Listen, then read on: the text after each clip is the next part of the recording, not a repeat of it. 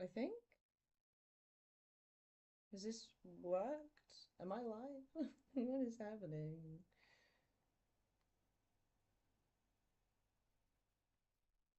Am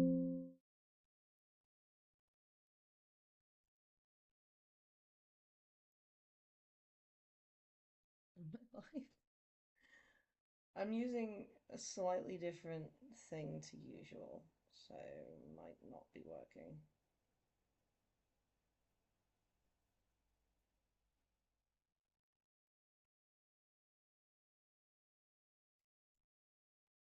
Hello, everybody.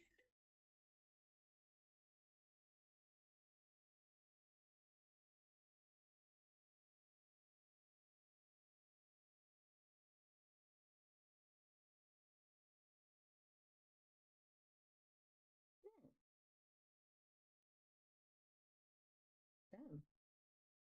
Okay. I'm on um I'm on a slightly different thing. Hopefully I can still like I don't know, see chat and whatever. Um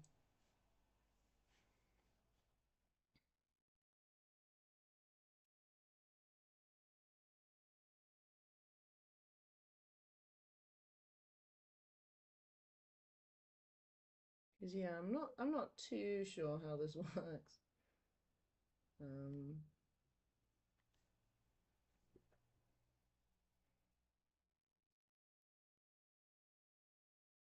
I can hear you and see you, so that's an improvement. Yeah. Oh, there you are. Yes, I see it. Perfect. Okay. Cool. Wonderful. We're on a slightly different we're on OBS. Like it's like a stream instead. I don't know how to like assess the health of my stream because I'm pretty sure it's meant to show me the health of my stream, which was why I did it this way in the first place. But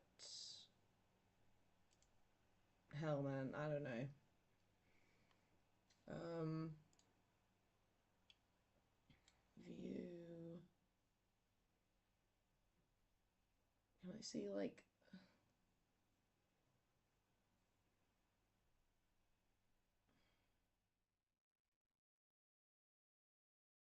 I just want to see like the health of my stream, really.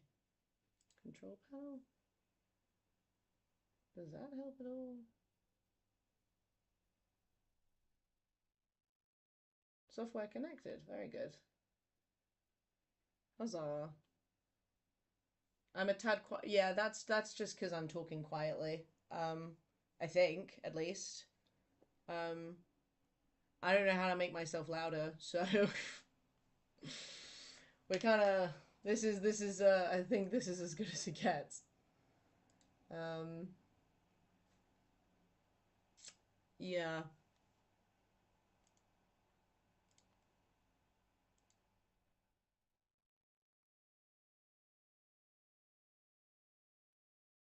Um,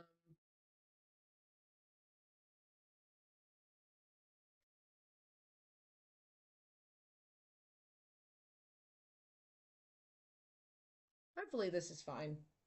Audible, so it's fine, but quiet. Yeah, I'm not really. Like I said, I don't really know what I'm doing. Okay. Can I like properties? Cancel.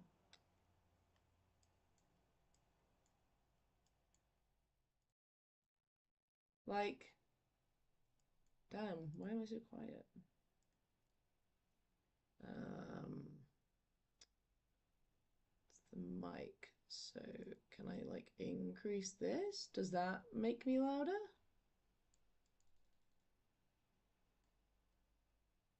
I don't fucking know how this shit works, dude.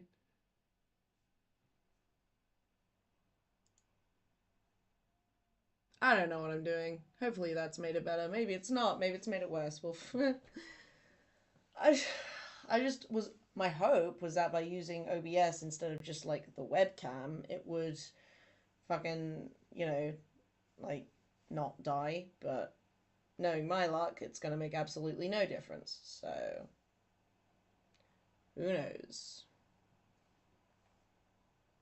Maybe the solution is studio mode. I don't fucking know.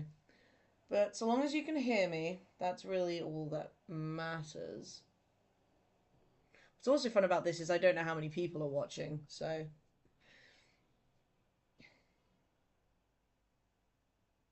Can you still hear me all fine?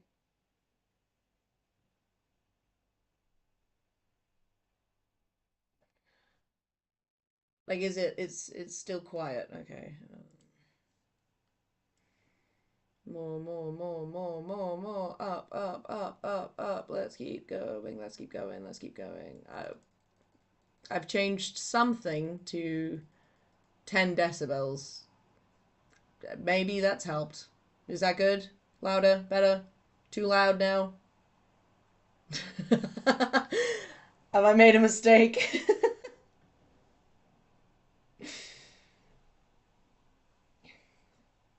This is a learning curve done fun. Oh, my ear hurts. Oh, a lot better. Perfect. Good. Good. That's what we like to hear. All right. Ow.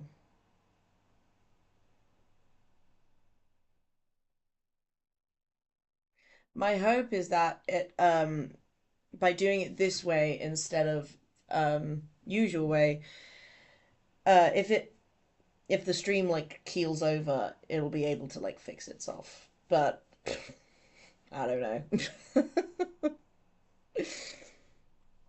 I'm playing with shit I don't understand. So anyway, back to what we were doing. Meat. Humans are made of delicious, succulent, prime grade meat. Just top tier gourmet stuff. Better than anything you've ever tasted. Probably best not to think about it. Design flaw. Ever tried shooting a laser up there? Whole human explodes. To be fair, during that... Yeah, no, that was bad. Yeah, that was probably the worst. The tubes. Home to the fluids. Bones. Inside of bones are other, much tinier bones. No one knows what's inside those bones. The hooves. For marching joylessly towards inevitable decay. Also for jigs. As this diagram reveals, most human bodies are filled with fun facts. And the more fun facts a human ingests into its body... Sorry, Lom is messaging me.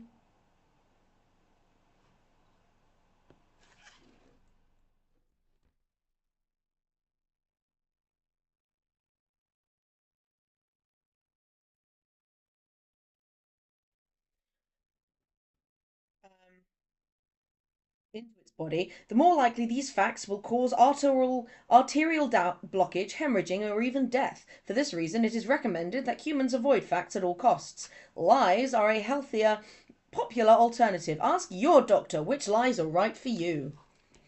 I'm going to move y'all to over here because it's weird to me, like looking over there when the camera's there. What is a human?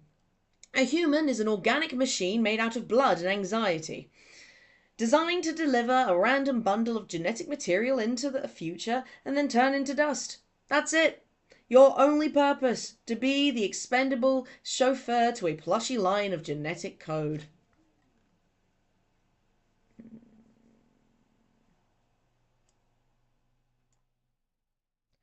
This is just like a plethora of struggle for me.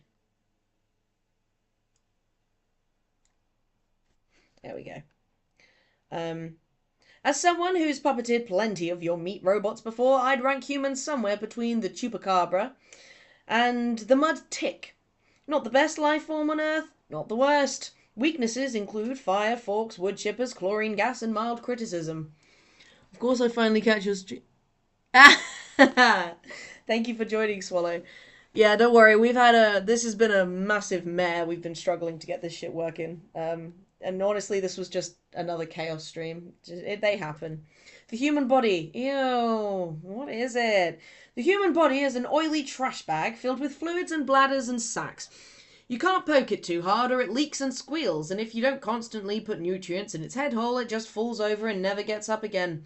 It was designed by random mutation, and like most mutants, it looks best covered up with a tarp.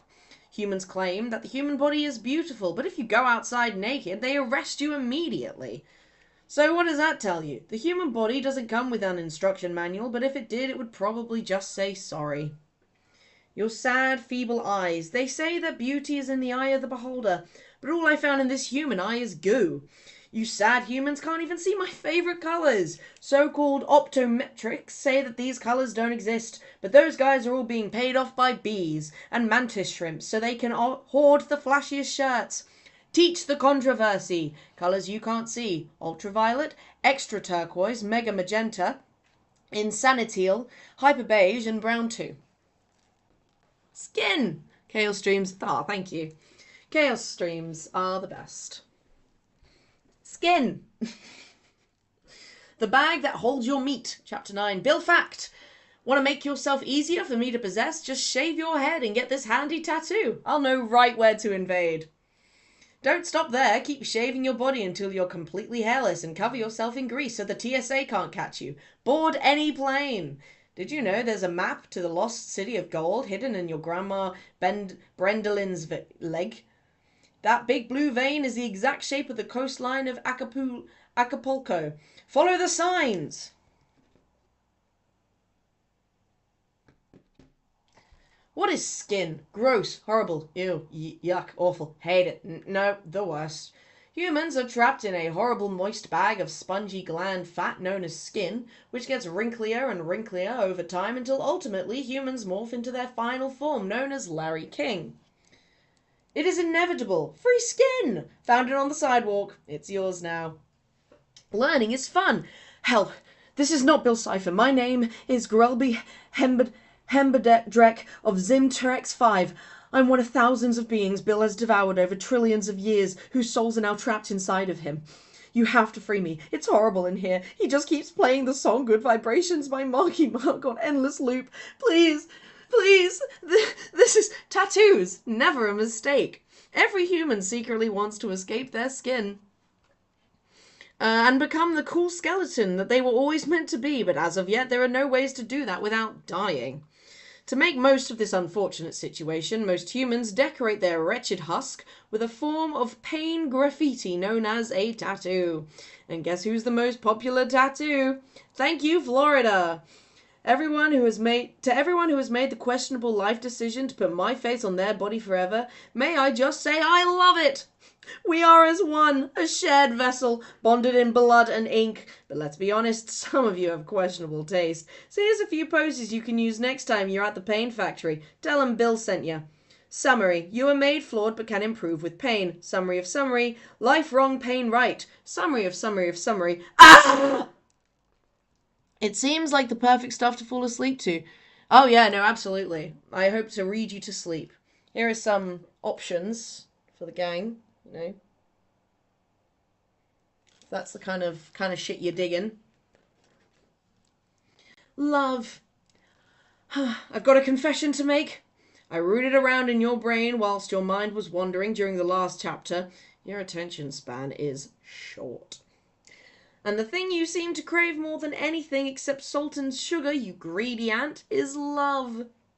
Pal, you are desperate for it. Look, I get it, okay? Humans are one of the few consciousnesses in the multiverse that aren't hooked up to a hive mind. And as a result, you are hilariously lonely. Have you ever considered letting yourself be assimilated by a giant pulsating biomechanical hive cube? You're never lonely in a giant pulsating biomechanical hive cube. But the truth is, love is a scam, and I'm here to set the record straight. This child has been fed lies. What is love? Love is a chemically induced hypnosis the human body uses to trick people into not eating each other just long enough to procreate. Around the age when you start watching uncomfortable videos in health class, your priorities flip-flop from magic tricks and marbles, important, to who's crushing on you. Stupid. But it doesn't stop there. Love is an industry cramming your little noggin with lies designed to sell chalky, bland candy, freshly murdered flowers. What do you get when it's all over? Money? Power? No! You get a miniature copies of yourself and who don't even like you, sucking out your resources like tiny vampires. Smooth move, brainiac. You just fired yourself from life and hired your replacement. Love is a trick, and worst of all, it's a trick you play on yourself. Hang on, let's move the camera down just a little bit. There we go. Bill, have you ever been in love? Sure. Tell your mum I said hi. By the way, have you ever taken a DNA test recently? Not asking for any particular reason. Seriously though, have you? Asking me if I've been in love is like asking a black hole if it liked your mixtape, or asking a superterranean fungal spore network who its favorite animated princess is. I'm a multidimensional spectre of chaos that transcends reality. I couldn't possibly care less about which bag of plasma blushes at who or why. Okay, but like, you gotta be crushing on someone. I will light this book on fire. Methinks you doth protest too much. Methinks kill me before you start telling me about your polycule. So there's no point to love at all. I didn't say love was pointless. The more people love you, the more brainwashed sheep you can bend to your whims. So conquering hearts is one of the most important things you can do. So you'll give us dating tips then? You know what? It'll reflect poorly on me as an overlord if my new henchmen have no social skills. So I guess I'll teach you my incredible dating tips. Just be careful, these tips are powerful. You might wind up with 100 husbands, which is a giant scheduling nightmare. Don't come crying to me when husband 48 gets mad that you forgot his anniversary. Speaking of chalky candy, no, I'm joking, it's not chalky, but I just remembered I hid these here because I knew I'd forget about them, and then I just remembered them. These are from Lom for my birthday. I love a good chocolate. Chocolate! Chocolate! Oh, wow. These look old.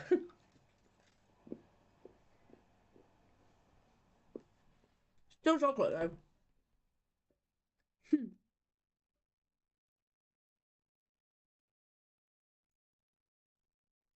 Let me just finish this real quick.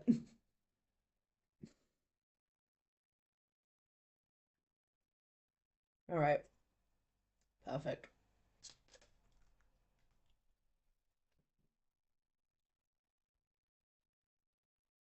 Can someone just quickly type in the chat just so I know that the stream hasn't died? Because, like I said, the setup looks different, so I can't actually tell if it's dead or not. just gotta check in. How to trick everyone into loving you. Tell her you want to eat your hair. You want to eat her hair. Love isn't a dance with destiny. It's a sales pitch.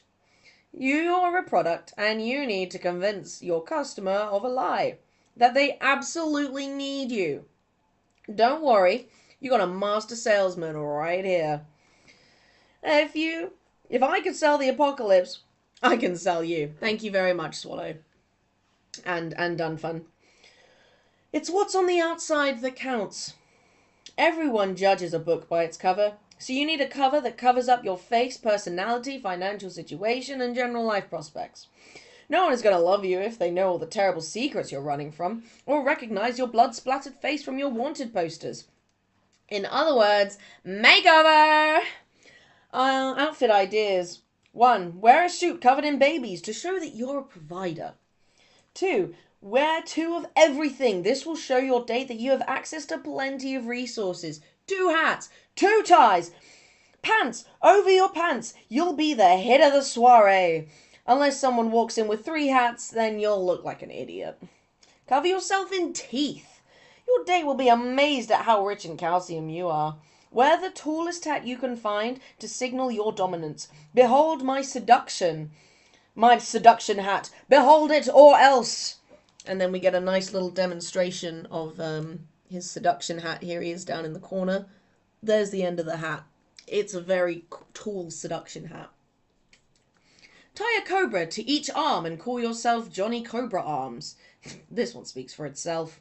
Smells. Love is partially based on scent pheromones, so be sure to lather up in elk sweat, badger musk, and whale ambergris before leaving the house. A date is a competition. Whoever has the most smells wins. Topics. The enemy of a date is silence. Every second of awkward silence gives your date a chance to notice and consider your copious flaws. The solution. Be sure to scream topics whenever there is a lull in conversation. Acceptable date topics. Eels! The pH balance of soil. Mandibles. Ferris wheel deaths. Divorce rate statistics. Mold. Chalk. The love cage. Nice. If your date is still somehow unimpressed by your screaming, the smells, then simply trap them in a massive stone pyramid and sing an increasingly shrill song until they're mentally broken enough to confess their true feelings. Fear and love are right next to each other in the brain. Most humans can't really tell the difference. In fact, I'm not really sure there is a difference. Vulnerability. Humans have this gross flaw where when they see something weak and pathetic, they want to take care of it instead of crushing its bones. Use this strategic miscalculation to your advantage. After slathering your date in all the charm you can excrete, tell them some sob-story about how you're actually tragic and misunderstood, how no one could possibly relate to you, blah blah blah. That kind of drivel. You'll have a dupe eating out of your palm of the hand. I fucked that sentence up. Bill, you're giving me a stroke. Jesus.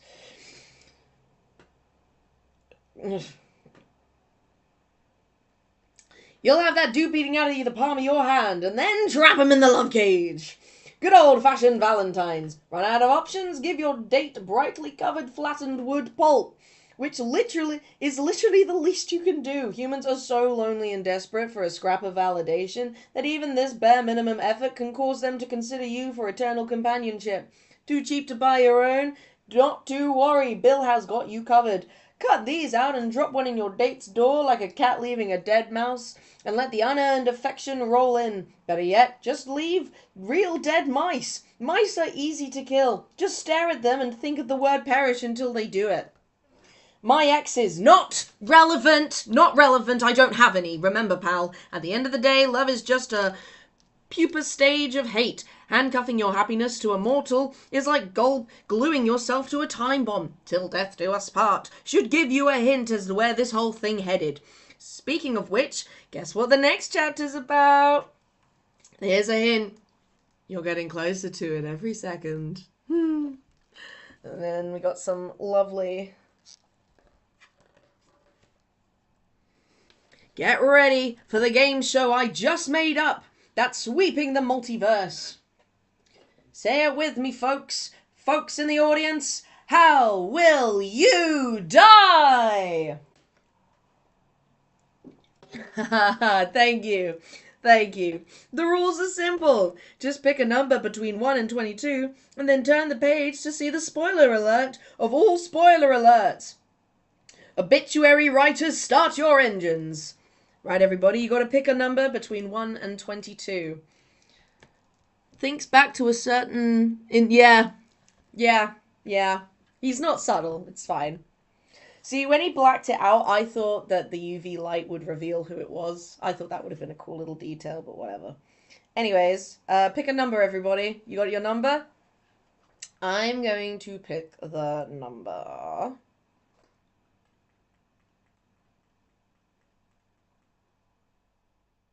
18. How will you die? Number 1, a steamroller accident. You will have a fatal allergic reaction to pudding while driving in a steamroller. Number 2, making history, as the first person to ever choke to death on air. Number 3, murdered by one of the 12 distinguished yet mysterious guests whom you invited to your cliffside manor for a night of revelry and charades. Question, what number do I pick if I've already died?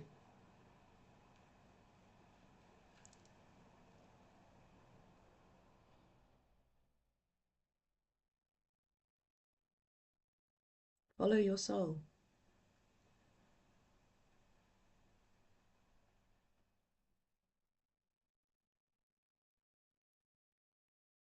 Anyways. Shockingly assassinated while simply trying to ride your motorcycle through Dallas with the roof down in the year 1963. 5. Eaten by thousands of rats, which you brought into your home to celebrate Rat Day. You will learn too late that there is no such thing as Rat Day. 6. On a dating app, you'll accidentally match with a wrecking ball. 7. You'll finally wear that whimsical flower crown you've been eyeing all summer. You will be devoured by hummingbirds. 8. Oops! That's sugary cereal factory. You accidentally pulled the lever that releases all the berries. Your final words as you're crushed to death will be, "This is very painful." Number 9. Good news! You will finally get the world's biggest trampoline. Bad news! You will bounce directly into the icy void of space, where your frozen corpse will forever orbit Earth, a testament to the hubris of man. 10. You will kiss your parallel self from another dimension, causing you both to blink out of existence. Your friends, who thought the whole relationship was pretty gross, will be glad that they don't have to pretend to be supportive of it anymore. 11. Your subscription to Poison of the Month will prove all too satisfactory. 12. You'll be bitten by a French vampire named Vampire. You will live for 1,000 years, sucking red wine out of bottles until you die from exposure to a bath. 13. The skeleton with the sword. He found you. 14. You will meet your tragic death imitating the playful stunts you see on TVY7 rated cartoon shows. Devastated, a network censor will punch a wall and fall to their knees sobbing, "They should have done more." 15. Macroplastics. Ate a dollhouse. 16. The person of your dreams will finally propose to you. You will gasp so hard that you inhale the ring and die on the spot. 17. A freak accident at a construction site will trap you inside a giant glass box. Your panic screams will be inaudible as you pound on the sides, running out of oxygen.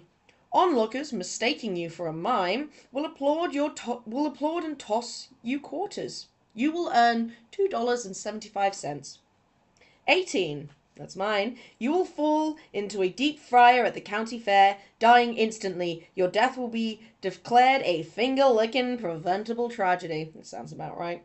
19. You will fly successfully towards the heavens with wings made of ham, but the temptation to eat your delicious ham wings will be all too great. That's definitely Lom.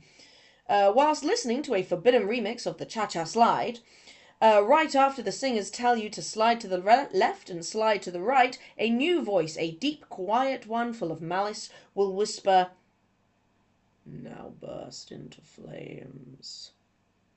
You won't want to obey, but you'll know that you must. The dance demands it, and everyone at the bar mitzvah is watching. 21. Simply trying to reach a piece of cheese. You'll discover it is attached to a string that pulls open a cage, sending a bowling ball down a flight of stairs, turning on a hairdryer which melts a block of ice that fills up a bathtub, raising a stopper that turns into a cuckoo clock, triggering a boot on a mechanical spring that kicks your head off. Everyone will politely applaud. 22. You will die of embarrassment after accidentally calling your boss mum. And 23, you'll die peacefully in your sleep at the ripe age of 102, surrounded by loved ones, remembered and beloved by all generations to come. By the way, if you got this one, you cheated! The afterlife. Bill, if you died, then where are you now? Someone's finally asking the right questions. Look good. I always have an ace up my sleeve, and death was no exception. I knew it was easy money that one of my enemies would get me eventually, so I used a little plan B to turn the tables. The curse worked like a charm. Now I'm somewhere with enough time to write and plan revenge. So, hell? Please. I was deemed too annoying for hell. It's your typical in-between lives situation. Descending through circles, battling demons, reliving your whole life, blah, blah, blah. Just imagine somewhere far, far away where the music is already out of tune. It's always out of tune. Where everyone smiles, but no one's happy. How does it feel to be half alive? My half-life is still better than most people's whole lives, and I'm just getting warmed up for my second act, you dig? Want a cool party trick? I'll teach you how to cheat death too. Oh boy, 275. I've never heard these before. I'm surprised yeah. No, yeah, that's why it's fun. How to cheat death. Get bitten by a zombie, a vampire, or a zompire. You can't imagine how pale those bastards are. Before the chosen one kills you, you split your soul into 17 cursed amulets and hide them across the realms in really annoying places for your loser cultists to track down. The immortality of a... Oops! Someone's hungry. Feed the book more blood before we run out of ink.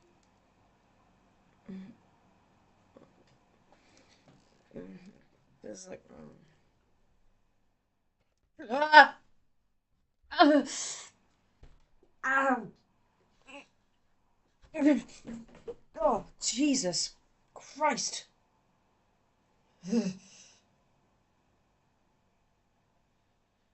This hand will never be clean again. Get your soul trapped. Oh, yeah, no shit. Yes, we're done there. Is heaven real? Believe it or not, heaven is real. I know, I was shocked too. Turns out, in an infinite multiverse, all conceivable realities can and must exist, which means logically there exists a paradise exactly tailored to every desire you've ever imagined. Lucky you. Even better, I know exactly how you can get there. On the next page, I will write instructions into getting into heaven. Warning, if you have ever had a perverted thought, the ink will be invisible. How to get to heaven. Shit. Hang on.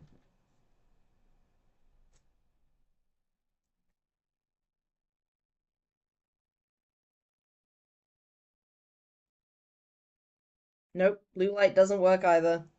That's a shame. Well, I tried. Now that we've established you're a freak, time to talk about morality. Morality. Morality? What is it? And that's how it's a paper plane. Mort, well, if you look at it sideways, it's just a word. Yup. Point is, it's a very flexible concept. Yeah, very much so. You're coming all the way down to the bloody elbow. I feel a bit anemic now. Ugh. That was a lot of blood that he took. Jesus. It's just kind of hit me. Okay. Good. Yep. Oh. Oh, my neck is stiff now. Ugh. I'm cold too. It's fine. It's fine. I'm fine. I'm fine. Just give me a minute. Okay. Whew. All right. I'm good. I'm good. Just need some sugar or probably something, I guess. Point is, it's a very flexible concept.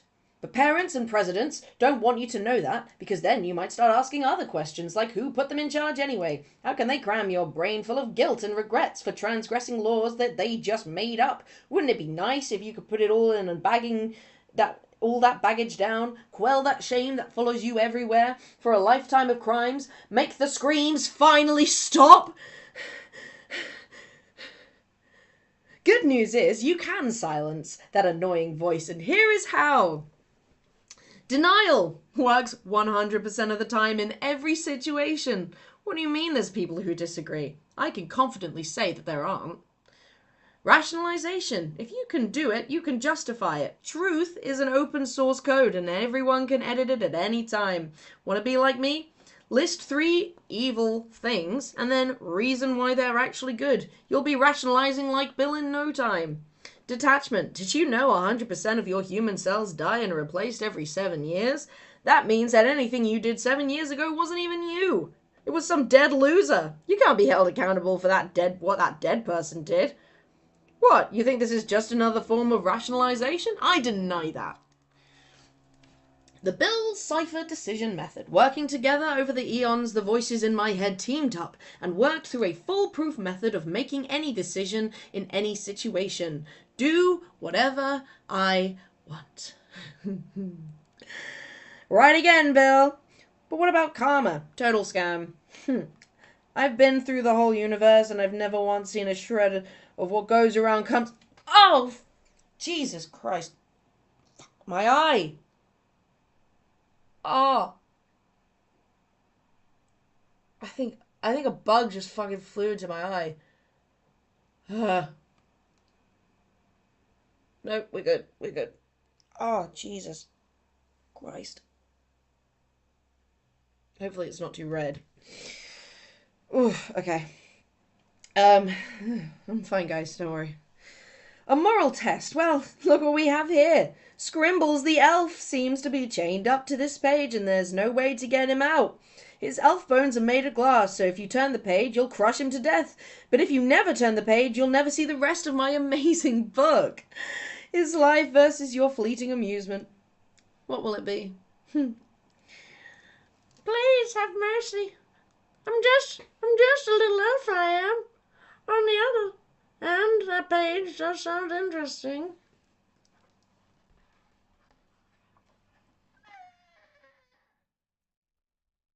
Parallel dimensions.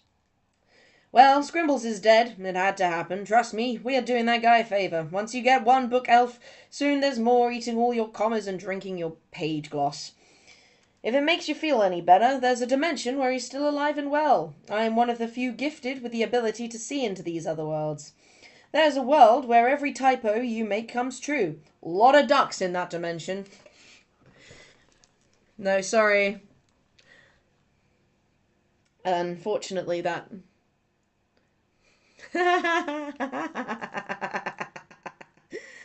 no sparing him today. I'm so sorry.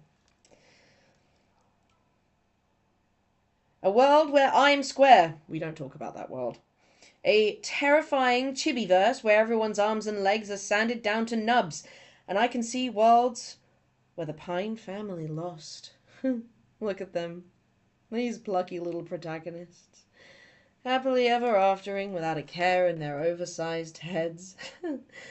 They don't consider for a single moment the sheer improbability that they got to exist in the one timeline where they get to keep all their bodily organs out of the infinite timelines where they are erased, shattered, drowned, or dismembered before they can make it to 13.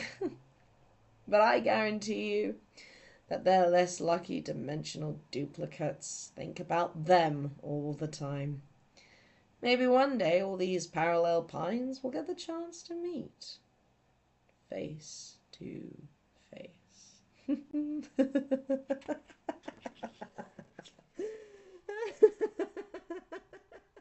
Maybe one day in the future, all their good luck will finally run dry.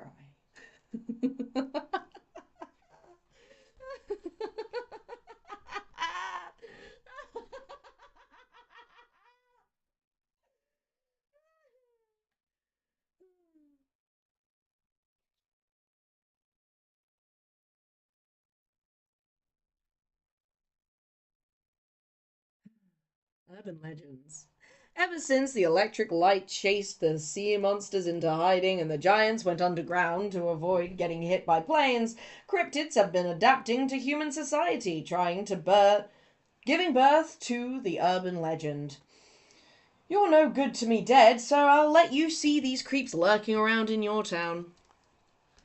Slender Man, found in a hollowed-out telephone poles, this gossipy beanpole started the rumour that Bill Cipher practices his entrances for hours before he gets summoned.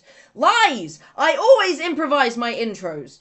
I'm going to sue his long weird arms off as soon as I can get a hold of my lawyer. Guillemot de Torso. Everyone loves ribs, except when they're hovering towards you and making a scream a rabbit makes when it dies. Guillemot doesn't love trapping children in his ribcage. He also has a passion for cinema. He keeps sending me his script for National Treasure 4, but I haven't read it yet. I'm not gonna lie, I think it's gonna be kind of shit. But anyways, the off model. Ever since a cartoon mascot Ever seen a cartoon mascot that looked kind of off? The off-model stalks the county fairs and bootleg markets, pretending to be some ID you trust, and then sheds his keratinous outer shell the moment you reach for your camera. The tip-off should be the smell of stomach acid whenever his face does, well, this. Overheard saying, "Hello, I'm Dripper Pines. My favorite catchphrase, Marble, time to suffer another mystery." Me! That's right, I am the best urban legend of them all. Every sleep paralysis demon has a picture of me taped in their locker. Teens are always trying to summon me to impress their crushes, and paranoid mums are always leaving these around. Trusted a triangle? Legend has it you can summon me by leaving a plate of spaghetti out in the forest. Is it true? Only one way to find out. By the way, the parmesan must be freshly grated, or everyone you love will die.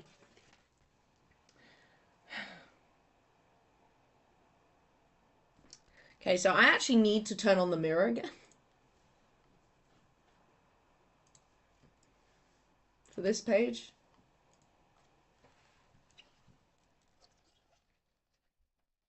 The Mirror Realm. Every mirror is a gateway to the mirror realm, an inverted and anti-reality home to urban legends, and at least one of my exes, ready to step through the looking glass? Bloody Mary. Mary has ruined more slumber parties than Little Brothers and Cramps combined. Just say her name 3 times in the mirror and get ready to paint the town red. With plasma and hemoglobin. Me and Mary used to be a great team, but then she blocked my number for some reason, and I will not elaborate on that further. Flip Horizontal, an annoying, self-obsessed reflection imp who talks in riddles. Oh, Jesus, my arms. They still hurt a little from the blood loss.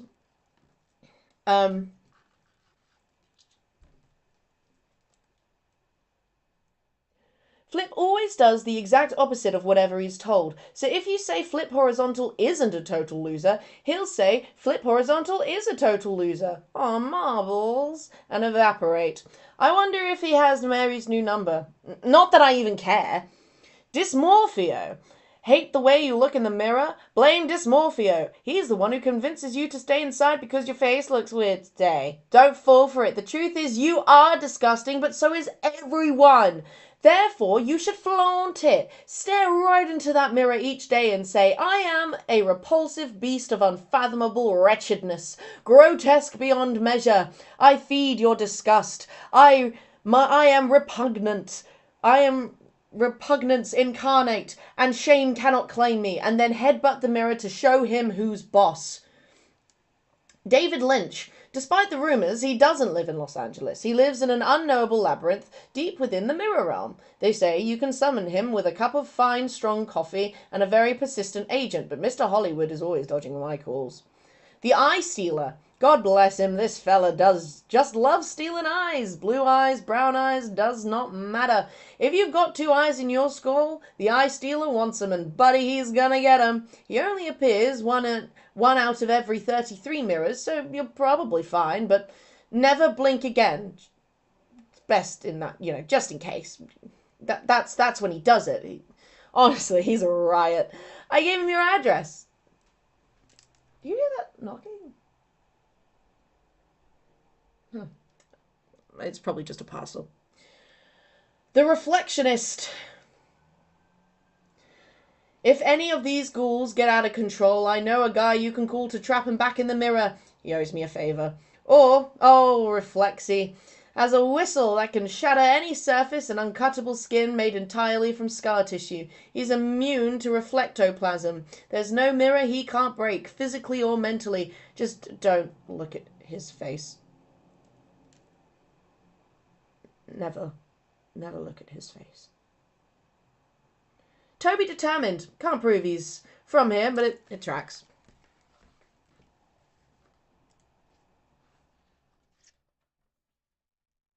Silly straws! Hey look, here's my collection of silly straws. Tee-hee! They're so silly. Oh wow, I love these things. Didn't even. Isn't this a nice change of pace? Listen to that steel drum. Man, what a great page. Nothing else to see here, just these straws. I cut the page where I'm going to talk about Shermy Pines, but it was worth it. Whee! Bill fact, once you kill with one of these, it becomes a serious straw.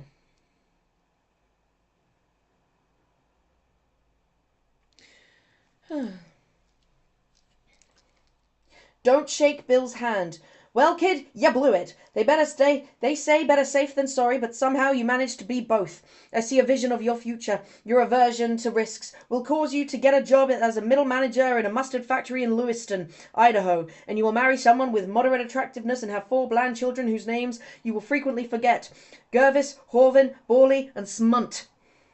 You'll spend the rest of your life slowly being suffocated by the silent desperation, your hope, your dreams becoming fainter, foggier, harder to remember with each passing day, until one day you're raking the leaves outside your grey house. You will see a yellow, triangular yield sign, and the shape will cause a distant part of you to remember that you could have had more.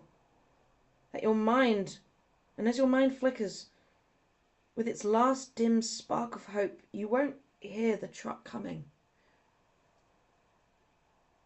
The guy writing your obituary will be so bored. He'll fall asleep on the keyboard and he'll just read, "The life of..." No one will notice the typo.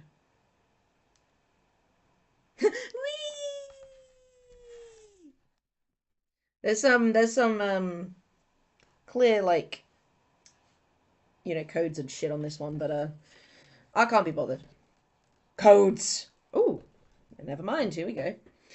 Your world is controlled by dark, invisible forces that need to operate in the shadows to maintain their power.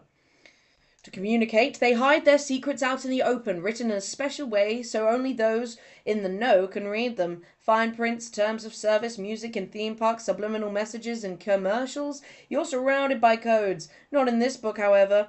Sorry, Mr. Nosy, I am a straight shooter.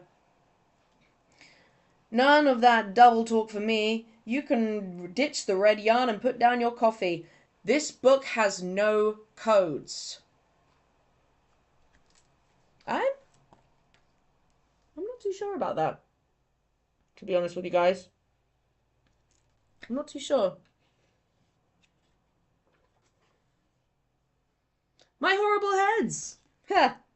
Here's a look at my scrambled faces collection. Aren't they beautiful? As a result of being such a good disciple, how about I redecorate one of the faces of your enemies on the house? Just write your nemesis's name here. Choose from one of the popular options. Golly, you can hear the sounds that those heads are making. It's so much worse than what you're imagining. Okay, so we got the Kronker. We got Slicey Dicey. We got Mr. Swells, we got Hindsight, we got Screamy, and we got Eduardo. Now, I don't know if I've got an enemy. Anyone here got an enemy? Whose name should I write?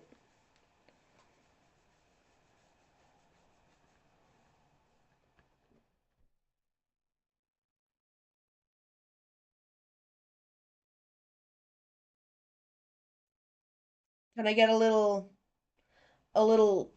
tip in the chat just so I know that everything's still working? I just need the occasional reinforcement that it's not fucking broken. Urban Legends Bill art was done by Trevor Henderson, the guy who did Siren Head. No shit, really? Dude, that's awesome. What the hell?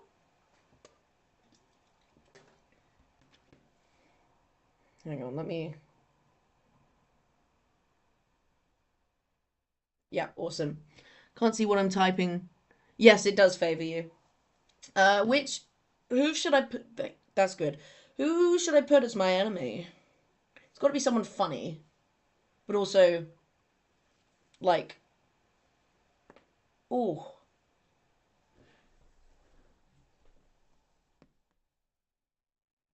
Oh, Jesus.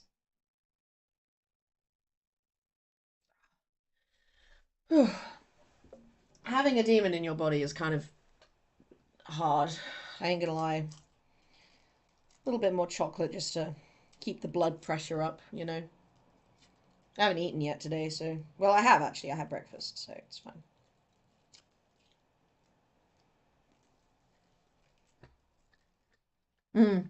Yeah, no. They kind of just disintegrated at some point. Um, hmm. Who's my enemy? I mean, Gwyneth Paltrow could be good. And I think of that because of the TikTok. I have no enemies except for my one enemy, Gwyneth Paltrow. Fuck you, Gwyneth Paltrow. You know what you did.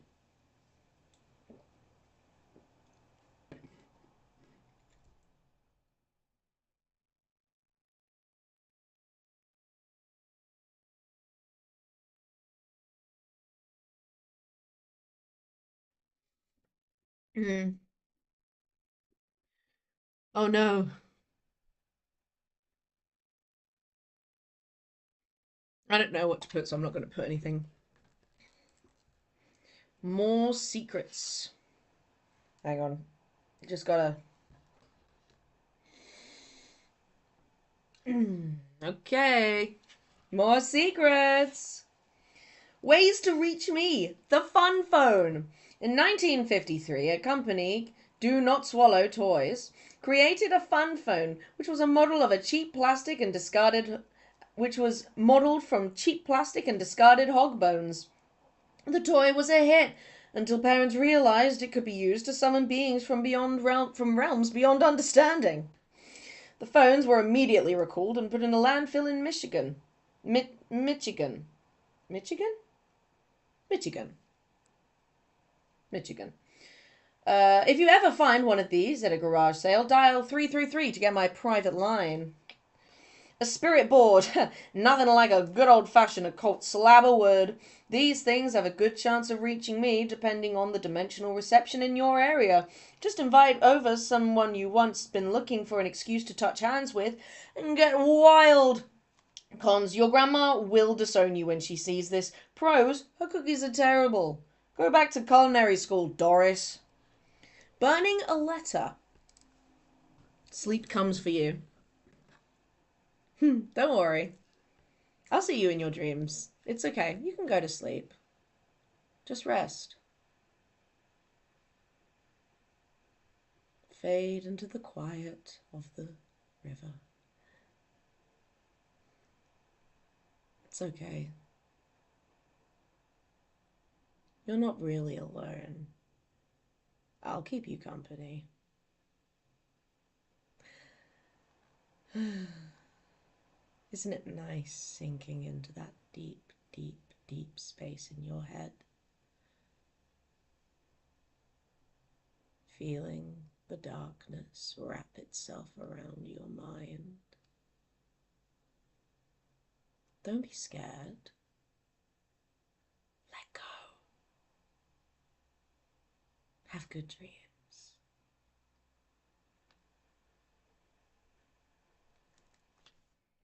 Burning a letter. If you write a letter in blood and burn it, it will reach me. But I gotta warn you, I've got billions of fan letters, so it might take another trillion years for me to read it. A regular payphone. I can also be reached by any ordinary payphone if you simply dial the entirety of pi. It's not hard to remember. The final digit is 2. Summoning circle. Anyone else? Know anyone else with a copy of this book? Get 10 pals in a circle and simply chant, bad idea, bad idea, bad idea, bad idea, bad idea, bad idea, bad idea, bad idea. As loud as you can. It works best in historical places with lots of rules and security like Stonehenge. Cults. I can tell by the way you keep turning pages, nodding feverishly and giving me your blood, that you're ready to be my next follower. I thought you'd never ask. I've had countless fan clubs throughout human history. I call them Cypher's Unquestioning League of Total Insanity. Or cults, for short. But most of them died out, were busted up by the FBI, or got a little too creative with their beverage mixes.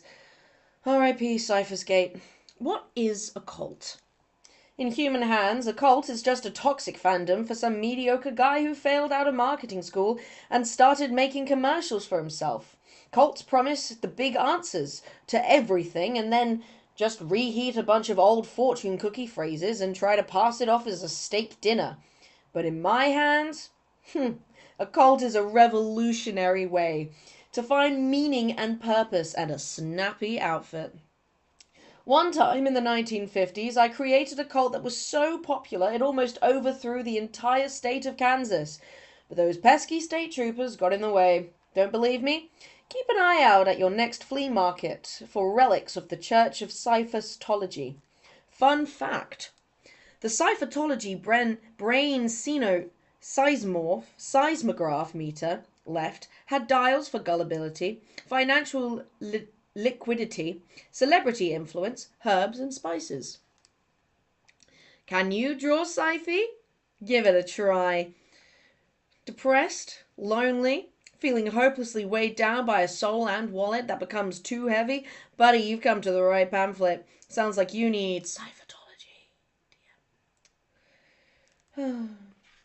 Did you pass? Read on.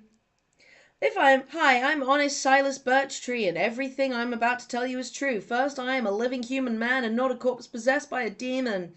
Second, when I was 3, I developed cancer in the face and was hit by a train. Doctors said I would never jitterbug again, but using the secrets of Scientology, I fully healed myself, made $1 million, married Miss Iowa in 1951. Isn't she gorgeous? My secret isn't complicated, but it is guarded only for those smart and brave enough to seek it out. 50 cents. It's not a scheme, it's a pyramid. Are you ready to learn the secrets that no one could possibly put a price on? Then send exactly $400 in cash to Scientology headquarters, Orchard Lake, Kansas, 618-3333. Scientology, the IRS won't tax us because they're cowards. More moral dilemmas. I love these.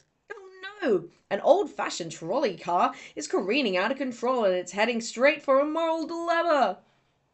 Someone tied 5 rubes to a track, and they will surely die from hit in the face by a trolley syndrome. But look here, there's a lever you can pull to divert the trolley to a second track that'll only kill 1 person. Do you sacrifice 1 life to save 5, or let 5 die so you don't feel responsible for 1's death? Decisions. If you thought morality was confusing before, try answering these dilemmas. Alright, gang. Are we ready? I am. Trolley A, a good trolley who's been going in the right direction in life, is about to collide with Trolley B, a rebellious bad boy trolley from the wrong side of the tracks. No matter what lever you pull, Trolley A is going to start dating Trolley B because she thinks she can change him. But Trolley B has a tattoo with the words "Damaged Daddy" on his bumper. Do you get him into a fight that'll break him up, or do you just let her throw her life away? What if they have bumper cars together? It's basically over for her. God.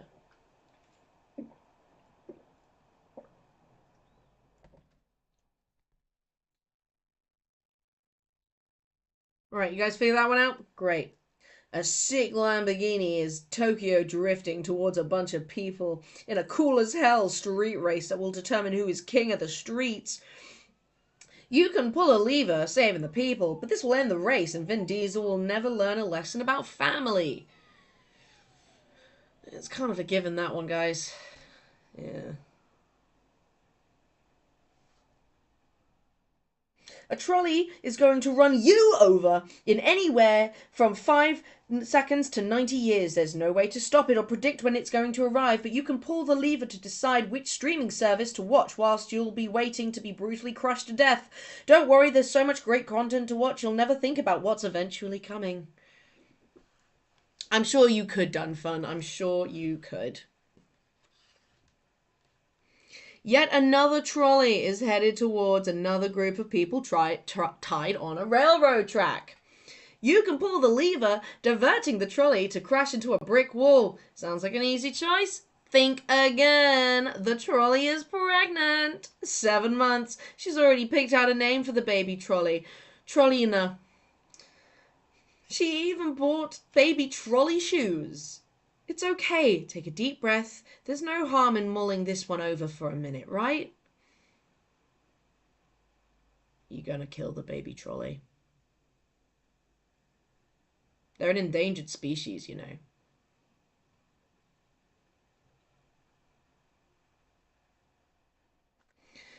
This is Calamatrolley, an unstoppable killing machine made from hundreds of trolleys. Your inability to make a decision has caused trolleys from countless hypothetical scenarios to mutate into the being of pure moral destruction. His lust for human blood can no longer be quenched by mere theory. He needs practice. He is going to run over everyone in the world. Why couldn't you have just made a decision faster? Oh my god. Oh god, look out your window. It's Calamatrolley. He found you. Run! Wait, it's not too late. There's one last lever you can pull that will divert the Calamatrolley's path into a wormhole, sending him back in time to kill Socrates, so he never invents these stupid moral fucking dilemmas, saving your life and freeing philosophy majors to finally go outside and experience what human touch feels like at long, long last. Hurry, pull it now! Pull it now! It's the only way. Socrates must die so that you may live. Did you do it?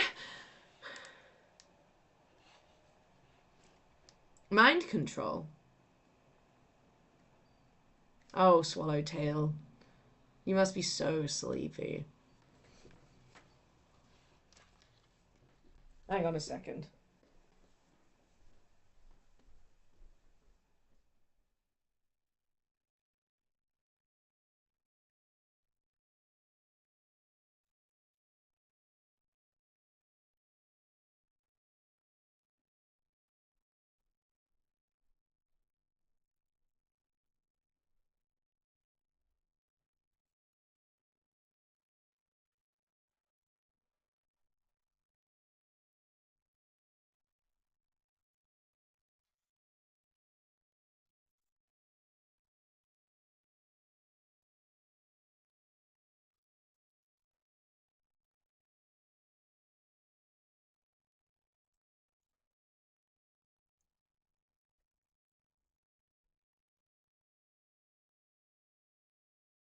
Oh, are you sleepy? It's okay.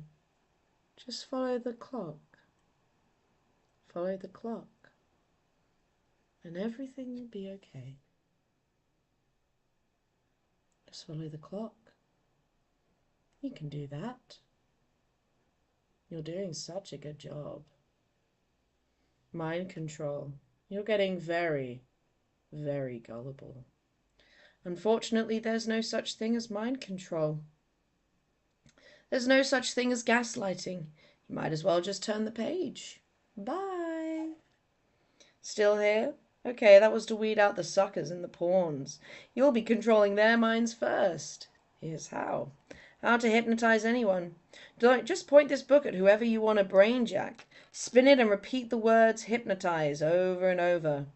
After about 13 minutes, you'll be the one with the keys to their mind-mobile, and you can get them to do whatever your sick mind desires. Does controlling someone's every thought sound like a big responsibility? Don't worry, I know another driver you can trust.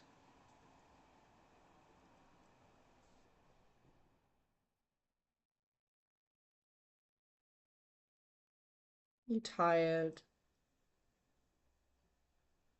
If you're in half sleep, that means that you're in like the middle zone.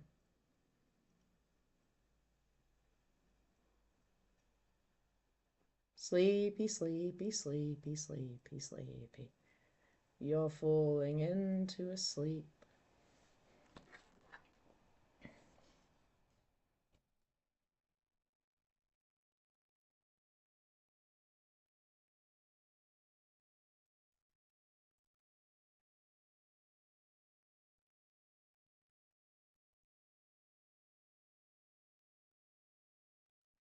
Ooh. Alright, I'm being too creepy now. I apologize. But yeah, I remembered I have this clock and I thought it'd be a fun little prop. Just gonna put this on for no particular reason.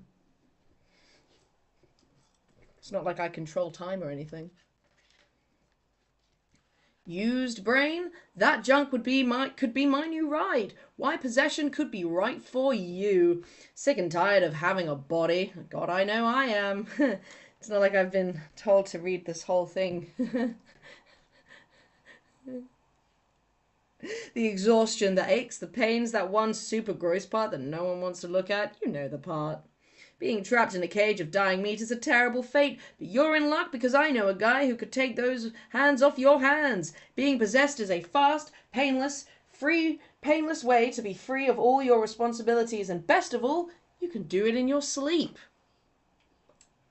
For now, for the low, low price of your free will, you can get no more pain, no more responsibilities, a vacation in the mindscape, eerie glowing eyes that never blink, birds that randomly drop dead whenever you enter a room, testimonials, being possessed was terrible, I'm still finding mystery bruises, and when I see marionettes now I throw up, dipper pints, just joking, totally just joking. Take a ride on the wild side. Possession demonic. Who's gotten into you? Did you know? I'm not the only unholy being that can possess human form. The differences in signs of possession can be subtle. Can you tell who's being possessed by what? Can you guys tell?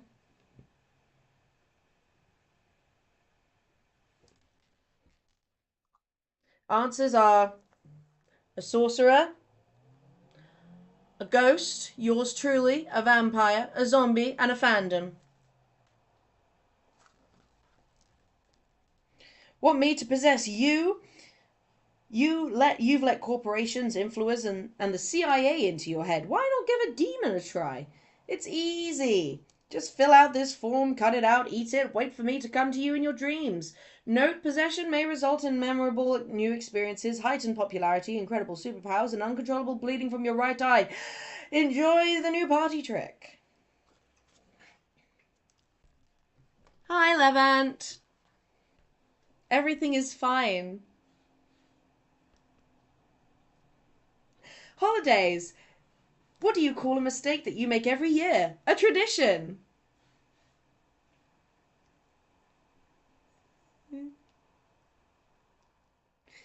I'm honestly, I've given so much of my blood at this point to this book that I'm too delirious to be worried about whether or not you're behind me. Fill up the empty space in their pointless lives. Humans invented holidays. Special days on the calendar marked by human sacrifices or ugly sweaters, depending on the century. But holidays don't have to be all tinsel and your uncle crying in the kitchen for some reason that no one will talk about.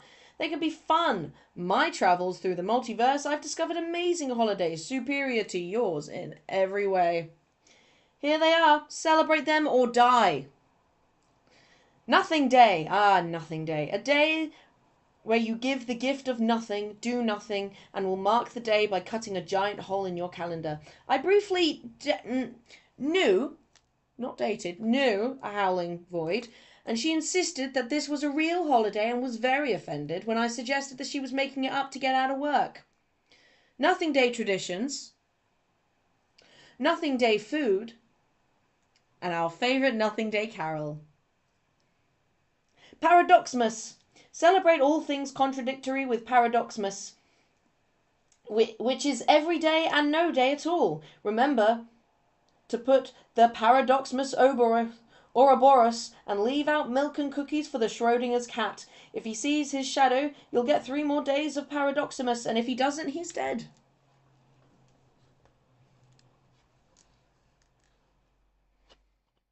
I already gave so much blood, Levant. I had to stop and eat some bloody chocolate to, like, get my blood sugar level back. Scary.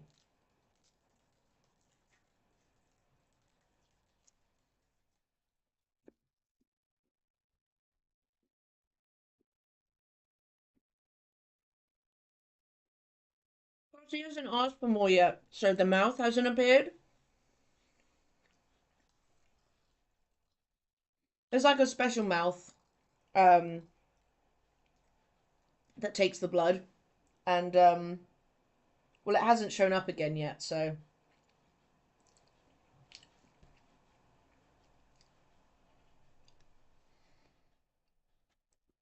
Weird, weird, weird anniversary. Remember the magic of seeing a millionaire get his face rearranged? Relive that moment each year with Weird anniversary. To celebrate, simply do one upsettingly weird thing.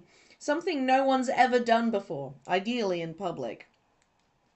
Just don't forget a Weird anniversary present for the special someone in your life. This Weird anniversary, give her your own head. The traditional Weird anniversary treat. Bill nog. Ingredients. Nog. Bill. Whisper, "It's nog time," into the glass to make the drink congeal. Pour directly onto face. Hit your boss with a car day. Legally, I'm not allowed to say what you're supposed to do on this day, but you're smart. You'll read between the lines. Honk honk. Pain day. The day where you collect as much pain as possible, also known as Christmas. Special facts. They will not teach you these facts in school. If anyone asks where you learned these, give them a flirty wink and say, "I'll never tell." And if they ask again, say, "Buy me dinner first, cowboy." And if they ask a third time, pull their spine out through their mouth. Puppets. All puppets were once living, breathing organisms. But the entire population was hunted to extinction by the Dutch in the 1600s. Every puppet you've seen since is just a skinned pelt from an extinct puppet corpse. Puppet milk tasted incredible, but you'll never know. Minnesota. Minnesota isn't real. Never existed, never will. People keep pretending because it sounds like a real place, right? But if you try to go to that spot on the map, you'll wind up in East Dakota, which is real and very depressing.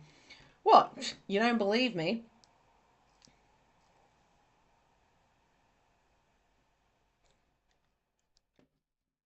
You don't believe me? How are you going to prove me wrong, huh? By actually going to Minnesota? We both know you're never going to do that. If you're currently saying, "But I live in Minnesota," I've got bad news. Your last 12 years weren't real. You're in a coma. Chris, wake up. Chris, wake up. Wake up. Wake up. Wake up!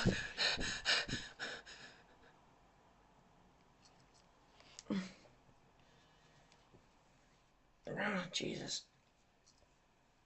I feel like I'm getting a headache.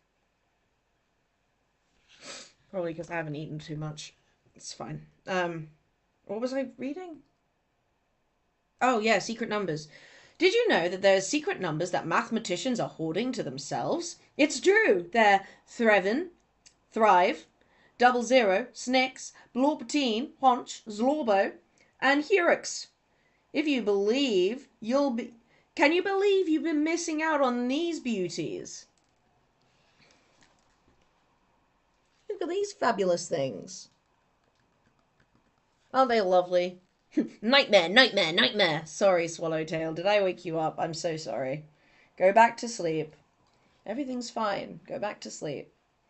You've probably never heard of them because they're only mentioned in textbooks of very, very, very rich children. Sorry, pal. If your friend Michaela forgot to invite you to her sweet blorp teen party, it's because you weren't loaded enough to hear about it. They're watching you. There is a studio audience in a parallel dimension that's been watching you your whole life, and they laugh every time you embarrass yourself. You hear that? They're laughing right now. Secret menu. Go to any burger restaurant. Order a King's Despair, and when they say they've never heard of a King's Despair, tell them the Lord is displeased and stroke your chin 3 times. They will click their heels and say, "Good sir," and bring you one incredibly massive French fry, the length and width of a champion lumberjack's arm. This fry is yours to eat, but if you ever tell anyone about this, the store will disappear and will never come back. Messages in your TV. Someone's hand. No further information. You want it or not. Triangle. This new scent by Bill Cipher will have everyone in the room asking, "What died in here?" You'll never tell. Remember, it's not a triangle. It's triangle. Scrubber Bill. You've done things Terrible things. Things you can never wash away.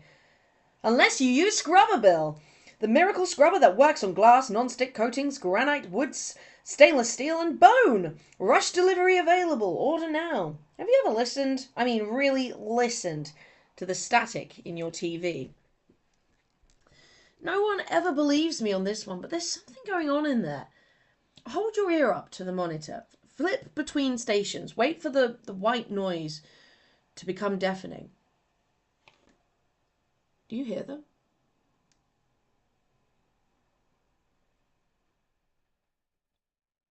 Do you? Do you?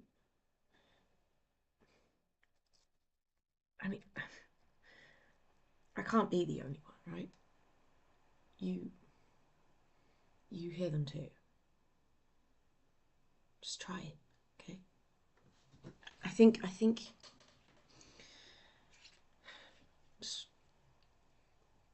it has to be real. It's real. It's real. Dreams. Look, looks like you nodded off. Welcome to the Mindscape. A secret back door connecting all consciousnesses. Every time you hit your REM cycle, a tunnel opens from your mind to my playground. If you sleep with this book under your pillow, I may even show up tonight. Lucid dream lessons start with your brain at 3:33 a.m. sharp. Set your alarm for never. I am one of the select few VIPs who's got the keys to this liminal basement, and I've seen things that you wouldn't believe. And since you and I are pals, here's a sneak peek inside a few familiar minds. Sixer dreams about a pop quiz that asked him, "What are you attracted to?" Usually writes, "I'm attracted to logic and preparation. Not sure what to call that. Pansexual?" Almost every dream is about her mum. Sorry, Pine Tree.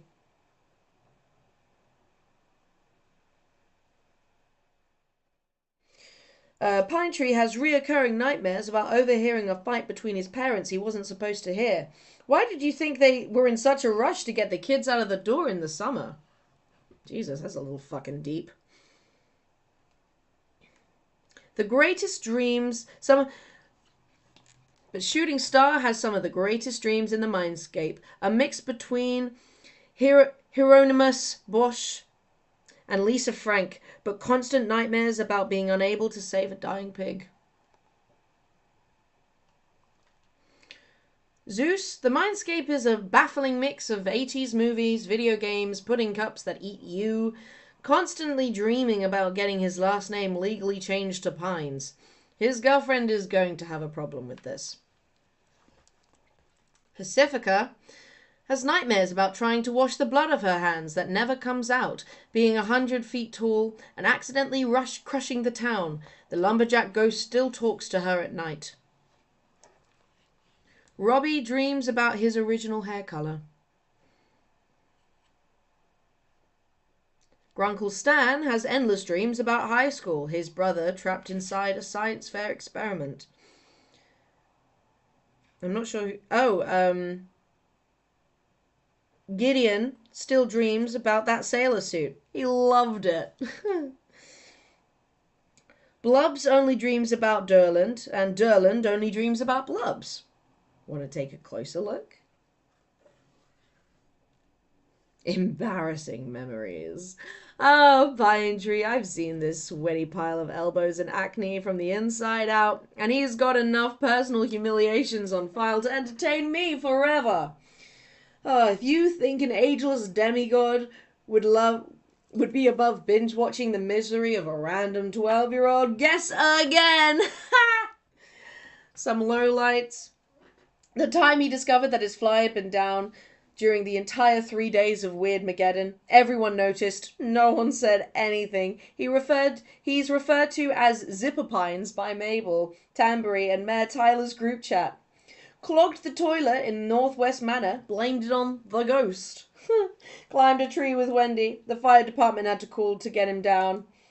Sniffed Ford's turtleneck, got his arms and head stuck inside, accidentally glued himself to the Sasquatch. The fire department had to be called to get him out. No matter where he stands on a baseball diamond, the ball always hits its face. It's like magic. How does he do it? Ha! Trauma. Forgot to clear his search history on Zeus's browser. Mabel saw all of this. Real quick. Do people want to hear the entire browser history?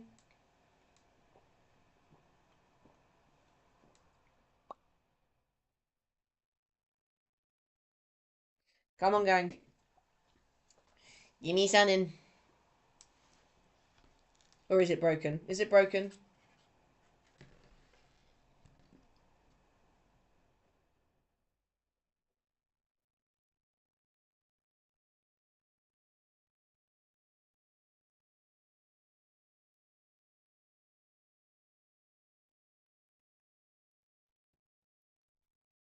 Alright, cool. Cool. He got that Scott Sterling in him. Wendy Corduroy, Instagram. Wendy pictures online. Lumberjack girls. Delete search history permanent. Drank coffee, heart feel weird, dying? Dipper pines plus cool plus what up people are saying. Fake chest hair convincing tips. Remove hot glue goat hair from chest urgent. Is it okay to wear same shorts for a week?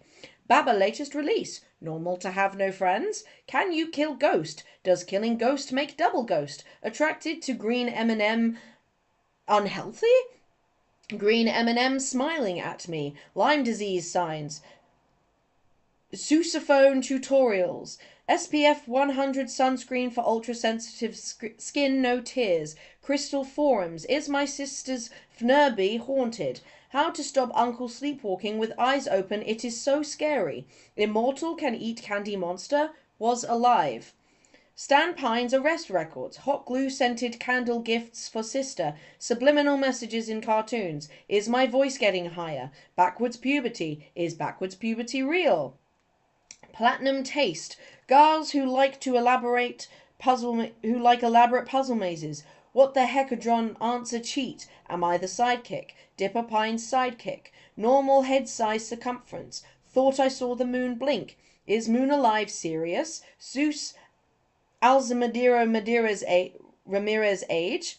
Fear of triangle support group. Traded body with sister support group. Uncle dressed me as shirtless wolf boy support group. Big words to impress people while talking. Grow extra finger, impress uncle. First kiss was mermaid, does this count? Can't get sister's glitter out of clothes. Tension in household, excessive glitter. Pacifica Northwest pageant video. Toby determined, what is he? CIA, are you reading this right now? To CIA, these were all fake searches to test your agent's readiness. You passed, you can now delete my search history. Vest rash. Fighting vest rash. Living with vest rash. Met his soulmate anonymously on a chatting online conspiracy singles, was devastated to find out Shaq Fan 2000 was actually Seuss.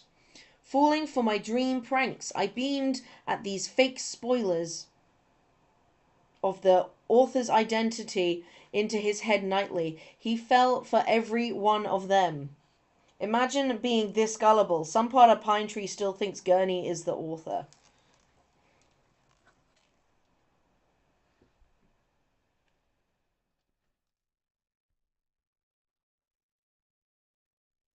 Now this kid I like. Shooting star. A chaos agent wrapped in a deceptively cute yarn exoskeleton. She bends headbands and reality to her unhinged whims. Her teeth are jagged metal attack barbs that can bite clean through scented markers. Her indoor voice can rupture eardrums, and she personally ascended to the astral plane just by guzzling expired sugar. Pine Tree was too weak to join me, but Shooting Star's love of chaos made me wonder if one day she could be swayed to my side. A few days before Weirdmageddon, I hopped into her dreams ready to make a deal. Unfortunately, her mind had wanted posters of me everywhere just because I possessed her brother one time. Kinda hypocritical considering she possessed her brother one time too. I needed intel to sway her, but half her secret fantasies were guarded by bouncers. Yep. Kraz Zazzler and Zyla Q Blaze, two neon one-dimensional surf himbos, with backstories so confusing that no one could tell if they were brothers, husbands, or clones. To earn their trust, I took the form of Chill Cipher, a human boy who loves being rad and having the right amount of eyes. They were intrigued by my skateboard trick, eating my skateboard, but dared me to prove my trustworthiness by joining them. A bonding montage. Ugh. A tip about montages: you can't fight them. When one starts, you just have to let your body go limp and endure the volleyball playing, the chest waxing, the sauna towel wrapping, the dabbing each other's noses with frozen yogurt, teaching a dinosaur with shades to believe in himself, daring to say no to drugs, surf competitions until the music stops. Finally. They agreed. I was legit enough to see Mabel's secret fantasies and opened up a hidden locker to reveal a CD? A Fantasy by Mariah Carey? That was it? How was I supposed to manipulate Shooting Star into smashing the rift with this? In my rage, I melted Kaz's face off with my mind. It grew back, alas. Hunkier than ever. Hello, Marie. This has the answers to everything, Brosev, crazzed Kraz.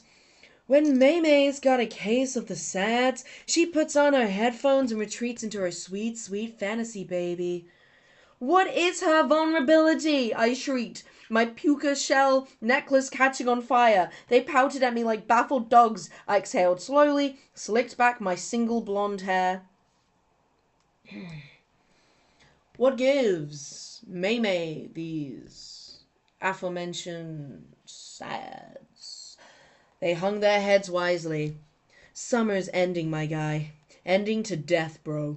She'd do anything to make it last one day longer. Probably something rash and out of character, even. That would turn things fresh to grody. Yeah, that would be Mariah Scary. That was it. She never made a deal with me, but she'd make a deal with someone she believed could give her more time. The dream was done. I had her. Shooting Star wasn't the only brain I'd crushed before Weird-Mageddon. Before me and Sixer were no longer on first brain basis, I decided to pay his henchman a visit to see if the professor would be nutty enough to make a deal. This was a mistake. Hi, Marie. Pleasure to see ya. I'm quite perplexed at what... we're reading this book I found in my house. I don't really know how it got here, but it's quite fun. I don't really remember most of the last 2 hours. There were a lot of glitches in the first, stream before this, so I had to start again. I'm using a different system. But, yeah, no, it's been fun. We're having a good old time with it. I've peered into the souls of mad men, but this was the first time I'd been in a mind that was collapsing like a neutron star. Decades of memories were missing. Shards of emotional damage whizzed by like bullets. Some desperate part of him seemed to be trying to heal himself, hoping to weld his memories back together like one of his robots, but thanks to years of using his own brain damage ray on himself, his mind was scrambled to something even I couldn't decode. A single spark from a memory inferno hit me. A hole sizzled straight through me like a laser through butter. This is the first time I felt a kind of pain that wasn't hilarious. I heard enough overlapping banjo solos to last me a lifetime. I was out. I'm never coming back. Awful. I'm gonna cut to the quick, pal. The blind universe that baffled you. Hang on, let me just check I haven't missed any pages, because that would be sad. No, we're good. We're good as Gucci, brother. The blind universe that barfed you out didn't plan for you to get smart enough to start worrying about what your meaning is. It only wanted you to make babies and climb into a grave. Life doesn't care about your meaning, so why should you care about its meaning? If anything, your life is your enemy. Create your own meaning, defy life, and to stop you. defy life to stop you. When it comes to life's meaning, there is none, which is good news, because it means you get to decide what it is for yourself. Therefore, the meaning of life is whatever you write here. It is that simple. Where I come from, people just followed whatever meaning was handed down to them, like ants blindly scrambling over each other's corpses for sugar. I learned from an early age that if I was going to make anything of myself, I needed to figure out my own meaning. Maybe this'll make a little more sense when I tell you my story, all the way from my birth to my death. Buckle up. My story. In the early years. Aw, look at him. He's just a little guy. He's just a little fella.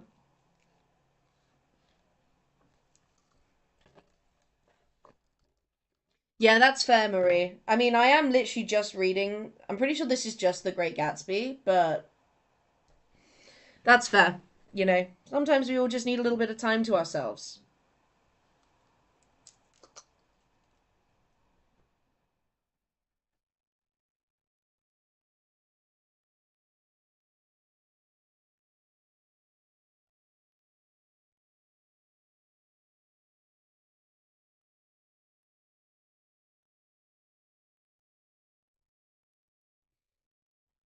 Let's get something out of the way. Hang on a second.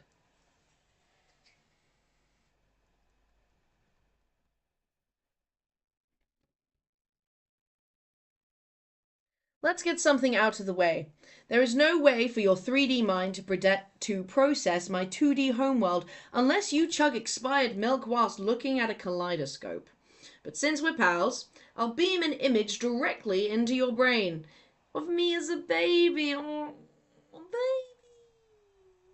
I had Velcro shoes that squeaked when I ran. Everyone loved me immediately. And the mayor dubbed me the best baby of all time and made my birthday a holiday and gave out free knives. Look, I know you want some tragic backstory that humanizes me and makes my sharp edges easier to swallow. But if you came to a triangle looking for depth, you're barking up the wrong treatise. I mean, the truth is I've always been loved and admired by all. But being special comes with a price. You see, I wasn't just smarter than all those dull trapezoids and rhombuses sucking up my rightful oxygen. I had a gift, a mutation, a rare mutation. I could see into the third dimension.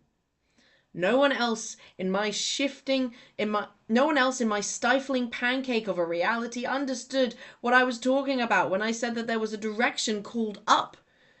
While they were all bumping around like ants in a terrarium, I could see a world of infinite glittering potential beyond the silver of forgettable gruel that was my home reality.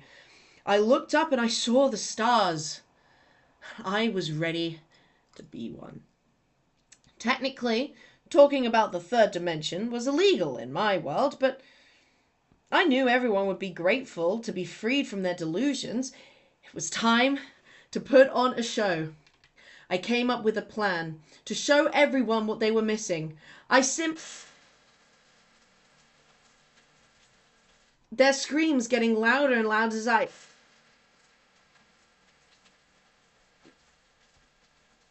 so much blood, so much mandibles. My hands shaking as I realized I could never undo with one last breath. Toads of that family matter.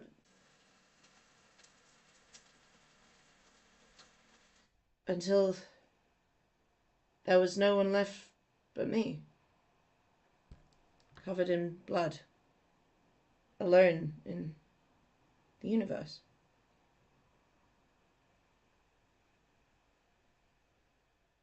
Huh, that's weird. For some reason, whenever I try to talk about that day, there's this loud buzzing in my ear and I black out for 30 seconds. Well, we can come back to it. The important thing is I freed myself from my suffocating world And freed everyone else too. Everyone loved me for it. Everyone was fine. And that's all there is to say about that. The new dimension I escaped to had a job vacancy for the role of Galactic Overlord. I humbly obliged.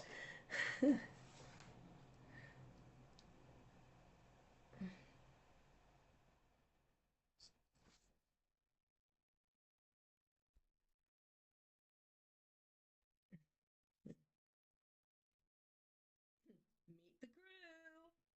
With no consistent laws, physical or judicial, my newly unclaimed space between spaces was the perfect realm to overthrow. But every pirate king needs his crew. Joining my club was easy. You just needed to pass the initiation and get the brand, sever all ties with your prior life, and fight to the death with a giant burger place ball pit for my loyalty. You know, a family. Soon the strangest oddballs in reality were rolling right into my corner pocket. Meet the family, guys.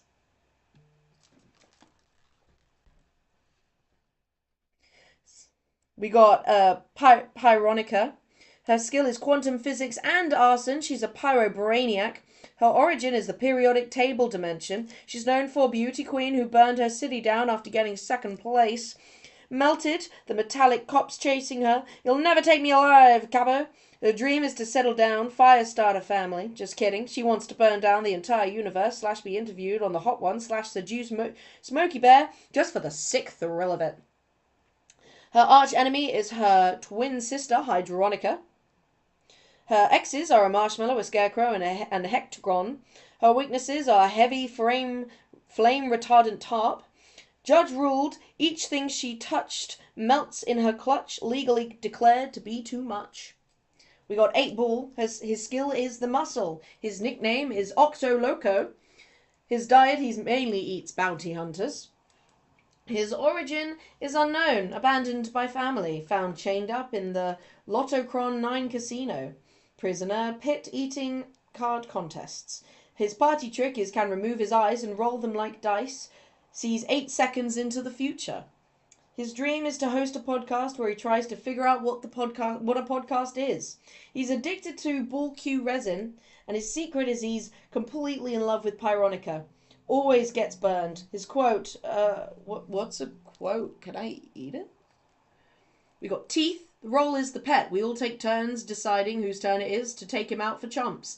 The skill, his jaw force can bite through titanium. He also counts all the way up to 6. Good boy. He's such a good boy. His origin, he was found abandoned in a bucket of jawbreakers. Shame. After finding something he couldn't bite through, he went into dental breakdown. 8-Ball got him out of his depression by lending him his dark matter weighted blanket. Amorphous shape. Role, distraction. Origin, showed up on our couch one day and never left. Skill, not clear. No one can understand her, which I respect. Might be an artist? Or art? Only visible to me, 8 boys, and guys on DMT. Dan Crabbleman, his role, he thinks he's my lawyer. Ooh, sounds nice. I want takeaway now. Have fun. Enjoy that. Thinks he's my lawyer is actually my fall guy. Been tricking him into signing my paperwork for years. If the law ever comes for me, Crabbleman is cooked. His quote, just happy to be part of the team. We got Keyhole, his role, spy, locksmith, prank target, our Thompson. Origin, guard of the Vault of Infinity, where the universe's secrets are kept. We was caught trying to break into his own head to steal his own thoughts. His dream to restart his high school band, the Low Keys, had a horrible emo phase. Will be the first to flip. Secret shame, his laptop password is 123 password. Hates Pyronica. And then we got someone, but they're not important.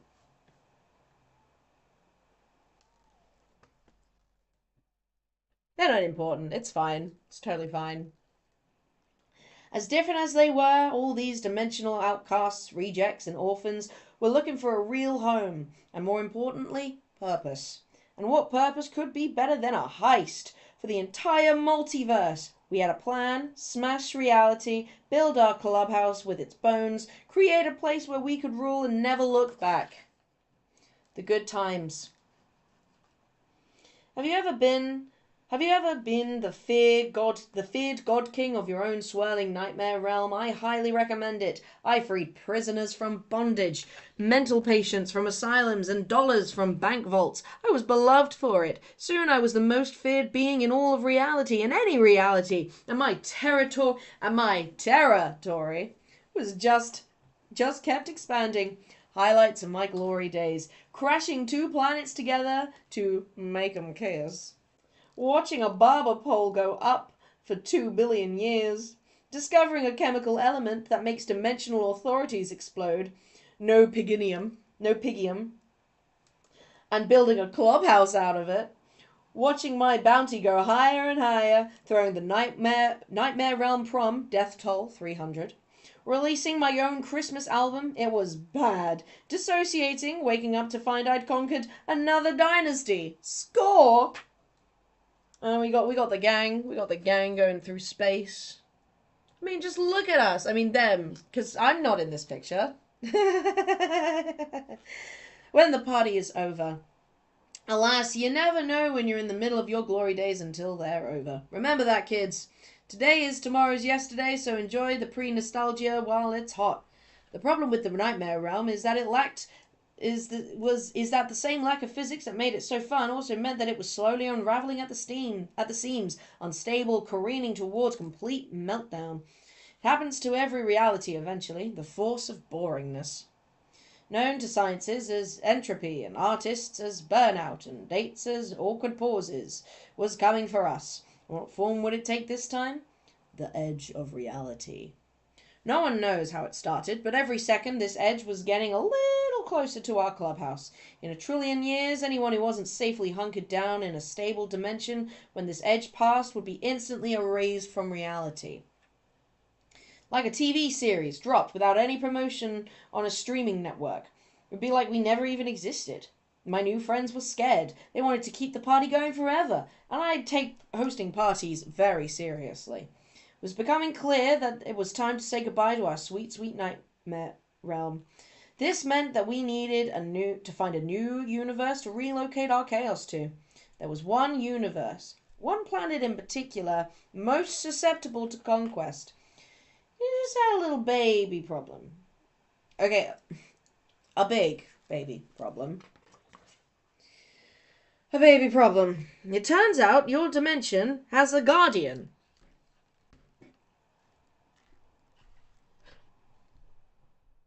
Specifically, Time Baby. This piece of work, Cronius Infinitum Titanus the Infinitesianth, also known to you as Time Baby. His goons patrolled a billion-year radius around Earth's temporal perimeter, keeping the baby safe atop his high throne in the year 2012. It meant that if I wanted Earth, I'd have to pry it out from his fat, sausagey hands. About the dumb baby, age 2 billion years old, the terrible 2 billions. Weight 600 tons. Imagine giving birth to that thing. Sorry, Mum. Origin, last surviving son of an extinct race of chrono giants, tasked with controlling all of time. No pacifier can pacify him. Powers. You think it would be easy outsmarting a baby, but this one had his own army that was capable of aging you backwards, pausing you forever in a time bomb, or thwarting your plans before you even think of them. And don't even try to enter his mind. The baby brains don't have object permanence, so if I walked inside his head, I'd be erased the moment he saw jingling keys. I offered Chubster a deal if we weren't that different after all. We both orphaned gods who loved commanding armies and hated wearing pants. If he could let me take this teensy tiny little planet, I could promise to stop giving him night terrors. Maybe I could even sneak him in an extra juice every now and then, as long as he promised not to get too hyper about it. I sent out a telepathic message telling him to meet me outside of the timeline to discuss my demands. This made him cranky. Alert from Time Baby! Attention, all time agents! I was lying in my crib of dominance, staring up at the mobile of prophecy, when I sensed an anomaly. His name is Bill Cipher. He is the only bright-colored shape that I do not wish to put in my mouth. This rogue, two-dimensional being has been spotted breaking the laws of reality and retreating to interdimensional waters, where he plots the destruction of our world. He called me Chubster. I'm not Chubster. I know this news is painful, but we must suckle from the bottle of truth. Even if it hurts our tummies and makes us wave our arms in little circles. Now more than ever, I need you to support our empire, like how my neck barely supports my massive head. I am pounding the table with both palms. I will not rest. I will not wipe the spaghetti sauce from my face. Not until Cypher is brought to justice. Bring him to me. I am making grubby hands. Also bring me a plate of buttered noodles and a large plastic ring. Do not question me. In summary, wah! The eternal emperor of time, Time Baby. P.S. Cocomelon was good today. They told me what sound the cow makes. I will take this dark secret with me to the grave. Bye bye, baby. Before you could say Tantrum, Diapers and his army had warped to the nightmare realm and right into my trap. What, you thought I was going to play peekaboo with him? The physics don't work the same out here. My henge maniacs had zero moral hang-ups punching a baby. It was on! Our brawl destroyed 6 planets and caused radiation that SETI still picks up as static on a radar today. He spat up in my eye, used me as a teething ring, almost suffocated me with his cheek fat. But ultimately, he was no match for my distracting squeaky duck, or Xanthar's right hook. Time Baby was blasted out of the nightmare realm and crashed into Earth, creating a shockwave that boiled the oceans, instantly caused the permanent extinction of the dinosaurs. Oops. That's what really killed the dinosaurs. The baby was soon completely frozen in a glacier as the Ice Age swept the globe. The time agents were leaderless, thrown into disarray. Their time tapes draw strength from Time Baby's chronokinesis, leaving them stranded in their own century, forced to wait for their commander, the would-be Thor, to serve them again. This meant I finally had that one thing those dorks treasured most: time. Hello, Earth. It was finally showtime. Okay, about now you're probably wondering the big question. Bill, how do you get your eyelashes to look so fierce when mine look so busted? Is that mascara? What? Please teach me to slay. I'll die before I reveal my secrets. But you might also be wondering, hey Bill, if my planet's so average, why did you want to conquer it? Is it because you secretly respect the noble dignity of the human spirit?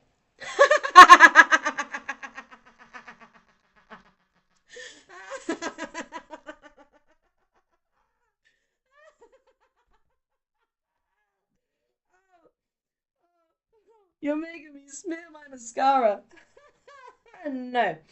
The only thing special about the disappointment ball, that's what I call Earth, is that it happens to coincidentally exist on a weak spot between dimensions. like the thin, breakable crust on a creme brulee.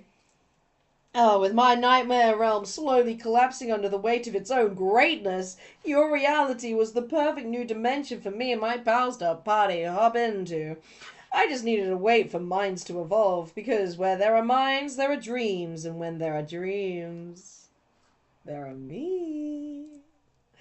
I just needed one special life form to open the door and let me in.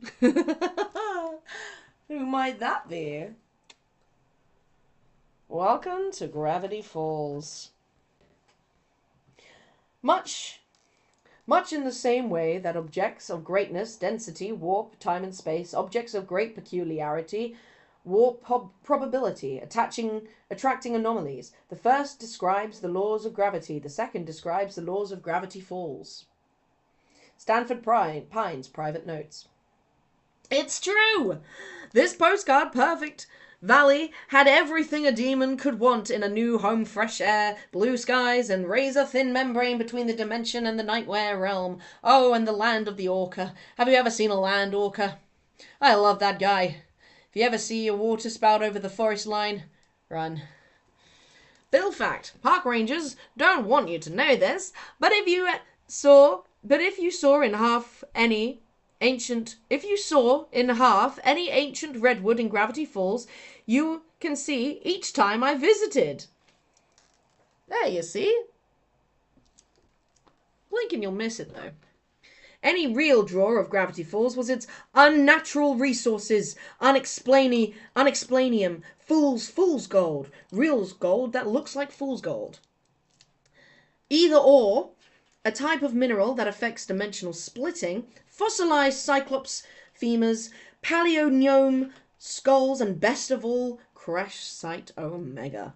Turns out I wasn't the first extraplanetary tourist in town.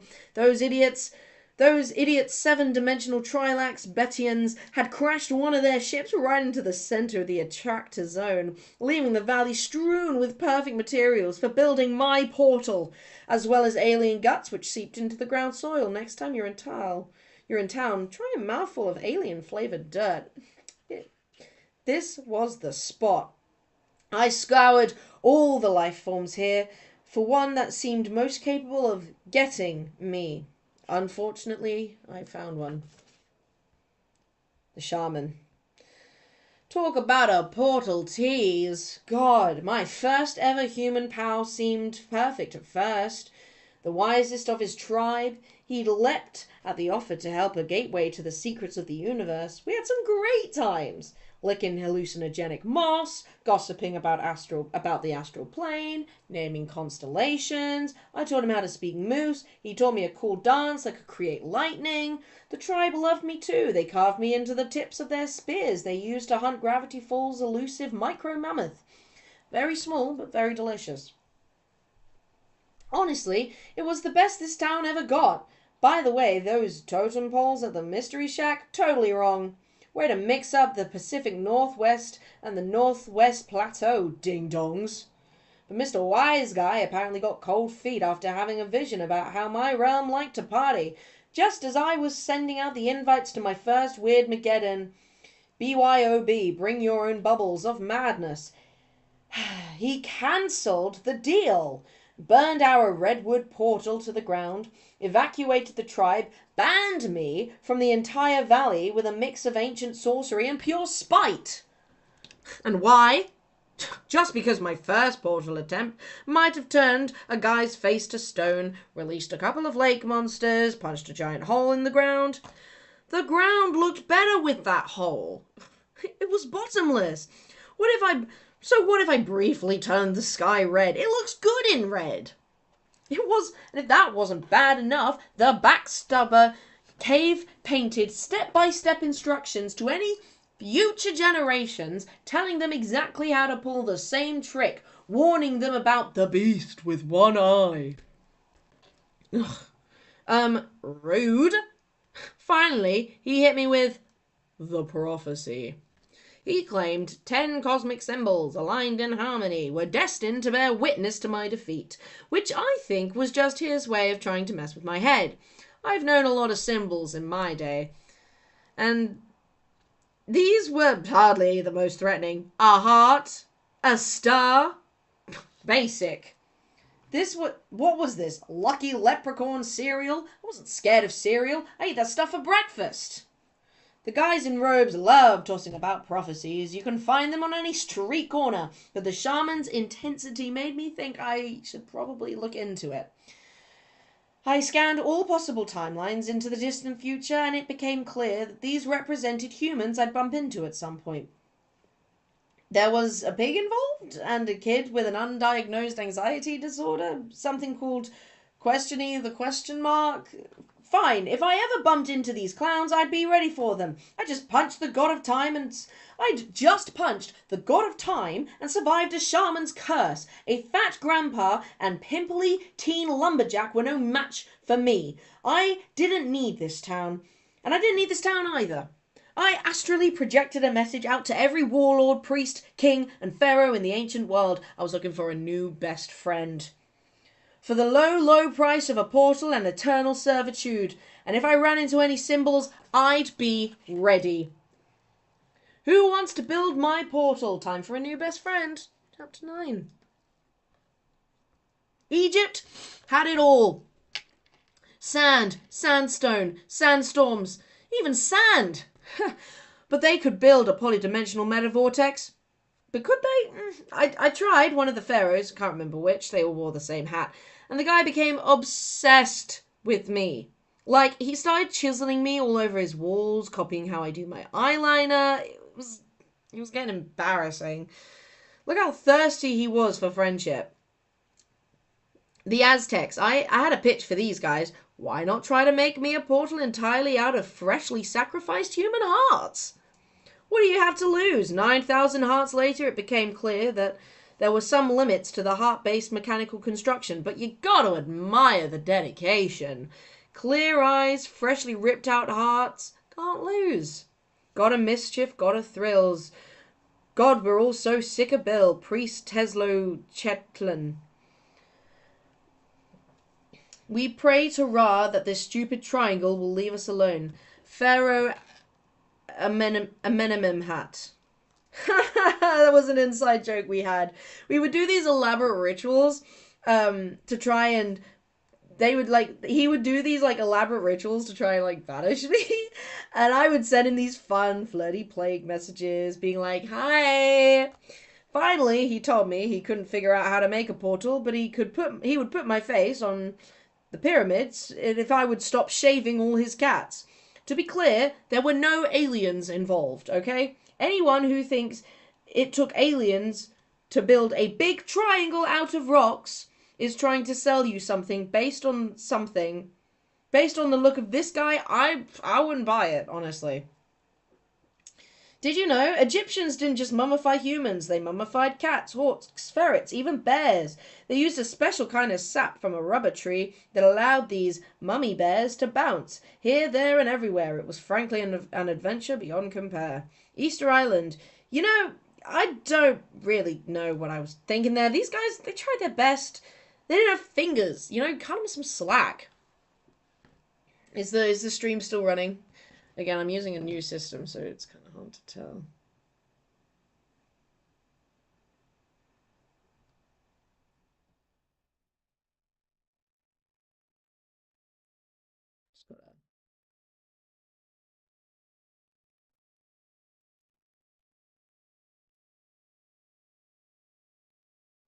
Yeah, we're good. Cool. The Dark Ages. The Dark Ages were hilarious. Medicine was just amputation and leeches. No one had invented soap or numbers yet, and this is what they thought a baby looked like. Don't quit your day job, Archibald. I figured some wizards must be inventing alchemy by then, so I looked around for the guy with the weirdest eyebrows, and sure enough, I found him. Dark Warlock, the unpronounceable, was my kind of wizard. He used his powers mainly to flirt with maidens, torment knights, and gamble on underground unicorn fights. And the pranks. He cursed a gnome to be permanently unable to say his own name. Genius. No, sorry, I got that wrong. I think there's brain matter leaking out.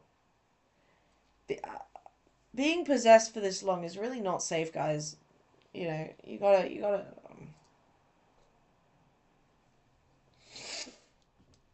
Ugh. He cast a gnome to be permanently unable to say anything other than his own name. Genius. Unfortunately, was going through a rough patch. He'd just gotten a divorce from a bog hag and was spending all day hiding in his tower, staring at a bewitched parchment called a doom scroll. Brilliant, morally ambiguous, and romantically challenged. Moreover, shaman. I had a new favorite. Move over, shaman. I had a new favorite human. Let's fucking go. I told Z, that if he could design me a portal, we could rule this bath-forsaken time period together, and that he could have all the orbs and owls he wanted. He liked my moxie and lust for power, but there was a problem. The cursed amulet needed to power the portal was locked in the king's treasury, guarded by the burliest and fanciest knights. He asked if I could deal with them. Oh, could I? Bill tip, if you ever have to get rid of knights, just remember that those horse jogs can't resist a time-wasting side quest. I mean, I think there's some illuminated manuscripts about the incident somewhere. I'm not sure. Forsooth! 'Twas another day guarding the castle when before me appeared a triangular jester in cap and bells, his body flat as the earth, and the yellow of my teeth. He began to frolic and cahort, jingling and chortling, and I was given to peals of laughter, clapping merrily along. Whatever 'twas that he was selling, I was buying. Then quoth he, in a manner most saucy, "All right, let's get real, buddy. Your life sucks goose eggs. You know it. I know it. Even that weird painting of a baby behind you knows it. Let's make a deal. If you can fulfill my quest, I can make you the king of this whole stupid kingdom." Gadzooks! I had only dreamed of tasting the spices and silks of a kingly life. Most days I subsided on a single cat seasoned but with dirt, whilst the king devoured peacock meat and narwhal blubber by the barrel. A quest! Prithee tell, what musteth I do? I did so query. I want you to go, find my DVD of Monty Python and the Holy Grail. I got it at a Best Buy for 5 cents, but then lost it in a forest. It is very important to me. Chop chop, clock is ticking. Percival or Sir Talks-a-Lot or whatever they call you. Can someone quickly just like little message in the chat so I know it's not broken? I solemnly swore upon mine honour that I wouldst find this holy disc from yonder countryside, bring glory to my name, and have the crown. I assembled a merry band of God-fearing men to my side. The king's knights of cipher were we, and the quest was nigh. Hang on, let me check, because y'all ain't helping me.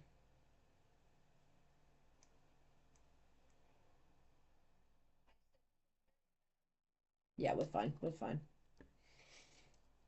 But alas, 'twas a ruse, a distraction to leave the castle unguarded, whilst he and the wizard constructed an iron drawbridge to the stars. Bounds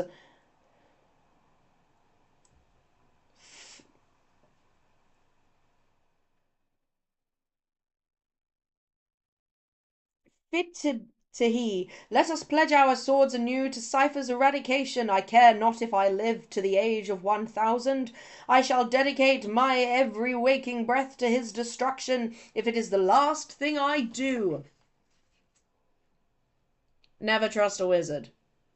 Turns out, whilst I was distracting the knights, he encircled the portal with unicorn hair and used it to trap me in an orb. He never wanted to rule the kingdom, he just wanted a new trick to impress his ex. And by sheer cosmic chance, he pulled it off. I don't know if you've ever been trapped in an orb before, but it is the worst. He kept shaking me like a snow globe and pointing his wand at me with a remote control, pretending to change channels.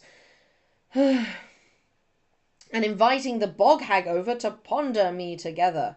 They made me dance for the king's amusement, like some kind of light dinner entertainment. The tapestries were humiliating. I mean, look at me. I mean, him. Shit. I was officially over this time period. I burned so hot with rage, I melted the glass and broke 3. Zinth tried to apologize. We'd had some good times, right? Couldn't I just let this one slide for old time's sake? He tried to appeal to my sense of decency. LOL! I possessed his pet phoenix, burned down the whole castle, cursed his entire time period with nightmares for 100 years. Ever wondered where all those weird creatures in the margins of monks' tapestries come from? Yours truly.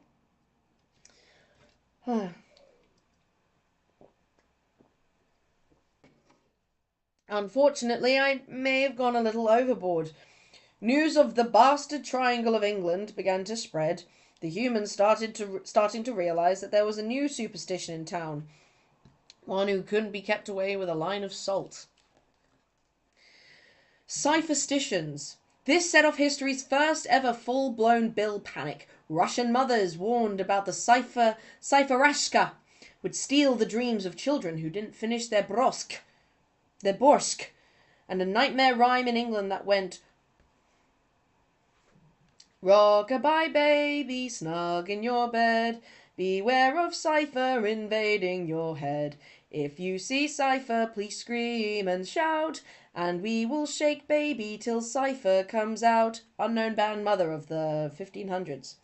King Henry VIII was so paranoid about me visiting the dreams of his wives that he started chopping their heads off just to keep me out of their brains. Hey pal, maybe your wives would let you into their heads if you were a better conversationalist. Communication skills, Henry. Even the Vikings, who I thought was supposed to be cool, started putting up these runes warning everyone to throw Olaf overboard if he draws this shape. What the heck? Thanks for blowing my cover, Olaf. Those guys could have been my Norsemen of the apocalypse. It was beginning to look like all of Europe was awash, which was fine because I was getting bored of all their religious wars and silly hats. I needed another continent to invade, and just my luck, Atlantis was finally flourishing. Unfortunately, before I could strike a deal with the Emperor Glublach of Atlantis, he had decided to start an undersea war with Lobster Lord of the Deep. Nice guy, but very political.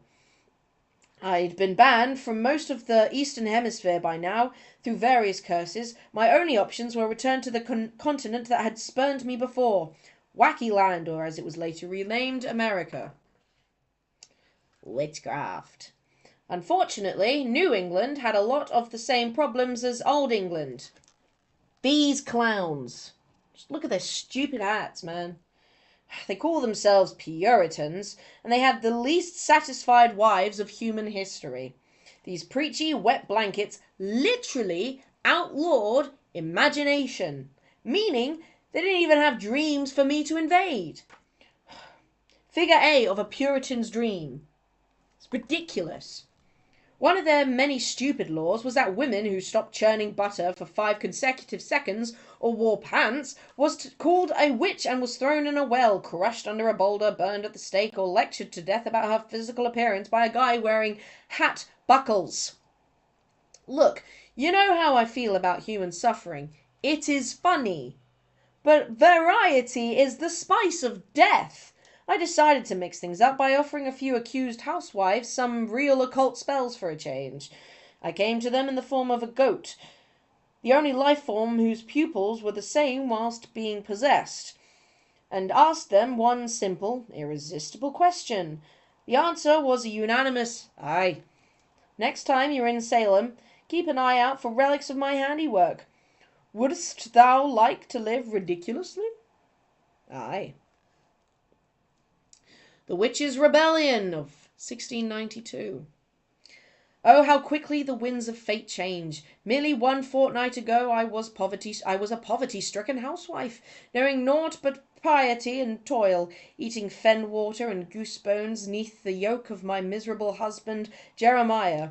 He has used me as a footstool, thrown spoilt turnips at me to test my reflexes in case the devils attack, and regularly uses a compass to inspect my head for thoughts.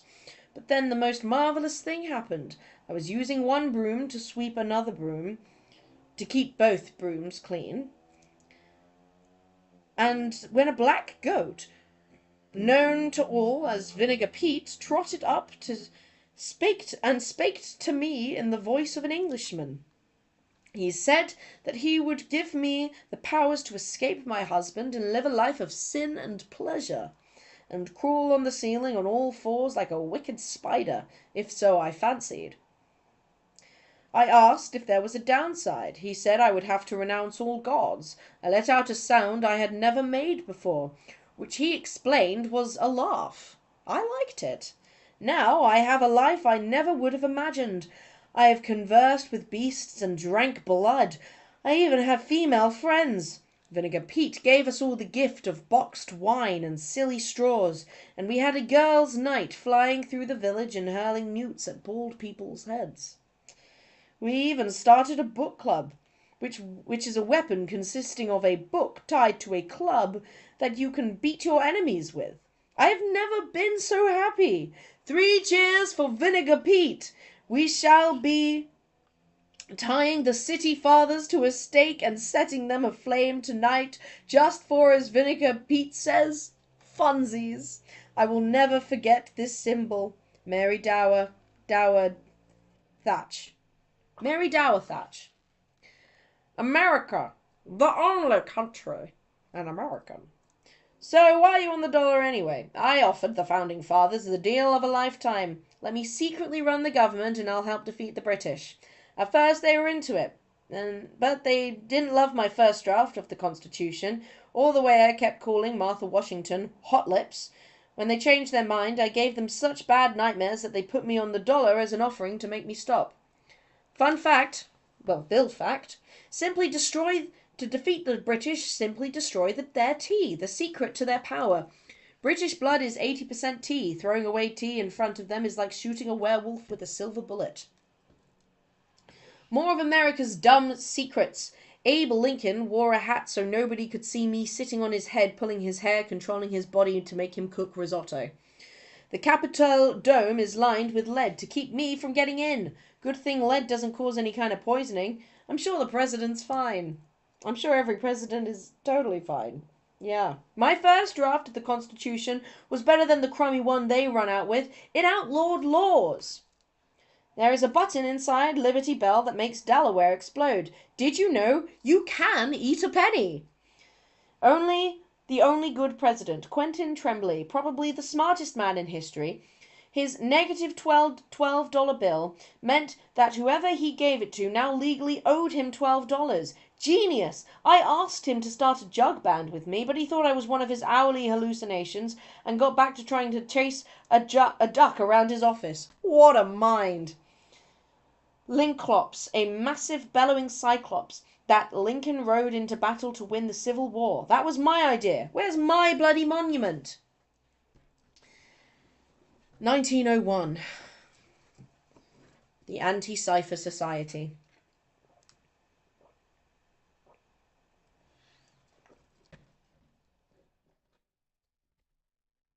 Gonna take a little chocolate break.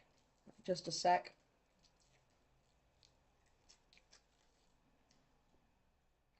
I'm quite hungry, so. But I physically can't stop reading this book, so, you know.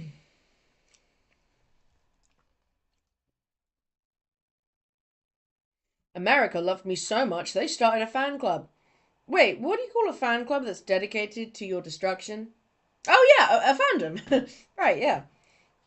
They called themselves the Anti-Cipher Society, and their motto was to destroy the vexenous demon which hath inturbulated the peace of the dreaming gentleman. Catchy. Look, I couldn't make this up if I tried. Just get a load of what these dorks sounded like.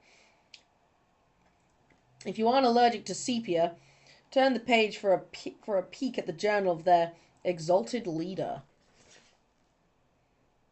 Yikes.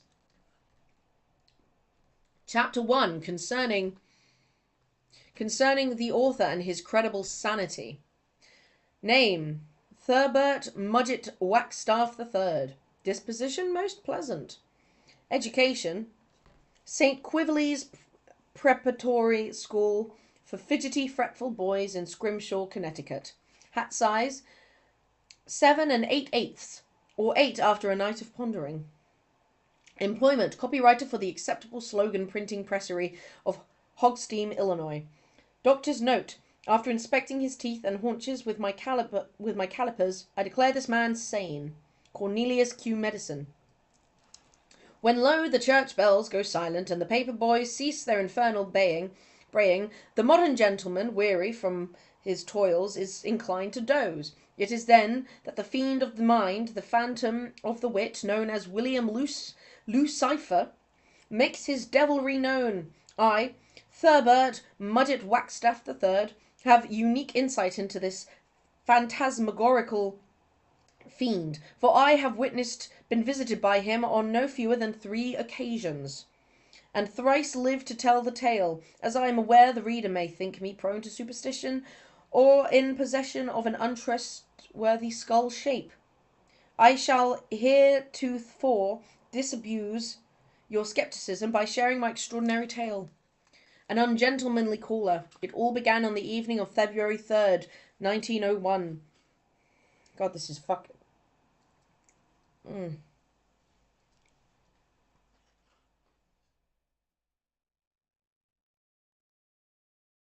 feel like I'm going to start bleeding from the nose. If I do, just let me know, gang, alright? In the evening of February 3rd, 1901, I was tasked by my boss with inventing an advertising slogan for our new client, Whitman's Mustache Wax and Horse Calming Tonic. My submission, Whitman's There's No Evidence that It's Poison, was soundly rejected, and an entire typewriter was heaved at my head. One more slip up like that and I might find myself out on the cobblestones. A suited slogan was required. As I paced my parlour in agonized contemplation, sniffing the arsenic in the wallpaper as I often did for inspiration, I found myself drifting to sleep. In my reverie I had a vision. A geometrical phantom appeared before me, shaped like as a triangle, with a powerful masculine top hat and a beautiful feminine eye. He proclaimed that he was the spirit of inspiration, and that I was simply to engage him in a rigorous handshake, and he would provide me with the slogan I desired. How could I refuse? In the morning I awoke to find a new slogan already written neatly in my journal. Whitman's Mustache Wax and Horse Calming Tonic, straight from the horse's mouth. Sure enough, when I relayed the slogan to my boss, his cigar fell from his mouth, so impressed was he, and he proclaimed, "You shall have the slogan and marry my wife." What could I say but yes? Soon I was rich off slogan money and married to my boss's wife, as is the American dream. But alas, the phantom proceeded to harangue me nightly for the favour in return. I was given ruinous visions, calamitous horrors, which he claimed would only cease if I created this. The demon's doorway of the mind. How's everyone doing? My throat hurts.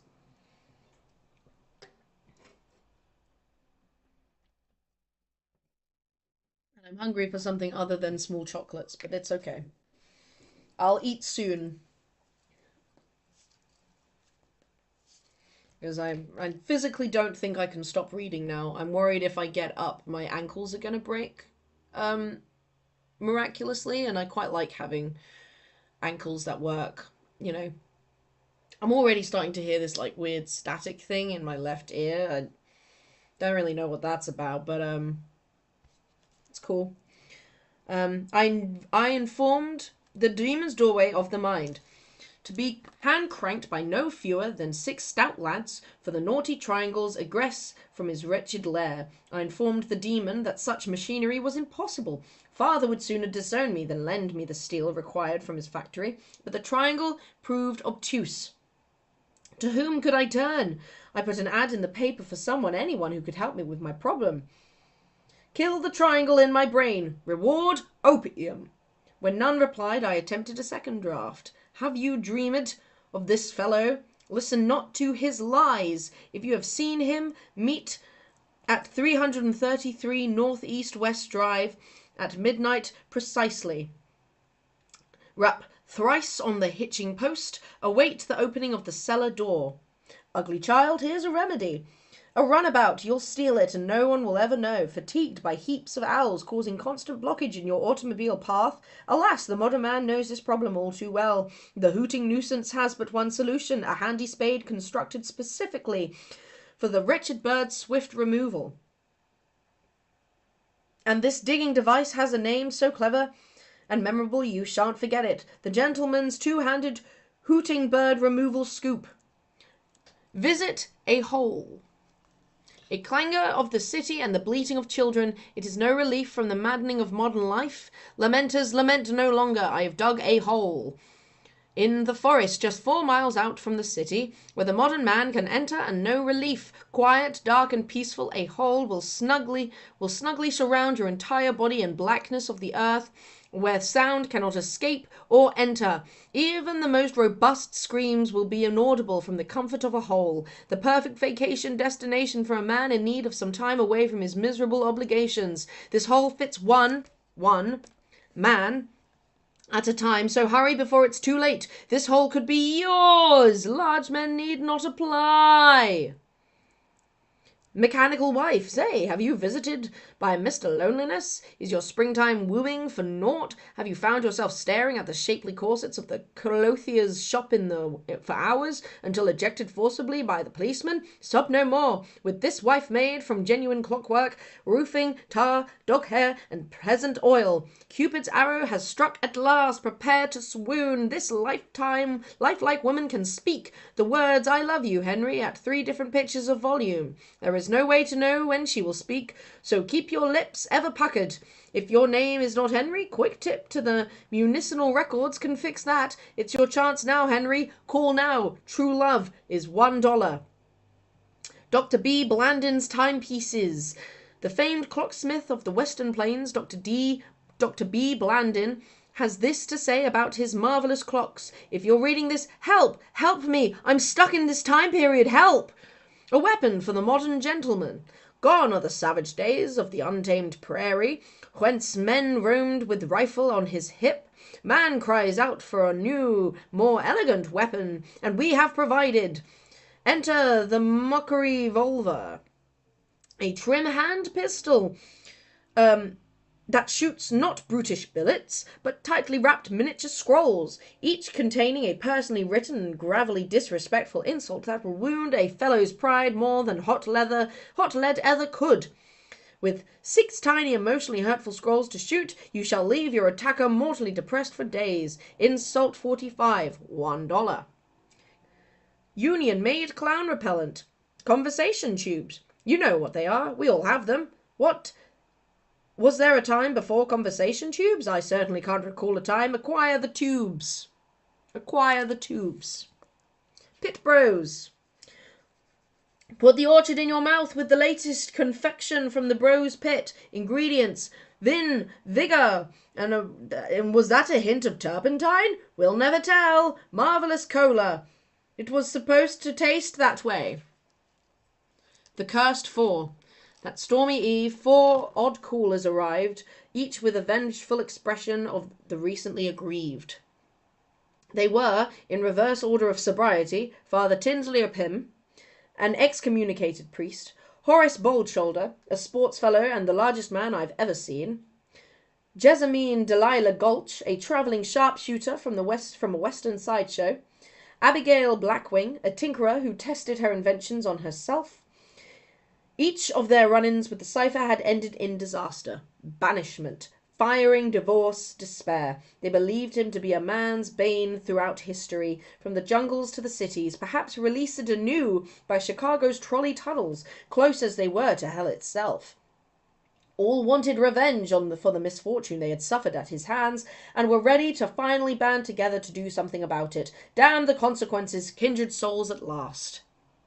Their theories of how to defeat the creature varied from punching him out of my brain, Horace's idea, to shooting him out of my brain, Jessamine, to removing my brain, Abigail, to an exorcism, the priest. After long debate, we settled on the exorcism. The exorcism of William Lucifer. I never saw myself as the sort of fellow who would engage in the black arts. Fighting demons is not my wheelhouse. What is in my wheelhouse? like that of most proper fellows, is my collection of all manner of marvellous wheels. But there comes a time when a gentleman must remove the dainty white gloves of peace and don, and even daintier white gloves of war. O Pym had us in his thrall as he placed the necessary oils and salts around the table. The curtains were drawn so that no peeping Thomas might epsy our occultery, and I covered up the portrait of mother lest I feel judged by her gaze. Her hands upon the spirit board, we were finally ready to begin. The planchette began to quiver. Huck, the demon, was near. Slowly the wooden arrow pointed to the letters. Eeny, meeny, miny, you. Bang! With a white flash, the priest suddenly changed in demeanour. His eyes began to glow. He let out a scream, and then he casually leaned back, disrespectfully propped his feet up on the table, pulled out a pack of cards, and began to shuffle. Lo, we were in the presence of the beast. Oh, Pym possessed. Here's how it's gonna go down. You make my portal, and I make each of you rich enough to start your own country. America's a fad anyway. After I take over, there will be plenty of wastelands in need of waste lords. That could be you. So what do you say? All right, boys. You're probably wondering why I chose one of... Oh, I fucked it up. Sorry, guys.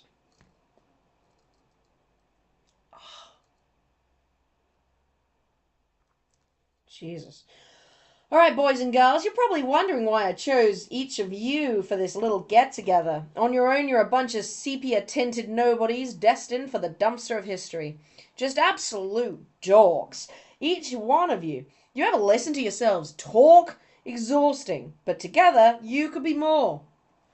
Whackstaff, your dad owns the largest steel mill in the United States. Blackwing, you're a good enough inventor to put my designs to practice. Gulch, your trigger finger can stop anyone who tries to get in our way. And Broadshoulder, you're the only man with big enough calves to pedal power the gears. 4 pistols, and then the thing that I said before. 4 pistols have never been pulled upon a priest more swiftly. His expression turned dour. Fine. You morons haven't even invented penicillin yet. See you in the obituaries, you Pringles can clowns. This'll be hilarious to see how you try and stop me. In a flash, Pym was released from the spell, fainted from the exertion, and we caught him in our arms. Although the day had begun with us as strangers, it had ended with us as brothers, bonded by vengeance and a newfound hatred of geometry. He had threatened us all, and so an oath was sealed to form a society dedicated to his destruction. The Anti-Cipher Society. My home would be our headquarters, my fortune our funding. Wish to join us? Simply hold your right hand over your bosom and your left hand over your eye. Okay, I can't do that one, I guess. Ugh. I feel like my nose is going to bloody bleed again. I'm alright.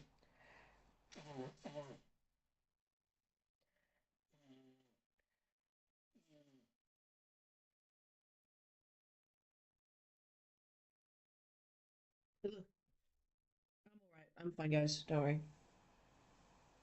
I know you're all desperately typing in the chat to make sure that I'm okay. Thanks, guys. I'm joking, I'm joking. And cite the incantation.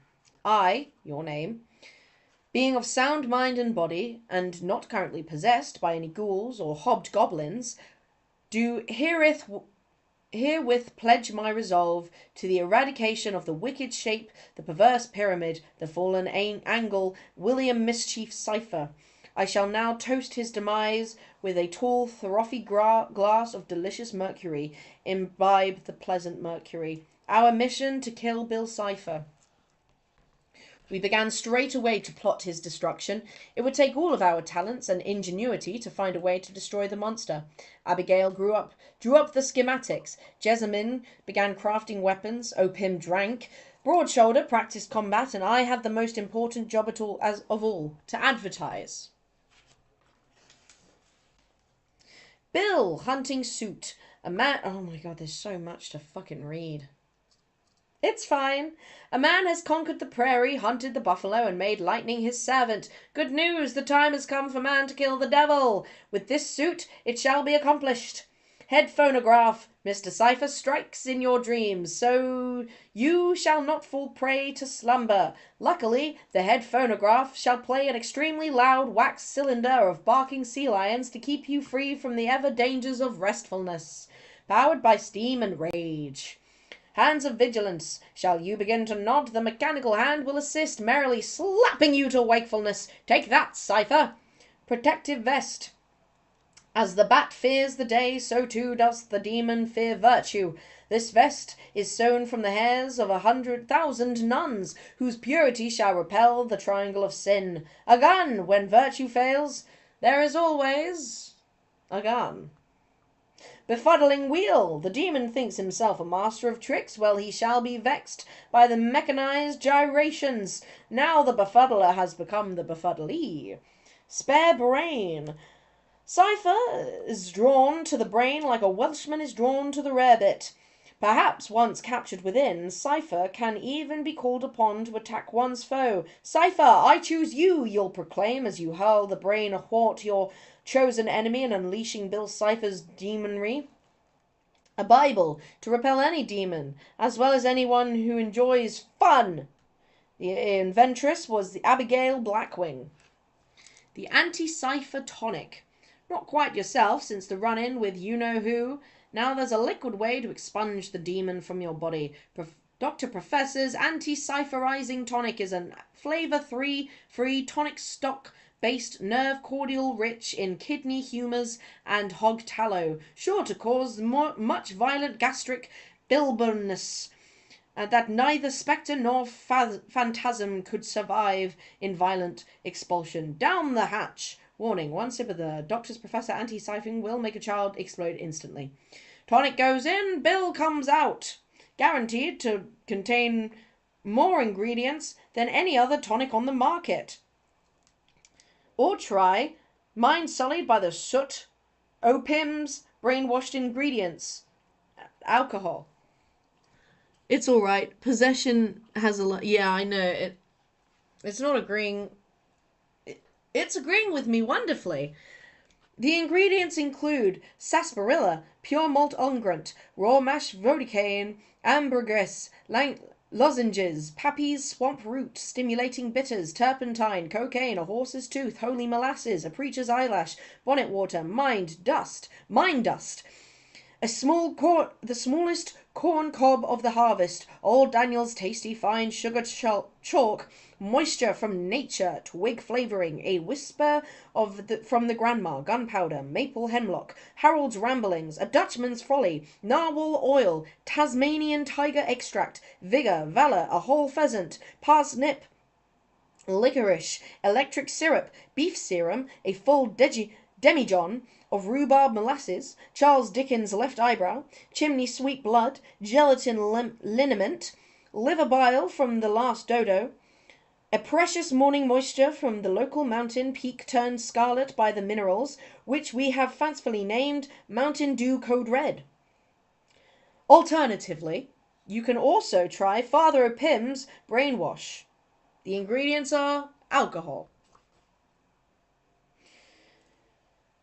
A swig of Father O'Pim's Brainwash, a man can erase his latest memories of Cypher and any other troubling memories as well. Stroke of luck.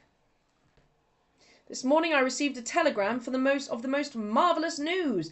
The anti-Cypherettes had officially been invited to speak at the 1901 Inventors' Fair, where none other than Theodore Roosevelt himself will be in attendance. We may even be asked to the main stage to participate in one of his TEDdy Talks. With this opportunity we shall unveil our findings to the world, and Cypher will be exposed at long last. Unfortunately, my companions are a bit apprehensive about the invitation. What if our research is met with scepticism and scorn? I brushed aside these frettings. When the great minds of our time hear the speech I intend to deliver tomorrow, all anxieties will be allayed. We shall know justice at long last. Speech to read at the fair.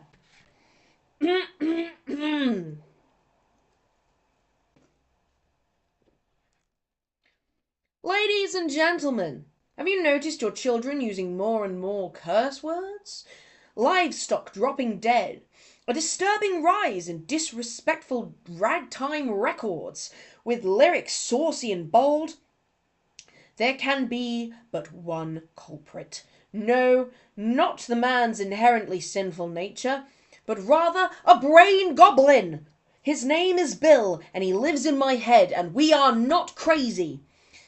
We request $1 million from the government to invest in a steel dome that will encase the United States, protecting our minds from the demon and covering the unsightly garnished blue color of the sky, long the bane of man. Donations, please. Hold for rapturous applause.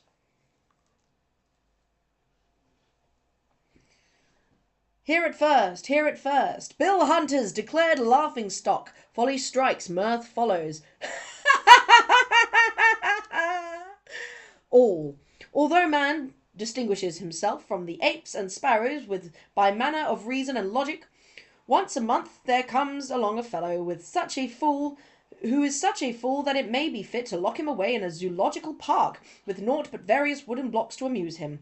Such a man revealed himself yesterday at the 1901 Inventors' Fair, when unrivalled dullard Thornbon Waxflarp, name not yet confirmed, was crowned buffoon of the hour during his presentation of a comical new superstition about an evil triangle named Bill, or Jove, or some such prattle. None were bamboozled by this charlatan's snake oilery, and all were displeased until an arrant mule, lost from the pasture, trotted onto stage, knocking over a lantern and setting the entire proceedings ablaze. Spoilt vegetables were hurled at the humiliating anti-Cypherites, and the comic scene, which would have otherwise been lost to history, was luckily captured on Edison's wonderful moving pictograph device. Such that the shame may be recollected for all the ages. Even President Roosevelt himself was on hand to offer his remarks. "Wow, these guys suck," said he. "Well spake, Mr. President. Men from Hogsteam Asylum for the—" Continued. News of the Globe. Queen Victoria proclaims harumph. Dies immediately after.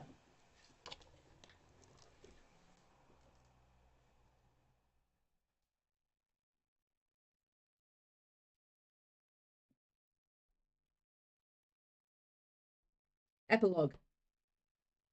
It has now been my 3rd year in the Hogsteam Asylum for the criminally insane and or concerningly original. My wife left me, my fellows disbanded, and I've had to adjust to a less opulent life. I've asked for a straight jacket with coat-tails, perhaps a more slimming straight vest or straight dinner coat, but my requests have been denied. No matter. My window bars face the town square. I've smelled from the bakery and the music from the music hall. And our lead-lined walls mean that in my dreams I'm finally free. I still correspond with my fellows, though they have all gone to their respective fortunes. Abigail has moved out west and married into an impressive fortune with a massive mansion. Perhaps she will spread the truth to the elites of this distant town. You think I'm mad? I have my peace of mind. He can never get me. If I wish any fate on him, therapy. It would drive him insane. Patient number 3466554. Thurbert. Hey, I tried to get these guys on the winning side. I started to think that maybe reaching out to humans one-on-one wasn't cutting it. And then when I realized there was a better way to get into humans' minds. Animation. Alright, I'm thinking I want food, so we're gonna... I think...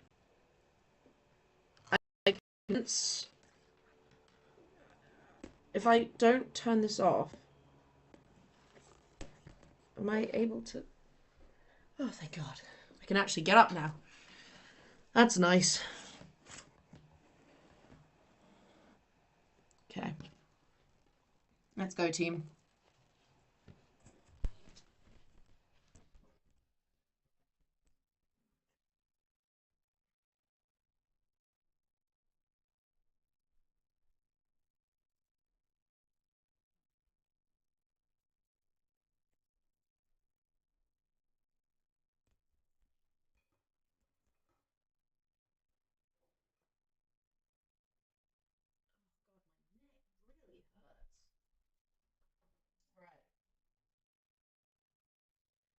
animation. In the 1930, mankind had just invented a new dark art. These were called cartoons. Short for carcinogenic toons, since they were painted on cancer-causing celluloid. And they were a riot. Animals wearing hats, lampposts doing the Charleston. This was something I could use. I followed the sounds of slide whistles and carpal tunnel syndrome to Inkwell Studios, owned by an upstart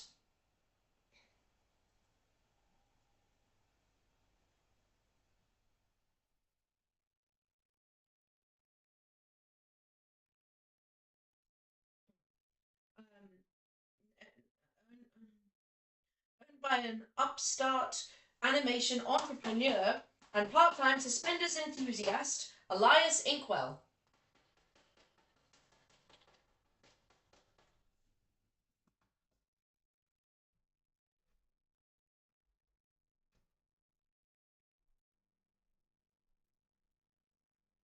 Inkwell Studios wasn't too great. Hang on.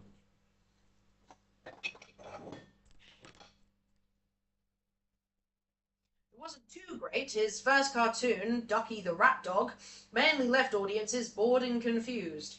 Elias needed a star, and I needed a new way to influence the masses. Once children of the world loved me, I'd have an army of child labor at my disposal and build any portal I wanted. One handshake later, Cypher Symphonies was in full swing. The typical Bill poses and expressions. Character model department. These 3 points but no purpose. Simply enough for a child of an uncoordinated adult to draw. As cheeky as their Hays Code will allow. When gravity falls and Earth becomes sky, this little man's gonna steal your pie.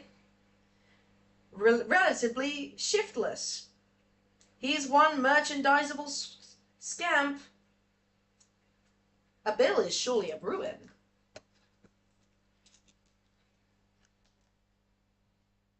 Look at that little fella. Ain't he just cute? Cypher Symphonies. He sings, he screams, an actual riot. Tolerate him if you can.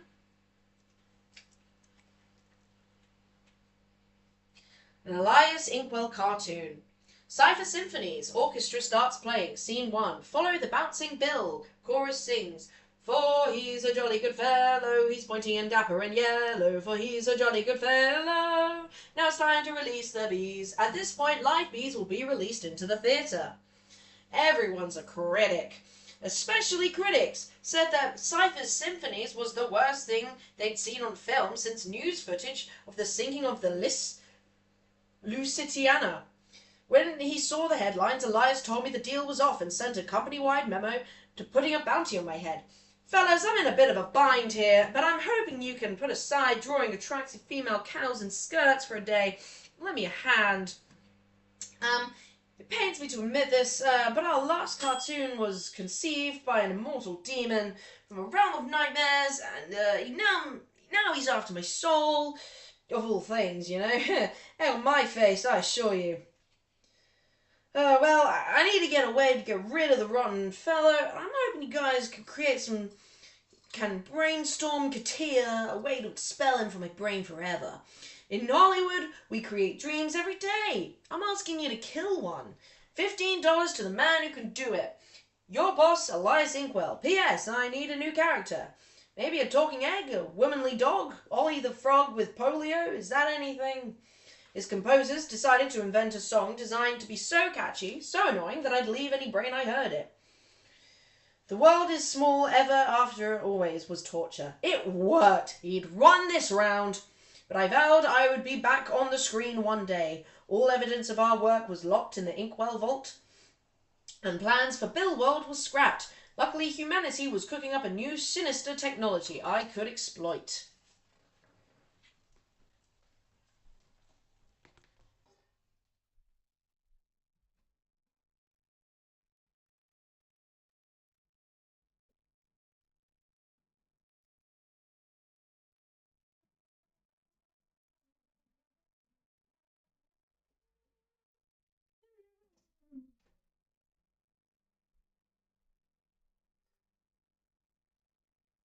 The 1940s, I began hanging out in nuclear testing ranges to see if the radiation would blast a hole into my reality. It worked! For about 3 hours. Office Memo, United States Government, 1911, July 11th, 1947, to... From Commander Buck Pearson of the U.S. Army. At 10:45 on the morning of July 11th, 1947, a triangular airborne object was detected entering the U.S. airspace, crash landing just outside Roswell, New Mexico. We phoned President Truman immediately, and he told us not to get our panties in a twist and that he was busy thinking up doctrines, but to phone him if anything communisty happened. Our men captured the object, which our experts have ascertained was not a craft, but in fact a life form of unknown origin. The life form, which we contained in an interrogation cell after great effort, was capable of speech and a great deal of sass and backtalk. You and the fellas aren't going to believe this. I will let the photographs speak for themselves. Name, Bill Cipher. Date of birth, claimed to be older than your mum, Jack. Our interrogator tried to tackle him for the insult, but was restrained and replaced with another interrogator. Country of origin, the Mindscape, maybe code for Moscow. Language, can speak English backwards and forwards. Race, triangle? Gender, I'm just gonna put triangle again, actually. Blood type, beyond description. Two of our men were sent to the tent because of nausea. Here's a little blood sample.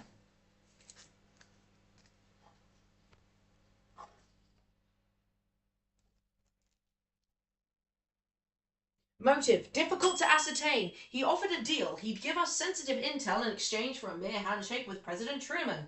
As much as we hate to get POTUS involved,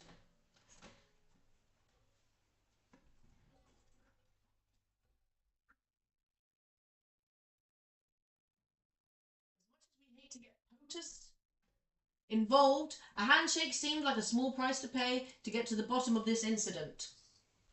Alright, give me a second, fellas.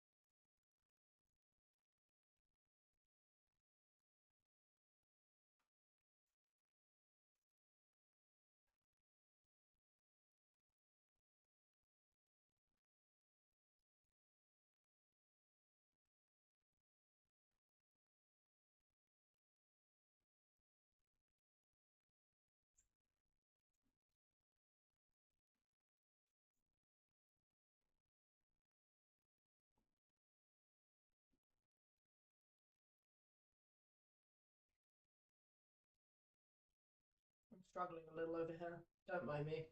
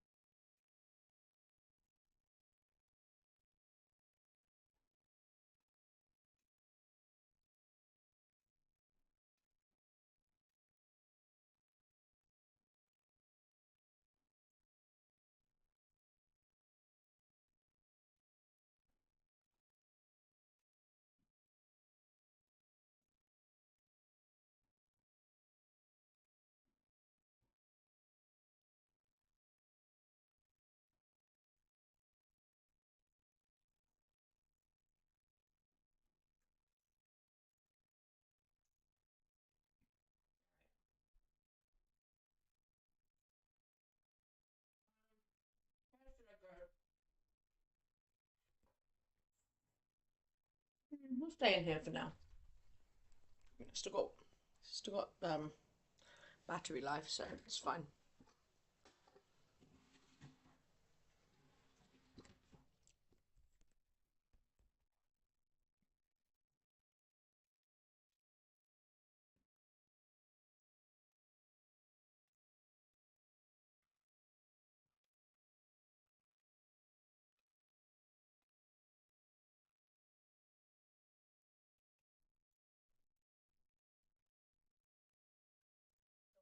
Stains on my lovely book,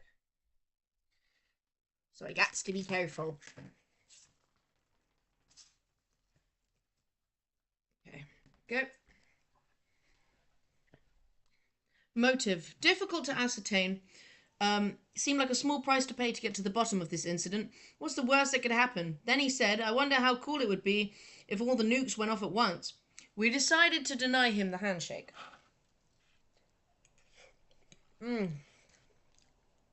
Blessed food.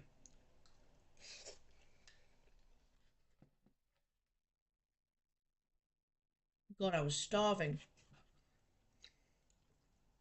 I'm so glad he finally let me get up from the chair.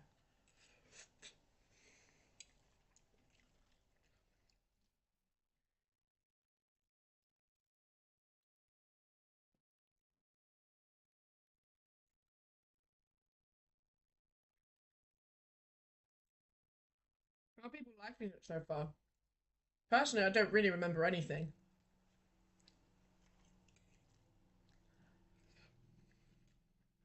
In fact, I'm fairly certain my heart has stopped multiple times during this recording.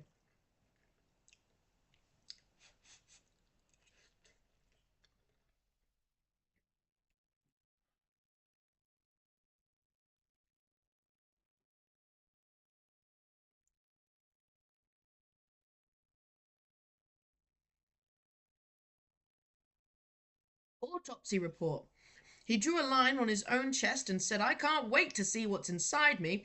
But when we tried to make an incision, he kept disappearing and reappearing like a television set changing stations. He claimed that this was damage from the accidental reality breach and wouldn't say anything more unless we got him a really big lollipop. Finally, with a loud bang that left our ears ringing, he was gone, leaving the bow tie spinning on the ground. None of us knew what to make of it. Got his thumbprints. Truly bizarre prints. They're triangles. We have received a call from the Bureau of demanding we burn all records and refer the case to them. I said I've never heard of you. They said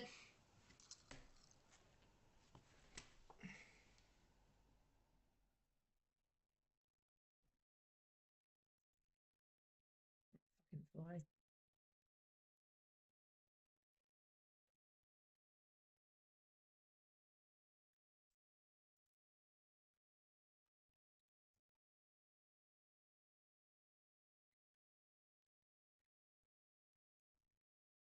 So where did it go? Oh well, I guess.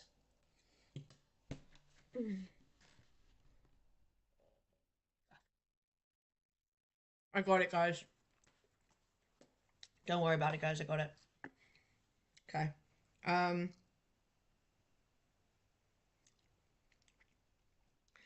You've probably never heard of Trembly either. Let's keep it that way. Honestly, I don't even care if this was a prank. I'm happy to oblige. The swinging years. The cipher tones. Don't be square, be a triangle. Do the bip.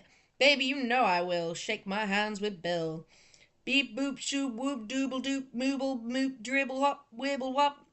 The Bill Cipher song. The fastest way into a human's brain is through their ears. But every band I started was a flop.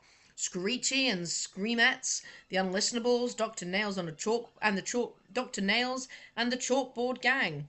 Until the Cipher Tones, Merv Rascal, Do Whoop Devon, and the moderately sized Bopper had a singing style I had never thought of before. Pleasant.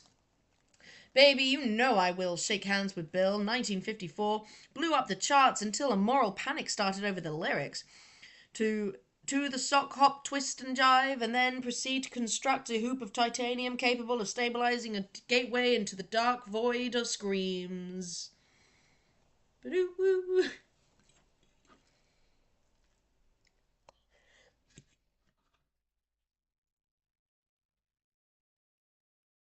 Any references to me were banned from the radio, except for preachy hillbilly slop like this.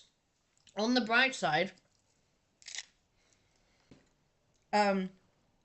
this record does make a great frisbee. If you find a copy, aim for Pluckin' Jim Pukett's unibrow.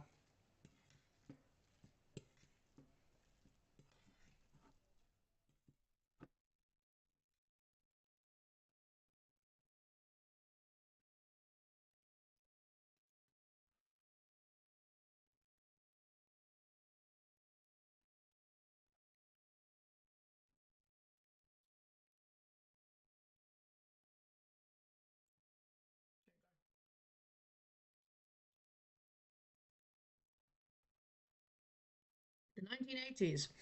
Time to think really different. I struck deals with a few tech nerds to make the first computer capable of mass hypnosis. It was written in trinary code. Unfortunately, the programmers kept jumping off bridges, and the prototype that got out was recalled when the floppy drive ate some dumb kid's finger. Whoops.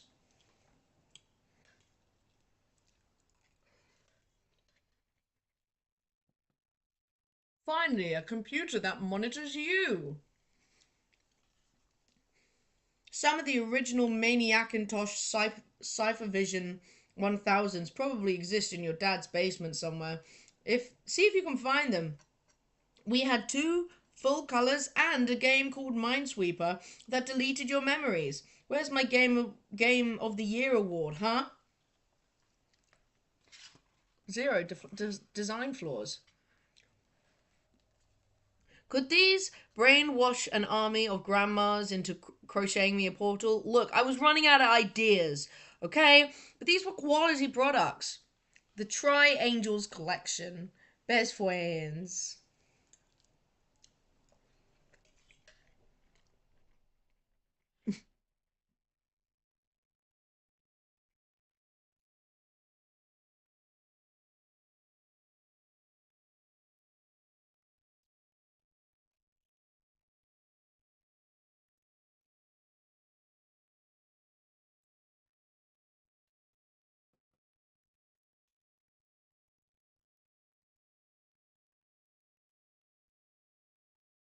Since 1993, we at Pudgy Little Darlings have been handcrafting wholesome collectibles perfect for ages 79 to 101.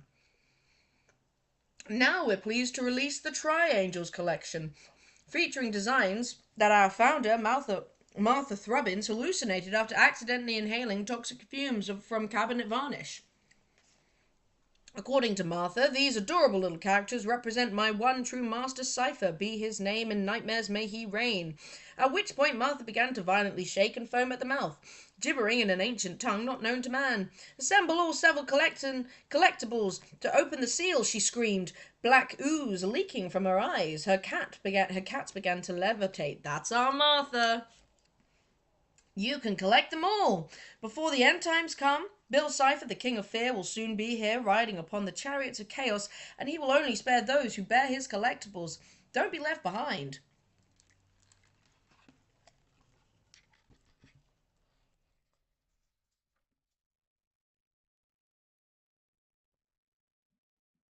Amazing. Truly amazing.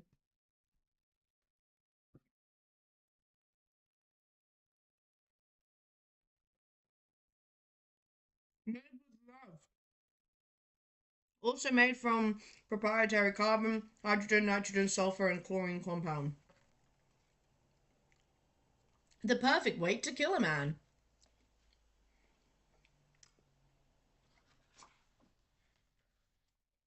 I had to admit it. My big bet on Earth was starting to look like a bad hand. Every human partner had double-crossed me, gone crazy, or melted from portal radiation. I was toying with the idea of giving up and blowing the horn that summons to rise from the ocean and drown humanity in brine, when I suddenly felt a shiver through my entire body and started laughing uncontrollably. I laughed so hard that the signal was picked up on every radar dish from Antarctica to NASA to the Soviet space station. I laughed so hard, every stop sign on Earth turned yellow. I laughed so hard, my henchmaniac slowly backed out of the room. Someone had done it. Someone had reversed the shaman's spell and summoned me back to Gravity Falls. Who would it be? A genius? An idiot? Oh my goodness me, yes! It was both. Yes! Sixer. Hey, a smart guy. Gaze upon him, folks. This is what a partner looks like. The ego of a king. The insecurity of a circus freak, totally isolated from anyone who might steer him clear of my plans. Society calls these people outcasts. I call them henchmaniacs. I paid his mind a visit, and oh, what a roomy mind it was. This guy's IQ was off the charts. He was wasting his gift on what? Sketching D-list cryptids and collecting moths? If he ever tries to show you his moth collection, throw yourself off a bridge. No. I took a little peek through his possible futures and giggled with delight. He was destined for so much more. Those hands, it was suddenly so clear. The shaman's zodiac wasn't a cage meant to trap me. It was a trick to try and keep me away from the humans I could use. Me and Sixer would be the perfect team. I was what he always wanted. Charisma. He had what I always wanted. Fingers. Since you and me are pals, how's about I give you a peek at something super rare? Sixer was a lot better at science than he was at making friends, and he tended to rip out journal pages that had anything to do with his issues with others, especially me. You want to see what he was hiding? We both know you do. Oh boy, I hope he draws me pretty.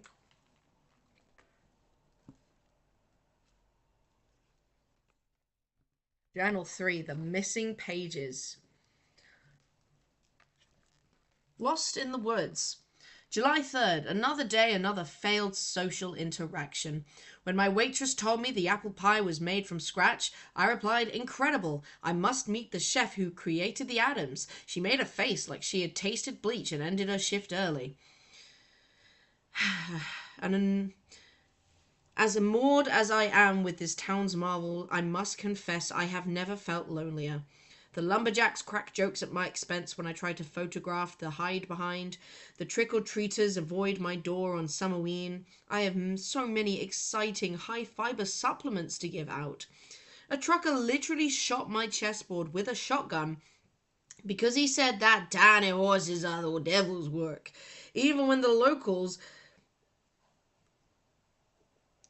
local bird watchers banned me after I accidentally set a hawk on fire, I mistook it for a phoenix. Honest mistake. Is my strange way of seeing the universe a gift or a curse? Is loneliness just the cost of greatness? And if it is, how long am I fated to endure? Cypher speaks. Today was the greatest day of my life. I keep pacing back and forth trying to make sense of it. I know it sounds crazy, but I've made first contact with an extra-dimensional deity of knowledge in a top hat. I must consider my actions carefully. I have accidentally stumbled into history. An excerpt from our conversation. Bill, can I call you Bill? You can call me anything except late for dinner. That's a joke because I don't have a mouth. Are you real or just an isolation-induced hallucination? Should I finally do what my college guidance counselor always said and Seek therapy? Sure, take life advice from a guy who sleeps in his office and backups more. Most like most teachers, he probably intimidated by your talent and was trying to curb it to feel less insecure about his own feelings. My talent? Ding, ding, ding, ding! Guys as smart as you come along once every other century, and they scare the pants off of all authority figures. Trust me, I've met 'em all. I see you on the cover of every magazine one day, but only if you take the right chess moves into the game of life, Slick. Can I call you Slick? You can call me anything except late for dinner. Ha! You catch on quick! I think I'm starting to like you, Sixer. I think I'm starting to like you, Bill. By the way, that A you got in A- you got in 3rd grade, totally unfair.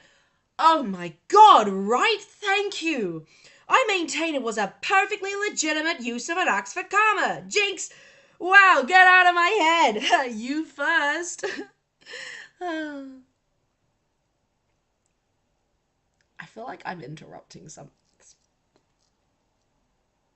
My muse and me. It has only been a year since I met my muse, and I cannot believe how much he has enriched my life since. It's not just his uncanny predictions about the future. He sped up my mind when it's sluggish and calmed it down when I'm anxious, given me clever comebacks when I'm insulted, and specific coordinates to town class 3 to town class 10 ghosts. He even rewired my optic nerves to allow me to see an 8th color of the rainbow never before perceived by human eyes. I named it Fortramarine, and if I could describe it in one word, I would, but I simply cannot. All that he has ever asked in return is my company and occasional sparring partner in his riddles, and to get this tattoo, which means wise one in his native language. Still debating that one. But then he'll disappear for weeks, months at a time, and I'm left to wonder, has it all been in my head? And if it has, would that be enough? Oh, sorry, I should have shown you guys the pages.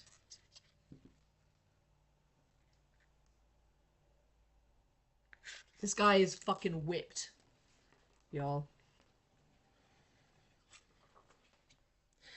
June 15th. I was racing around the labs trying to catch a lock body mantis. It has been unlocking doors in my house with its infernal key arms when I spotted the calendar. My stomach sank a bit when I realized it was my birthday. This day had felt odd since S and I parted ways. Even worse, I opened my door to find a pile of dead rats inexplicably left there, shaped like the word Ford. I have no idea who would do this. Have I made that many enemies in town already? It seemed quite a good sign anyway to skip the day and go to bed early. And who should I find waiting for me in my dreams but my muse? Did you like my present? It wasn't easy possessing that many rats. I was dumbfounded. He actually remembered my birthday. I tried to explain that his grasp on human customs was imprecise. How about I mix you a drink to make it up to you? It's called the Macolic Jerk. The Myloclonic Jerk, and it'll get you loaded in your sleep. Salvador Dali loved them. I was flattered, but politely declined. I'm not too much of a drinker. He said, I'll convince you tomorrow night. Ha! I doubt it. I probably shouldn't be writing this down, but I had such a crazy... Wow, it was a night, and it's morning. Till 5:30 did the dream, karaoke, and then one thing led to another thing, and normally I try to sober, but he mixed a deep drink, and I just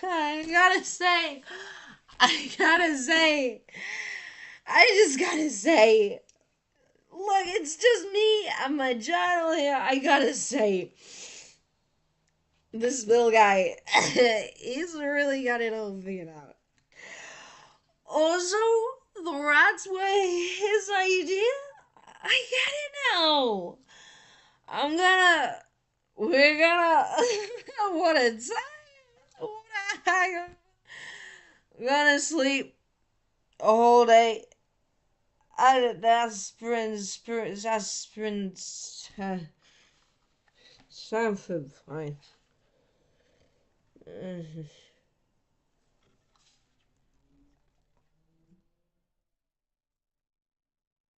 Disco girl coming through. That girl is you. Grifter, the grime lifter. Super cheap value, a sponge you can trust. Cool grift. Unbelievable! A voice from the past. I was adjusting my TV antenna for weather reports, looking for ideal conditions for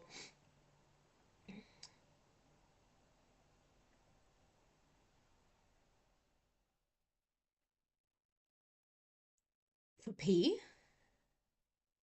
That doesn't look like a B.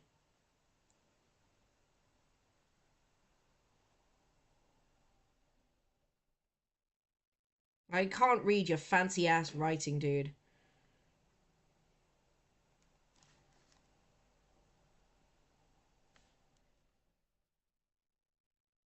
I'm trying to figure.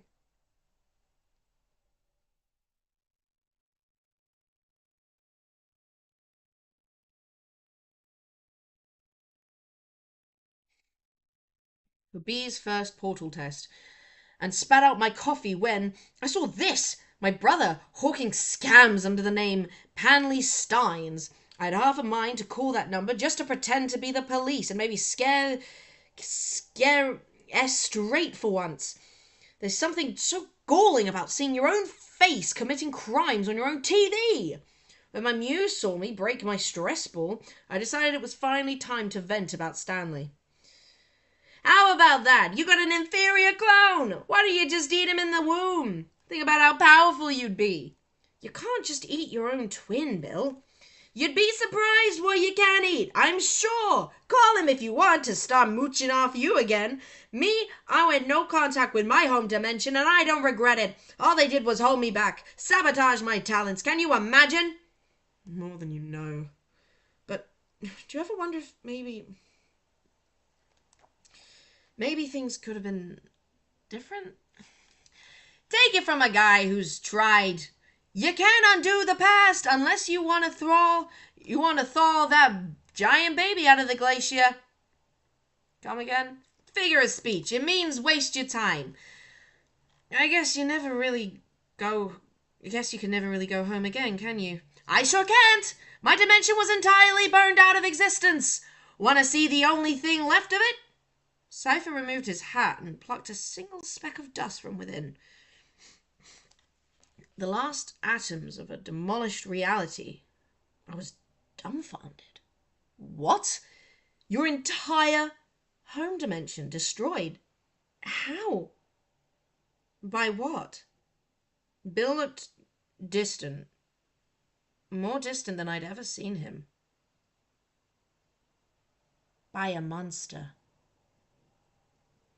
That's unimaginable. Did you ever track this beast for revenge? I could help you. I could hunt it down. He laughed joylessly. Sixer, it would eat you alive.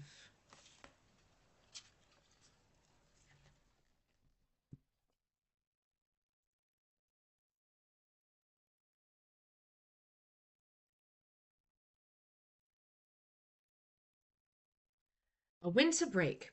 Winter has come to Gravity Falls. Icicles are hanging from the roof. Christmas specials are playing on TV. Shimmery Twinkle Heart Saves Christmas Yet Again 3. And progress on the portal has stalled. A clutch of feral gnomes were hiding from the cold in the dimensional collaborator. It's going to take a week just to unclog those beard hairs. Unfazed, I have been making hot cocoa and welding rivets whilst playing Christmas songs on the radio. These songs make no sense. Why did Rudolph forgive his tormentors for their mockery of his facial deformity? He should have used his red-hot nose to burn his oppressor's workshop to the ground. A lesson to all. I admit I've never really understood the appeal of the solstice. My father's idea of a Hanukkah present was a free sample from the cinder block factory, and the snow in New Jersey was mostly made of cigar ash and seagull beaks. Our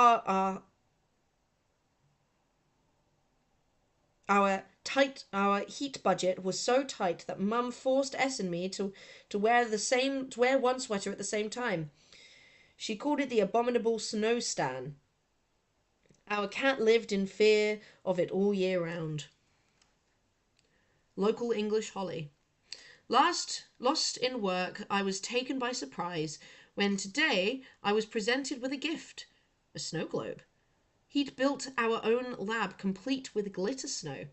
I had to laugh at the notion of our own secret fortress having merchandise. Even more thoughtful, he knitted me a pair of six-fingered gloves. You've no idea how hard it is to find those. But my delight quickly soured to shame. It hadn't occurred to me to get him anything at all. Oh my god, it's a fucking F. It's Fiddleford.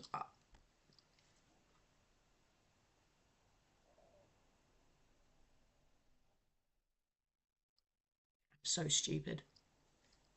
Oh my god, I'm so fucking stupid, dude.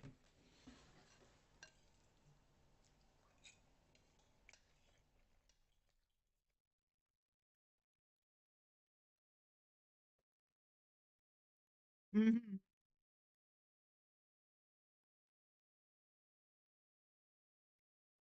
F's first portal test. There we go. F reassured me that being part of scientific history was present enough. He only wished to hold my Nobel Prize one day. This was more than I could bear. I told him that we were taking the weekend off. Maybe we could hunt a yeti for holiday sweater fun. Why, I might even go so far as to purchase some sort of nog. But F confessed that he's flying back home to visit MMA this week, leaving me in the lab alone for the holiday. Of course, who could fault him? I sometimes forget that there is a world outside my lab. I hope my muse visits soon. He's been strangely absent for weeks.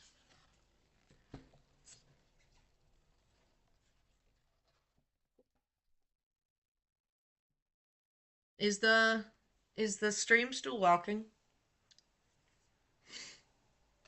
Because I can't tell.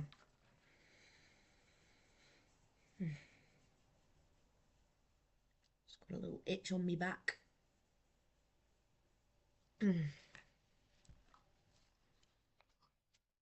Isolation was taking its toll when I heard a loud bang and voices outside my door.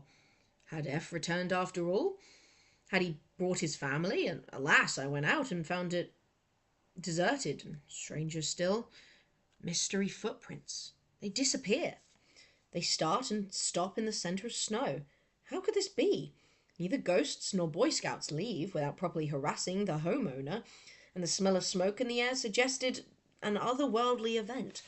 Either way, if there were children lost on my property, they needed to be found at once. I grabbed my lantern and headed out to investigate. Over the years, I've become an expert in identifying tracks in Gravity Falls, and I wasn't about to let these go unidentified. Winter tracks in Gravity Falls. Yeti, Baby Yaga, Land Orca, Projectile Mammoths, Stone Cold Fox, Tinsel Snake, Krampus. Snowed in. Drat. Within minutes, I'd fell victim to Gravity Falls' unpredictable weather. We go from paleojoic? I don't know, whatever the fuck, blizzards to freak heat waves, to quail hail, multiple times per winter. With the cold snap snapping after me, I hid in a cavern to stave off the frostbite. But that's when I noticed something more chilling than the weather. There was a second set of footprints behind me, cloven. I hear jingling in the air, the whooshing of branches, and then darkness. When I come to, I found myself tied up in a massive barrel, delirious, being carried through the snow.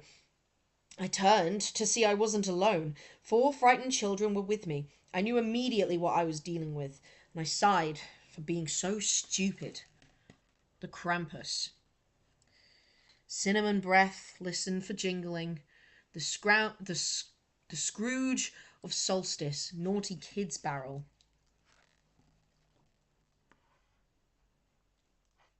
I can't wait to read more fan fiction about this fucking fandom when I finish this. If I'm still alive by the end of this, which I have no reason not to be. Of course not. The Krampus began to speak. My folk German is rusty, but it translated to something along the lines of, "Ah, mine little naughty boys and girls have awakened. Please stuff your mouths with mine plum delights for all."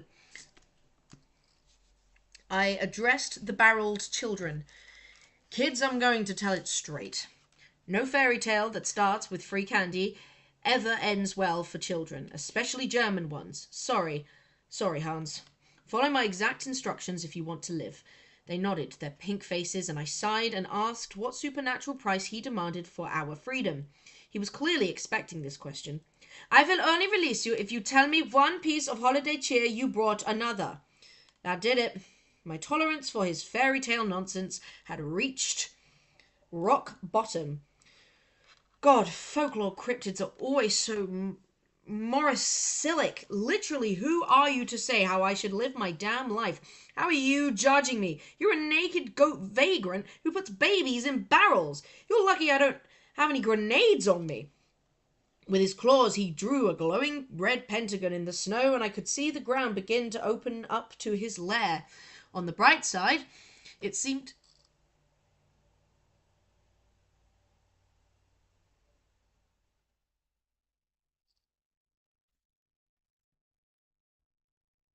Hang on a second.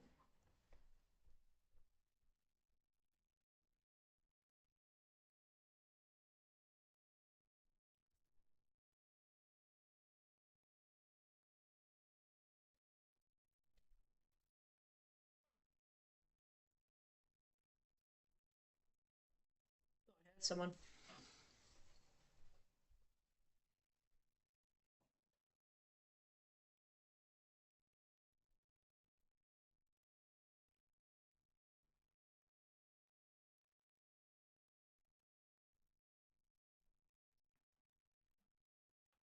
Is the stream still working? I honestly don't know. And it stresses me out because I don't want to do all this reading and it not fucking stream.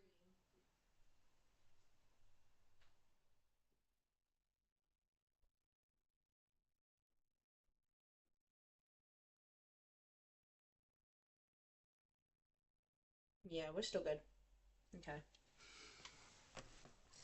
Tis just such nobody watching, which is fine. A sweet little treat for me.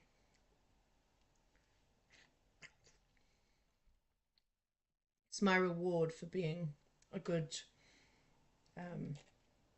slave to Bill.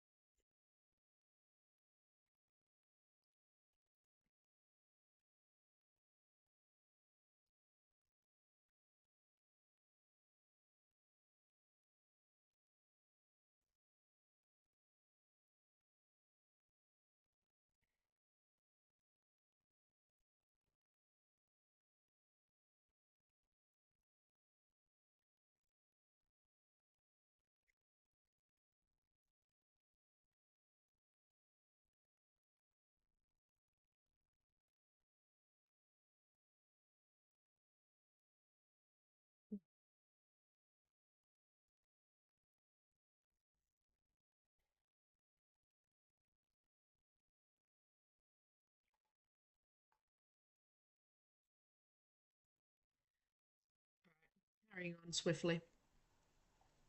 On the bright side, it seemed very warm. On the downside, it looked like hell. My muse was nowhere to be found.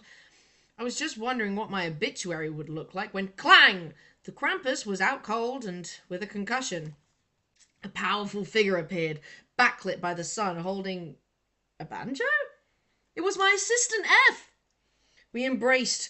I couldn't believe he was back so soon. He explained that his family reunion had been less than ideal. It seemed as him and his wife got into a fight when she realized he had forgotten to get her a Christmas present. I asked if there was anything that we could do to cheer him up. Maybe we could kick the passed-out Krampus? The children were all beating it with sticks and having a great time.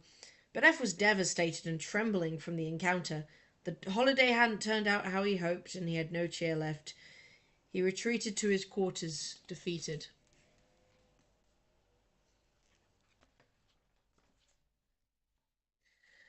That night, I called F into the lab for an urgent portal update.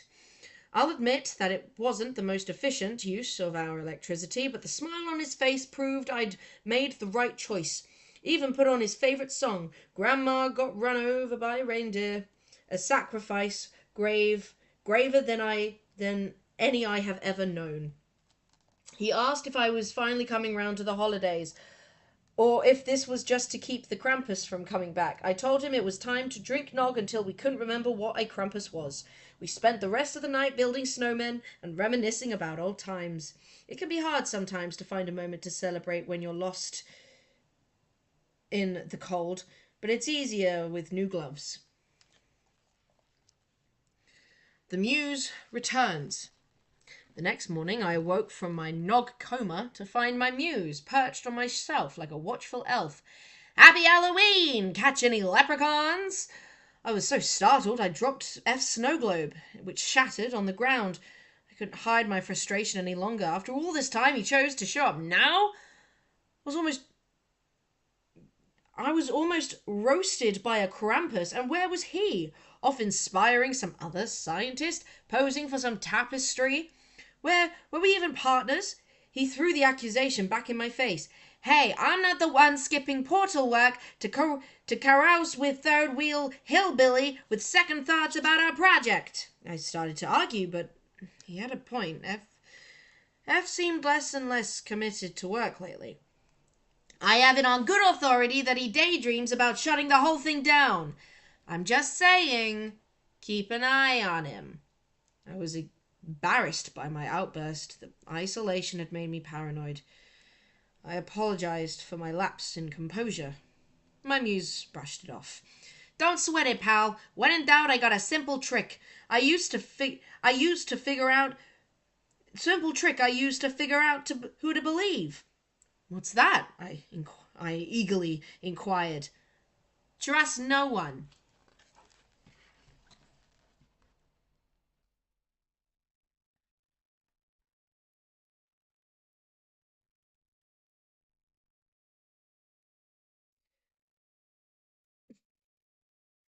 Nerd.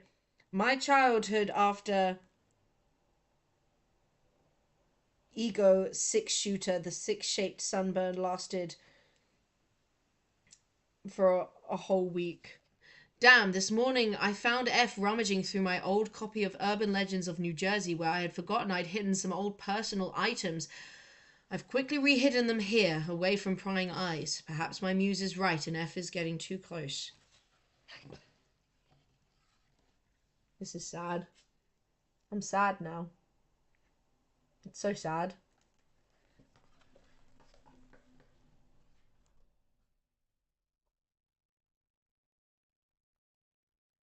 Dream or warning. My heart pounds in my chest as the hairs stand on my neck as I write this entry. I've awoken from a dream like none I've experienced. It was crisp, clear as day. I was sketching in a yellow meadow lark in a birch clearing, whistling some 1960s radio tune I'd forgotten the words to. James and Bobby, I believe. When the bird flew off, startled. From the darkness in the forest, a horde of lost souls from throughout history lurched towards me, black liquid oozing from their mouths. Their limbs hung limply as if from strings, and they began to speak in unison, repeating the same words over and over and over like a skipping record. I grow maddened. I grow maddened. I grow maddened. I grow maddened. I grow maddened. I desperately tried to ask them what they meant, but no matter how hard I screamed, no sound came out. The chanting grew louder. The forest was suddenly engulfed in flames, screaming laughter echoing, and then I awoke on the floor, gasping for breath, having tumbled from my bed. What does it mean? I feel strongly that this was a warning, but for what? The more I thought about it, the more I grew maddened myself. But then I remembered my childhood love of anagrams. When I rearranged the letters in local bully, Brad Hodges' name would smell to hog bladder. He never made fun of me again. I grabbed the magnetic letters on my fridge and got to work decoding, but every try my frustration only increased. I grow maddened, dreamed mowing, dreamed God win, warned demigod, demon war did edge, I'm dead wronged, degrade mind ow. Drat, the answer eludes me. The weather has cleared again, and the conditions are nearly perfect for the big day. F has invited me to dinner at Greasy's tonight to toast tomorrow's test. Maybe my mind will clear too after the triumph of our launch.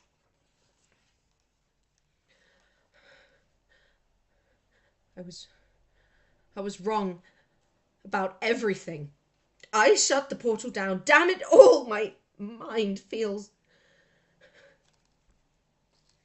reels from horror to humiliation. How can I be so foolish as to let Bill into my mind? And how can I prevent his coming apocalypse? F has abandoned me for my hubris, and Cypher has gone suspiciously silent. There is no time to lose. I must destroy the portal, burn my journals, and leave town forever. I'm setting out to get firewood now. Torment me all you want, Cypher, but your games are finally over. 3 a.m. I've stared at the fire, journals in hand, for hours. I just can't do it. The knowledge in here could be a gift to mankind. The portal's potential limitless. Am I really going to destroy it all out of spite? No, I won't give him the satisfaction. Instead of destroying my work, I will find a way to destroy Bill instead. If Cypher has a weakness, I will find it. I'll outsmart the devil yet. He may be a god, but I'm a scientist. Step 1. Finding a way to prevent Cypher from entering my lab and restarting the portal while I'm asleep. The door is password protected, but Cypher can enter my mind, so he'll know everything I know, codes, hidden keys, and all. How can I keep Cypher out but let myself in? 9 a.m. It worked! Last night I installed a retinal scanner. Bill's possession subtly alters the shapes of his victim's pupils. Now I can get into my lab while awake, but Bill cannot. However, it didn't stop him from trying. This morning I woke to find my knuckles bloody and sore. Cypher must have been punching and scraping like at the sealed door like a caged animal all night in a frenzy to get in. Break my bones if you must, Cypher, but you cannot break my will. I will research a way to eradicate your tether to my world, keep my journals, and earn my renown yet. I am off to the library to see if I can find some weakness that may lead to Cypher's downfall.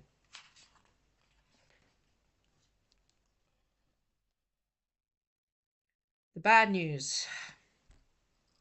I have been banned from the library. The children were complaining about my smell. You're smelling science, children. Good news, I discovered Lost archives of a forgotten bill hunting society. Though their methods are laughably out of date, some of their ideas are worth building on. Behold my new and improved bill-proof suit. Anti-sleep measures. Headphones will play a loop of common grammar mistakes. There's no way I'll sleep through that. Spells and silver bullets. My brother once mocked me when I slept with a wooden stake under my pillow because the neighbours were suspiciously pale. Turns out the neighbour was just Scandinavian, but better safe than sorry. Every magical weapon and incantation referenced in Journal 2 will be at the ready. Decoy brain. To capture Cypher. When he tries to escape, a synaptic twitching will activate and will trigger on the dual flamethrower, incinerating the false brain. Oh, I understand now. When he tries to escape, the synaptic twitching will activate the trigger on the dual flamethrower, incinerating the false brain and hopefully Bill inside. Defibrillator. Possession will trigger a 1,000-watt shock, jolting Bill out of my body. Rubber boots should mitigate personal injury. 6. Bill detecting visor. I've tried using a small light to detect possession, but these will be infinitely superior. Cloak sewn from unicorn hair. Will need to convince a unicorn that I am pure of heart. May need to invent heart purification ray for this part. Destroy Bill once and for all. Patent pending. Bill Proof. I don't have a name for this weapon yet, but Bill Zuka? Maybe? Crazy? Or just crazy enough to work? I'm off to the morgue to steal a brain. I'm feeling very sane. Consider me an honorary anti-cypherite. Zombills. With bonesaw, shotgun, and lantern in hand, I trekked to the Valentino family mortuary, which I hadn't visited since my run-in with the groundskeeper. See Journal 2, Cryptids. I reminded myself, as I crowbarred my way into the morgue, that 19th century doctors frequently robbed graves in the name of science. Surely that this was morally justified and wouldn't incur some sort of curse. No sooner had I retrieved a brain had I noticed the ground start to shake beneath me.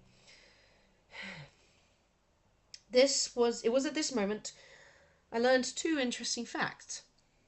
Bill can possess corpses? Bill can possess corpses!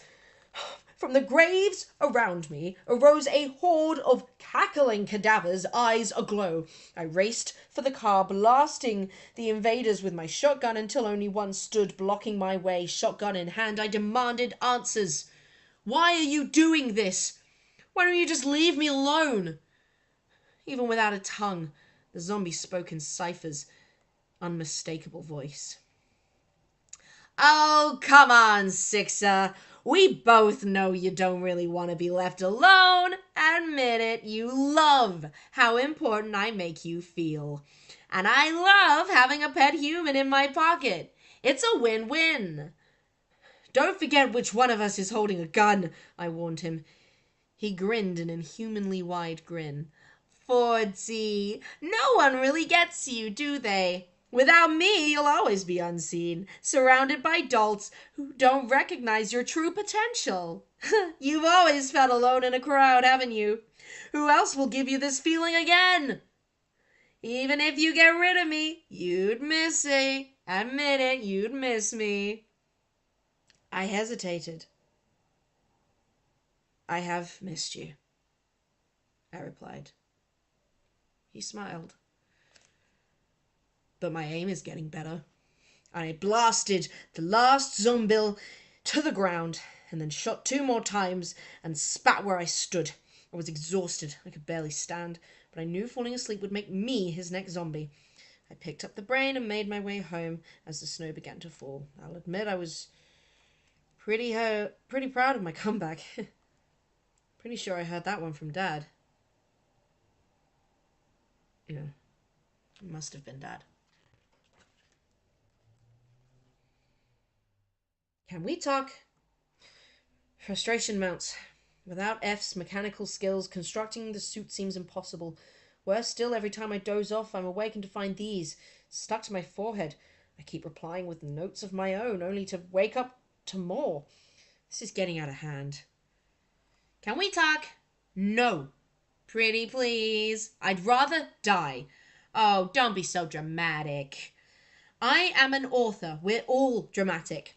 Hey, wanna hear a joke? No. Knock knock. Not now. I have a headache. That's because I've been knocking on your skull against the wall. Stop wasting my post-it notes. Wakey, wakey, here's a snakey. Damn, I've awoken this morning to find a western riddleback rattlesnake taped into my journal. I managed to contain it in a terrarium without getting bitten, I think. But my patience is reaching its limit. Very well, Cypher. If it's a war you want, it's a war you'll get. You want to torture me? I'll torture you back. The world is small, ever after for always. See this cassette? I know you recognize it. That's right, your favorite song. I'm going to listen to this on loop until it's stuck in my head, which means it'll be stuck in yours. I wonder what an earworm feels like when you live for eternity. Ready to find out? What do you have to say to that? The war in my mind. A horrifying morning. A blast of cold air jolted me awake. I found myself not lying in bed, but standing upright on the roof with icicles stuck to my face, shivering nearly blue from hypothermia, peering down at the ground far below. Bill brought me here. I know he could have made me jump, but he didn't. Why? To send a message? That I'm his toy? He could spare me or take my life away. If I'm still alive, it's because he wants to make a deal. I saw... Hello, Mama.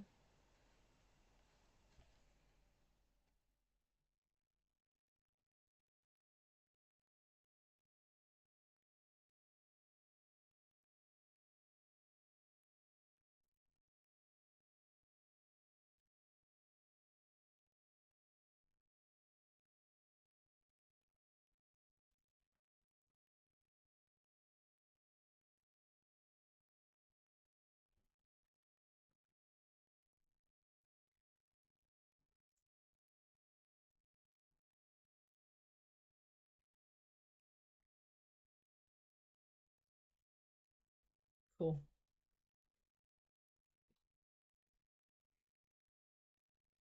He could spare me or take my life away. If I'm still alive, it's because he wants to make a deal. I need to blow my bloody nose again. Ugh. How annoying.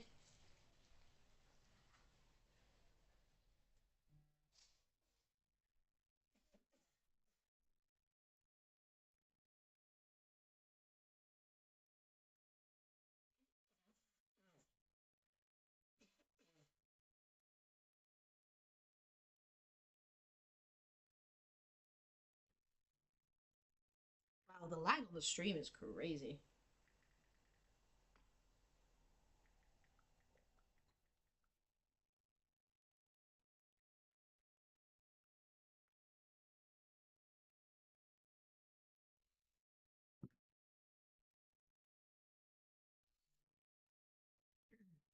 Oh, Jesus, not another one.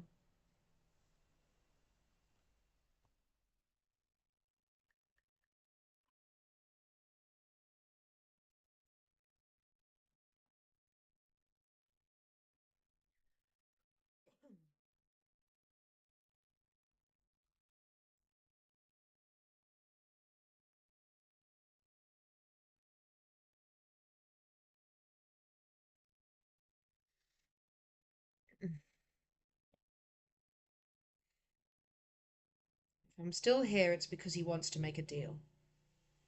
I saw smoke coming from the chimney and heard music thumping from inside.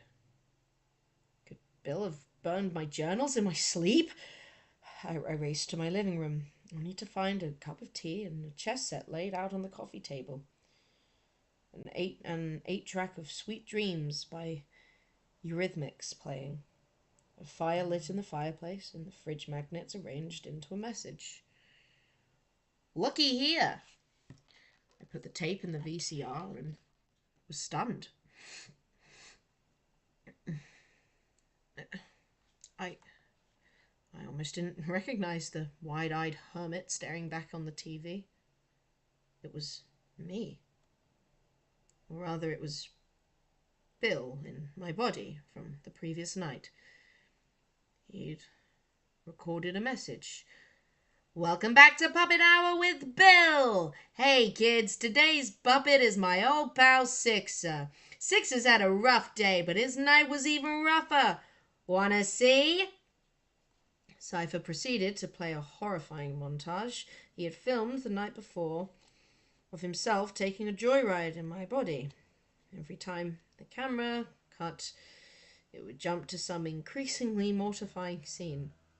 As though that weren't enough, he left Polaroids of my night scattered across my floor like a mental patient's scrapbook.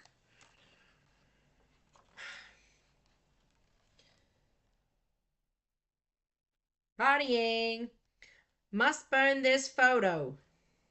Must remove with lasers. My whole body hurts. Why would he do this? I keep coughing up spiders, disrespecting the law. Rabble-rousing, unsafe working conditions, and a tattoo I would never agree to under any circumstances. Blemishes to my spotless criminal record. Has he done this before? How far would he go?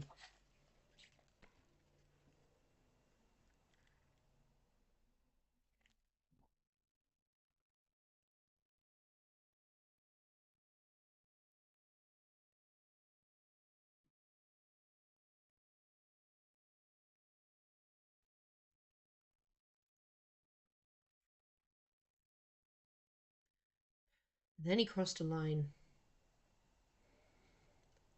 Helplessly, I watched Cypher in my own body limp up to a payphone and dial Stanley's phone number from the infomercial?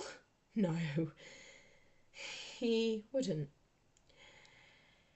Hey, brother, it's Sixer. I'm gonna take a swim in the frozen lake tomorrow, and I might not ever come back. So if you don't hear from me, I just want you to know that it's because I never loved you. Bye-bye! My heart was in my throat until I heard the dial tone. The payphone was out of order. The message hadn't got through. Cypher turned back to address me. Tisk, tisk, tisk. Look what you made me make you do. Tomorrow's tape is gonna be much worse. Want the show to end? Go downstairs and turn on the portal. Or I'm gonna have to show you what I'm really capable of.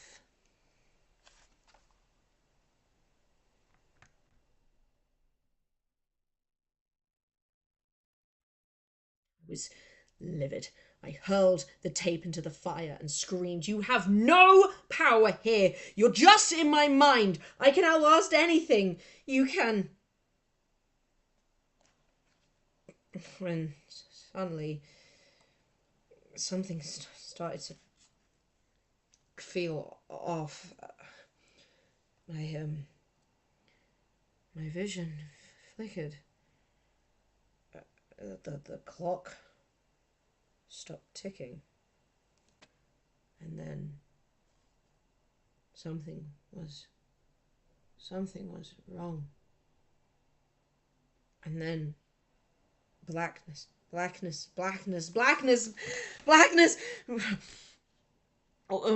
am I? My body was paralyzed. I felt my bones being pulled slowly out of their sockets. It was excruciating. I tried to scream, but nothing came out. Think, Sixer. You let me in your head. Do you realize what I can do in here if I want? I can flip a switch that makes every neuron burn with pain beyond imagination. I can rewire your optic nerves so that the sky is below you. Play a tone that gets louder and louder until you bash your own skull just to make it stop. I can delete memories randomly. Just for fun. Maybe I already have. What do you want to remember? Your mother's face? Your own name? Who are you anyway? That's ridiculous, I shouted. I'm I panicked. I couldn't recall my name. I couldn't recall my name. I started to shake. He flipped his fingers like he was turning on a light switch, and it came to me. I'm so... He flipped again. I went blank. I felt my socket start to strain. Any second, my tendons would pop, my bones would splinter. I fell to the ground on the verge of vomiting. You're my property. Don't forget it. The hillbilly abandoned you. Your father won't want you returning without millions. You have no friends. And you died, and if you died out here in the snow, who would even miss you? Turn on the portal. I've waited too long for this. By the way, I'm sending someone to steal your eyes. That's not a joke. I have a friend that will steal your eyes. You have 72 hours. Don't cross me again. I awoke from the hallucination. Heart pounding.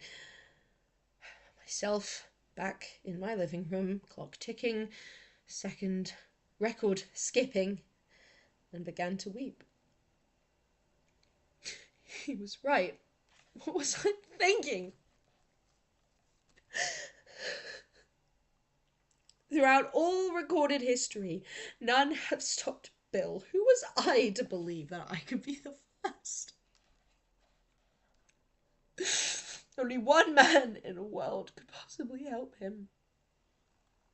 I ransacked F's notes for any hints of his whereabouts, but only found 2 remaining items in his desk, failed prototypes for the perfect 6-fingered gloves, and this ripped photo from the day in college when we became roommates. There was nothing else. He was gone. I'm out of options. The caves. Same symbols that summoned Cypher must hold the key to stopping him. The snow has begun to fall again, and there is very little time. There is only one left I can turn to protect my journals while I prepare for the journey. Should I contact S? Cons. S is an overgrown child with none of my rigorous mental training. Who knows what could happen if Cypher stepped inside Stanley's mind for even 1 minute? What if Stanley somehow manages to destroy the portal just like he destroyed my perpetual motion machine? I suppose that machine did work in its own way. It kept me perpetually angry for 30 years. What if he tries to rope me into his latest get-rich-quick scheme? His latest commercial was for Stan Sauce, the miracle sauce that is too cool for the FDA. What if he mocks me? What if he sees that I abandoned our family to become a recluse on the brink of madness? Could I risk admitting I was wrong? The pros? I have no one else. Well, that settles it. It's time to come face to face with a face I haven't seen in 10 years. My own face. Which is my brother's face. God, I need sleep. I grow maddened.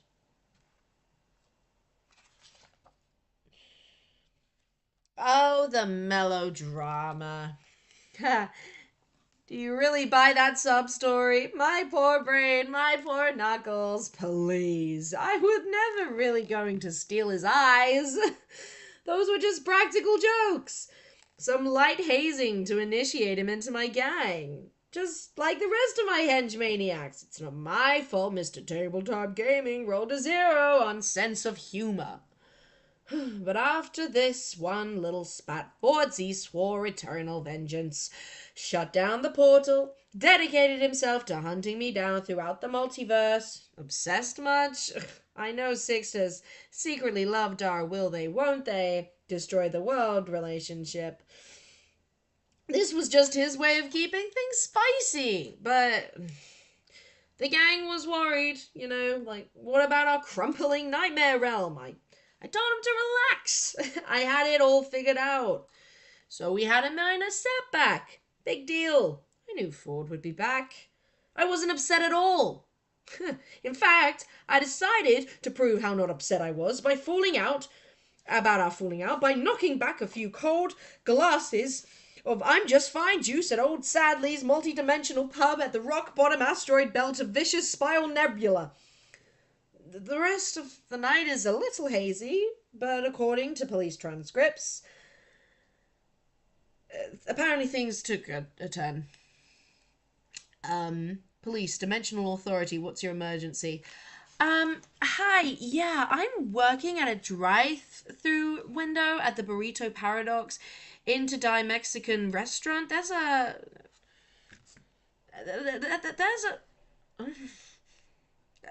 triangle. I think he's had a lot to drink. He ordered 1 sixer, please, and we told him that didn't make any sense, and he started crying and then ordered infinite impetus. And we told him we don't offer infinite impetus anymore after they caused all those time loops, and then he just, started trashing the place. He's inside the milkshake machine right now, spinning, and... Is anyone hurt, ma'am? Our manager, his body glitched through the ceiling and his legs keep kicking and it's making the light fixtures swing around. There's a kid that's crying super loud because his head was turned into a CGI watermelon. Okay, the triangle just filled the Mountain Dew machine with blood and he just glued 2 customers together.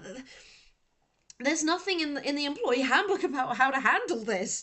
Hey, stay calm, ma'am. We're dispatching officers right now to... Hey, he's grabbing the phone away from me. Hi, Mom. It's Billy. I want you to... I'll be going back to school soon. Don't forget to cut the crust off my sandwiches or I'll... Where did you all go? Where did... You hear that? My Mariah keep band right on time. A minor setback.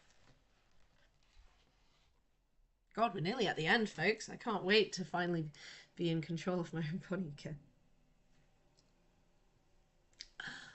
God, my neck hurts. I don't care for captivity, alright? Even though I only spent 6 hours in Dimensional Authority lockup for indecent exposure before Keyhole picked the lock and 8-Ball ate the guards, those 6 hours felt like an eternity. I vowed right then and there, no more playing nice with the humans. I should never have given Sixer 3 days to comply with my orders. What was I, a saint? Why did I do it? Some misplaced sentimentality? Never again. If I got another chance to get that portal open, I wasn't going to miss it. And I got my second chance, all right. Weirdmageddon. Look, you already know what happens next, all right? Using 10th dimensional cunning and charisma, I returned to Gravity Falls, played the family against each other, and finally got the bridge between worlds that I dreamed of for so long. That stupid prophecy didn't stop me. In your face, shaman. Do we really need to dwell on what happened afterwards? Yes, I was shattered. Yes, it was a dirty trick. No, I'm not upset. Because since then, I've gained the ability to finally find a human partner better than Ford in every way. After infinite disappointments, infinite failures, I found a human partner who won't double-cross me or jerk me around, one who understands the tragedy of my great vision denied. I found you. I think it's finally time to tell you my plans. The plan. I got a confession to make, amigo. The whole time you've been consuming my book's riveting content like a piglet sucking wisdom milk, I've been inside your brain making some changes. Only little things. Snipping out your shame and fear centers, deleting useless memories. Who needs to remember the year 2017 anyway, am I right? Hyper-developing your hypnagogic lobe to make you the perfect conduit for my plans. Where do you think I actually wanted all that blood? For ink? Get wise, kid. I needed it to induce mild delirium so you wouldn't notice my tune-ups. Just added sleight of hand, I assure you. All for the greater good. Focus on the donut, not the hole, Jack. Because you're about to become the most important person in history. The vessel. Your mind is finely tuned just right for the big day. You get to go to Gravity Falls, shake my statue's hand, and then it happens. We trade places. I take over your body. You get to hang out in my cushy VIP pad in the afterlife whilst I use your meatmobile to fire up one of Earth's remaining portals. Once I restart Weirdmageddon, we'll swap back and rule the world together. There's no way it can go wrong. I've never done this from beyond the grave, so there's a chance it will kill us both, but no risk, no reward.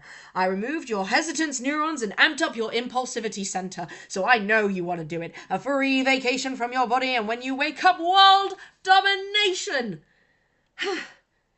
Your mission. Go to Gravity Falls.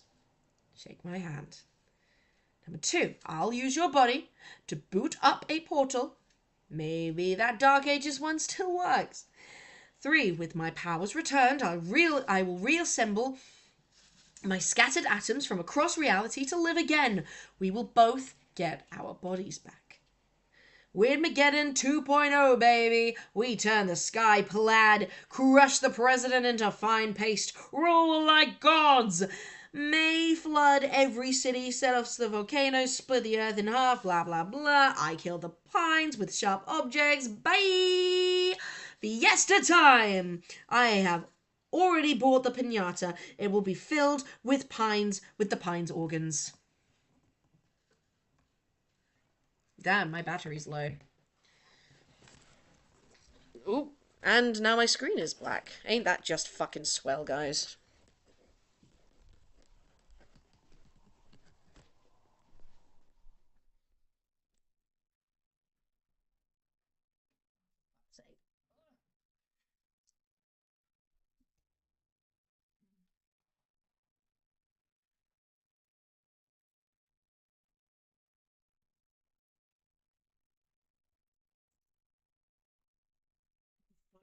Please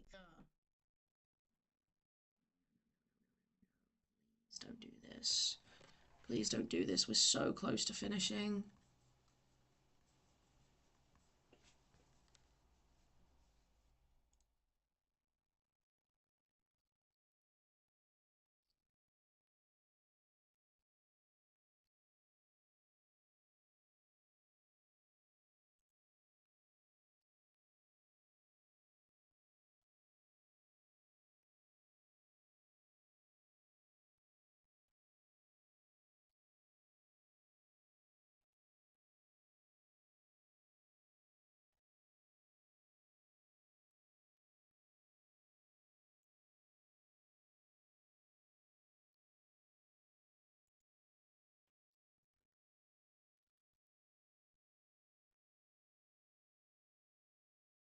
Come on, buddy, please.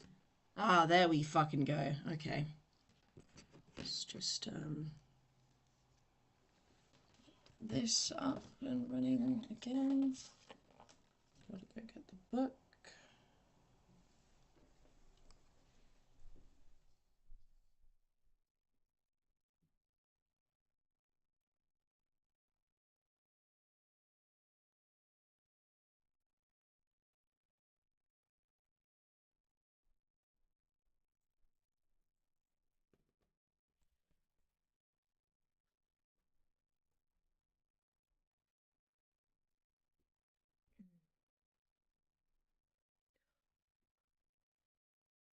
Possible death toll, 7.8 billion. Possible fun toll, infinite. You wanted your life to have meaning. This is it. You're in it with me, ride or die, for the ultimate prize. Everyone will fear you. You'll even fear yourself. And unlike that backstabber Sixer, you won't back down when the kitchen gets hot. Right? Right? I only have one question. Are you with me?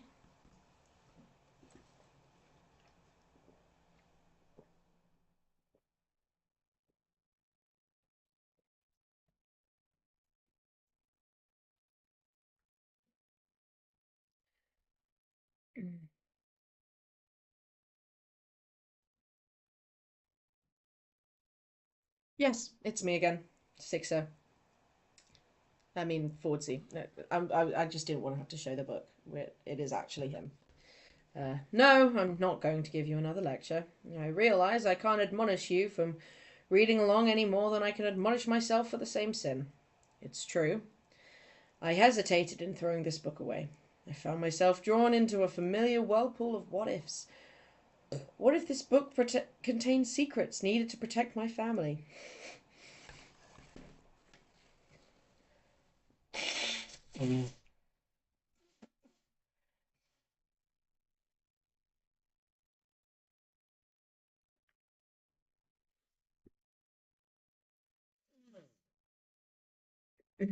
What if throwing it into the riff is what Bill wanted all along? Was he using double reverse psychology? Or is that what he wanted me to think? Jesus.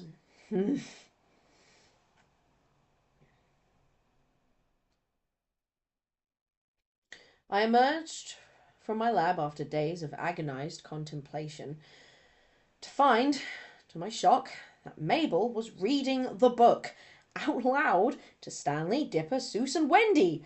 I tried to explain the terrible danger that they were in when I realized none of them were possessed. None of them were harmed. They had tears in their eyes from laughing at his attempts to deceive them. It hit me all at once. The real reason I had kept this book secret. I thought I was protecting my family, but I was really protecting myself from humiliation. Shame is a powerful emotion. It grows in the dark, but it grows in the dark. The more I've tried to hide my past with Bill, the more hold it's had over me. But sharing it with them went from a dark secret to a joke. They didn't see me as an irredeemable screw-up. Stanley said, So your past is just a pile of mistakes. Congratulations, you really are a Pines. And as we... Oh, for fuck's sake! Come on.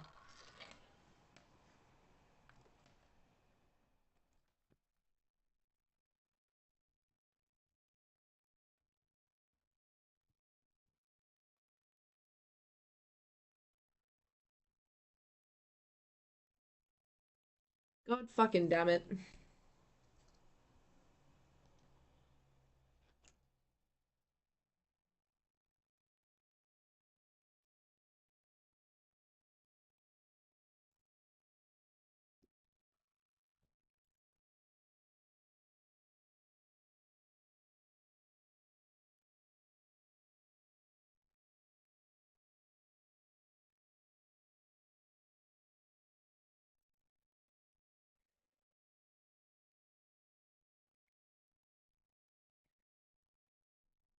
There we go.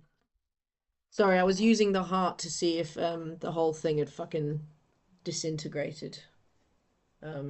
Hasn't, I don't think. So I think we're okay.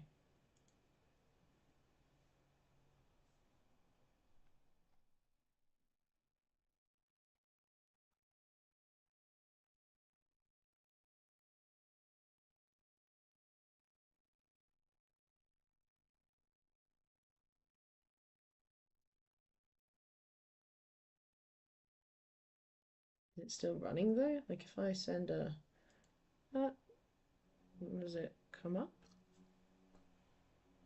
No. Okay, cool. Cool. All right. Awesome. And as we read the book together, it became increasingly clear. This isn't some dark Bible or cursed gateway. It's the last pathetic grasp of a has-been who fears being forgotten.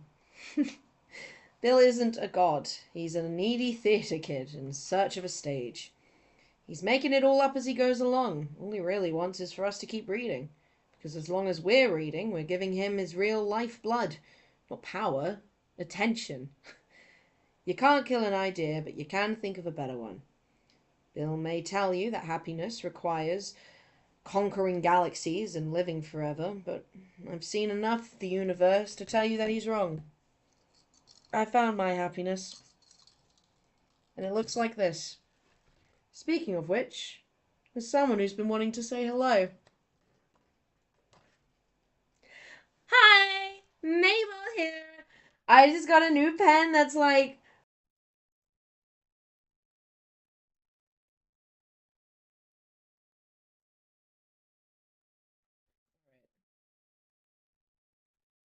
Is it? Okay, it's fucking working again. Thank God. OBS is definitely the way forward because it just reconnected, so that's nice. I am going to shoot someone with a gun if this continues to happen. One day it'll work.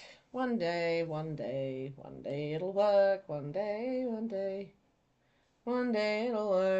day. I'm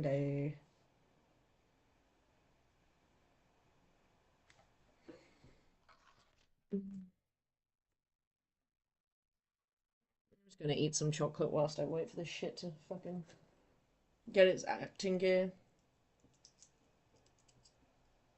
Ah, perfect. There we go. Nice try, Buster. This gal only gives her blood to hot vampire doctors. Anyway, Bill seems to me like a super needy ex, and I think we can all agree time to move on, girl. Bill, if you're reading this from space or hell or wherever, my tips for getting over Grunkle Ford. Number 1, try dyeing or cutting your hair. Nothing says moving on, like breakup bangs. Wait, do you even have hair? Get hair, then do something different with it. 2, rebound. Go crush on someone else's uncle. Actually, maybe stay away from uncles for a while, you know. Work on you. Talk it out. There we go. I tell all my problems to my therapig, Dr. Waddles, MD. MD stands for my darling. Anyway, Bill, you tried to kill my brother. If I ever see you again, I'm doing this. Deal with it. This is Dipper Pines, mystery hunter, survivor of the apocalypse, scribe of the dark unknown, and future runway shots model. Mabel, you get your own page. Anyway, to the reader, your obsession with Bill, I get it, man. But sometimes hunting monsters can turn you into a monster yourself. Don't forget to also hunt down sunshine, friends, and the occasional shower. Bill, if you're somehow reading this from whatever quantum afterlife you worked your way into, listen up, man. You tried to kill my sister, and if I ever see you again outside of my nightmares, there is no force in the universe that will stop me from putting you in the ground. I outsmarted the US government, leapt off a cliff, and punched through a robot's head, defeated zombies, outsleuthed Sherlock Holmes, and survived the start of puberty. Come at us again, and I'll end you. Wow! Dipper, so confident! Was it Was it too confident? No, it was just right. 13 looks good on you. Technically a teen. Dipper Pines. P.S. And then, oh fuck. I really wish I knew what this. I'm gonna look it up because. Actually, no, I can't be bothered. Actually, yes, I can be bothered. I just can't be bothered to go all the way through.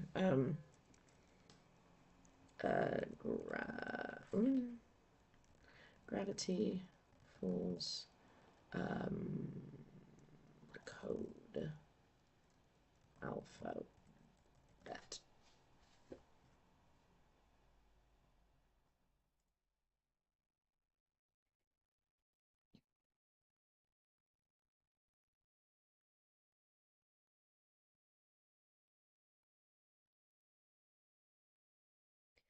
L. Oh god, I'm gonna have to write this shit down. Give me a second, chat. Okay, so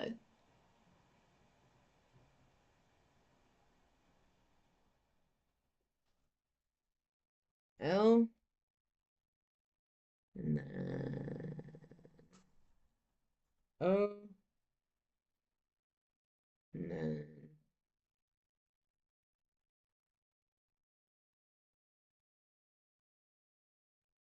I. Uh, N.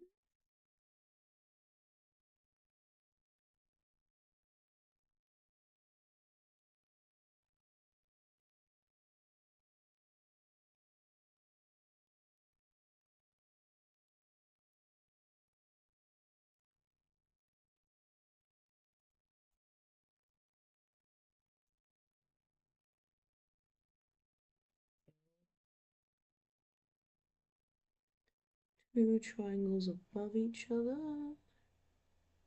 T. Backwards N. E. And another O. Another O.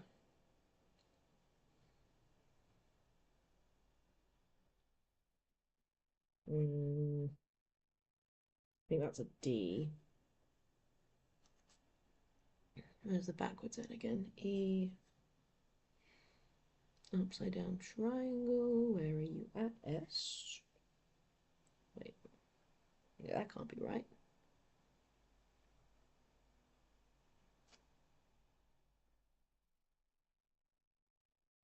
Oh no, it was two triangles. That's what I was talking about before. Speaking of two triangles, T, P, P, L, T, E,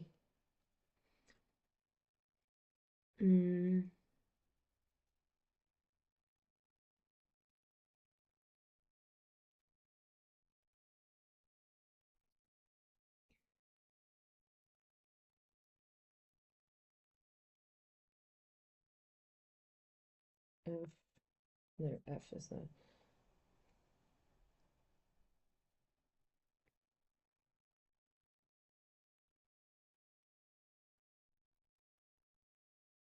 Wait, what?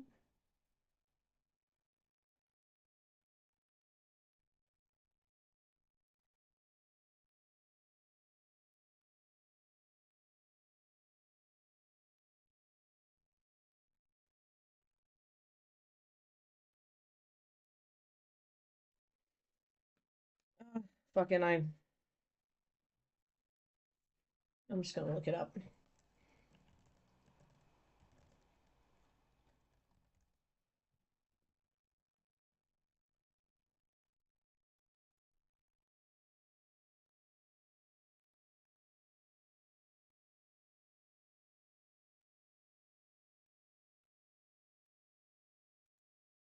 Oh, I think it says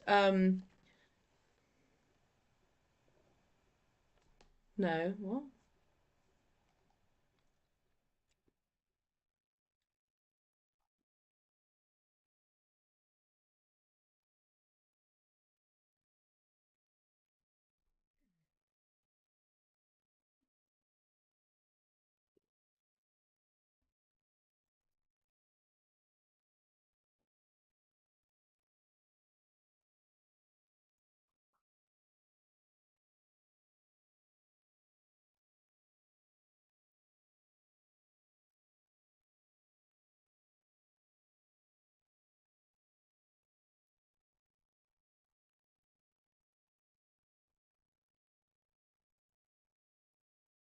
Oh, it says, I can write codes too, it's not that hard. That's fun. I like that. Alright, moving on. Oh, great, I gotta write something about Bill? What a bunch of bullshit. Look, the little wise guy ain't that complicated. I only met him once, and he cried like a baby, and then I punched him to death. What more do you need to know? Six has always got some ghoul or warlock chasing after him. Pointy was just the jerk of the week. Triangles are overrated anyway. Get some curves, narc. Yeah, I looked at his so-called book. Too many words, if you ask me. I saw a section called How to Win the Lottery Every Time. Ha! I've broken into the Oregon State Lottery HQ on 2 separate occasions, for reasons I will not elaborate on. And I know that winning the lottery is impossible. Look, take it from a master con artist. If a deal seems too good to be true, that's because it is. Except for at the Mystery Shack, where the deals have never been better. Six is telling me not to turn this into an ad for the Mystery Shack. Guy's got no business sense. So here's one thing I don't get, though. So we erased Bill, but his ghost is writing a book, right? So where is he right now? If he hasn't told you, it's probably because he hates it there. Otherwise, he'd be bragging about the afterlife non-stop, right? I guess there's some space left, so I might as well vamp. Want to hear a joke? Here it goes. Bill Cipher's whole life. Anyway, if you're in the Arctic, look me up. If you can't tell the difference between me and my brother, I'm the attractive one. Born with it, baby. Also, who the heck am I writing to? And why am I writing for free? What do I look like, a fortune cookie? You owe me for this wisdom, cheapskate. No refunds. Stanley Pines. P.S. If Bill's so smart, how come we're much happier without him? P.S. What do I... Look, I just ripped it in half. Suck it. He ripped $1 in half.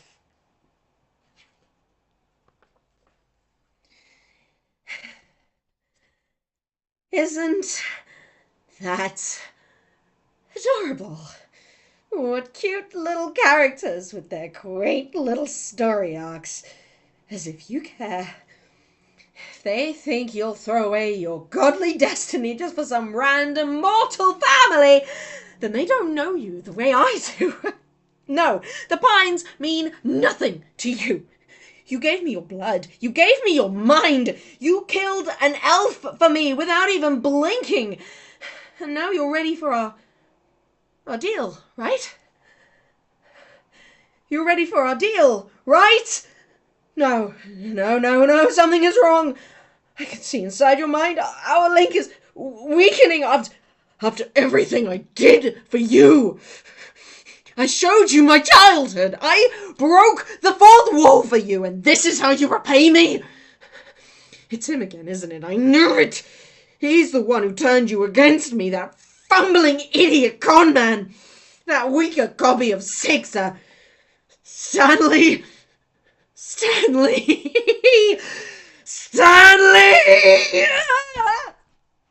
Oh, fuck my head. Oh. Oh my god.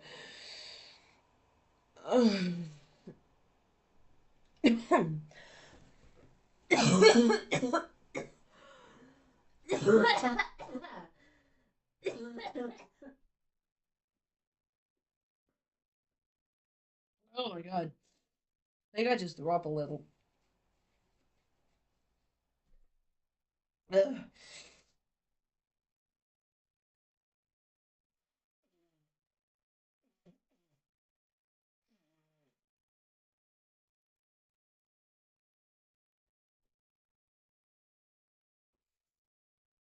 Ugh. Crazy. Anyway, what are we doing? Oh! Oh, cool. Nice. Stanley! Error.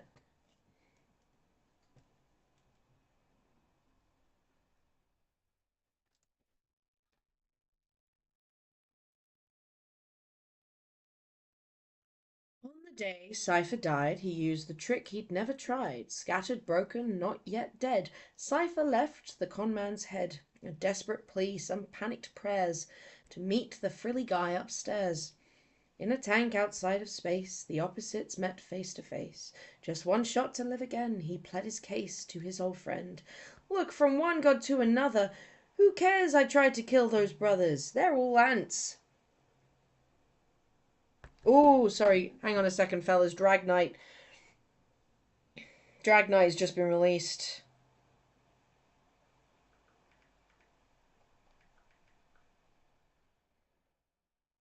I gotta get my drag ticket.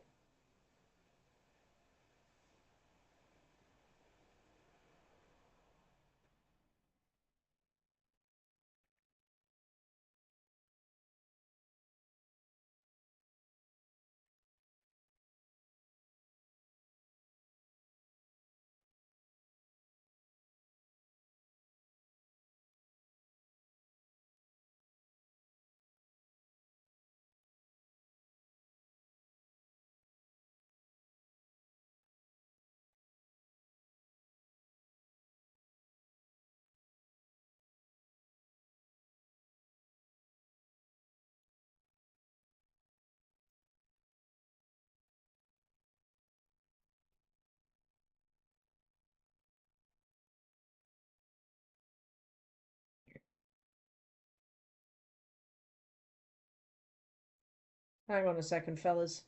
Drag Knight is Drag Knight. You can't get in the way of Drag Knight.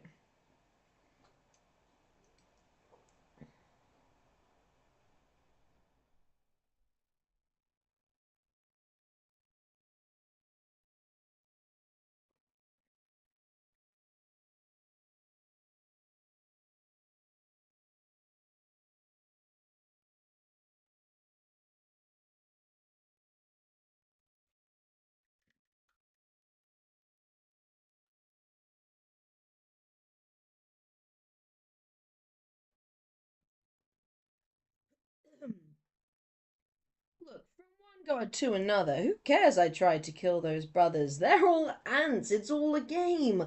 Let's press restart and try again. I'm too cool and fun to die. Just give this angle one more try. The axe sighed in a knowing way. He expected this was what Bill'd say. You cannot regrow through denial. You'll have to face my hardest trial. See my program to the end, then you may yet live again. Am I fighting demons, eating ghosts? You're getting what you need the most. One way to absolve your crimes, to change your form, will take some time. Bill could not believe his luck. This salamander, what a schmuck. Easier than he ever thought it. He faked remorse, the guppy bought it. In combat, Bill was undefeated. Whatever challenge, he could beat it.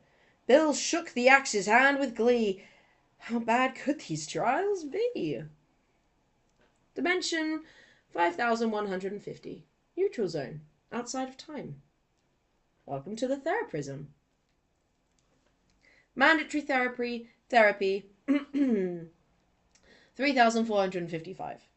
Patient name Bill Cipher. Referred by the Axolotl. Crimes against reality.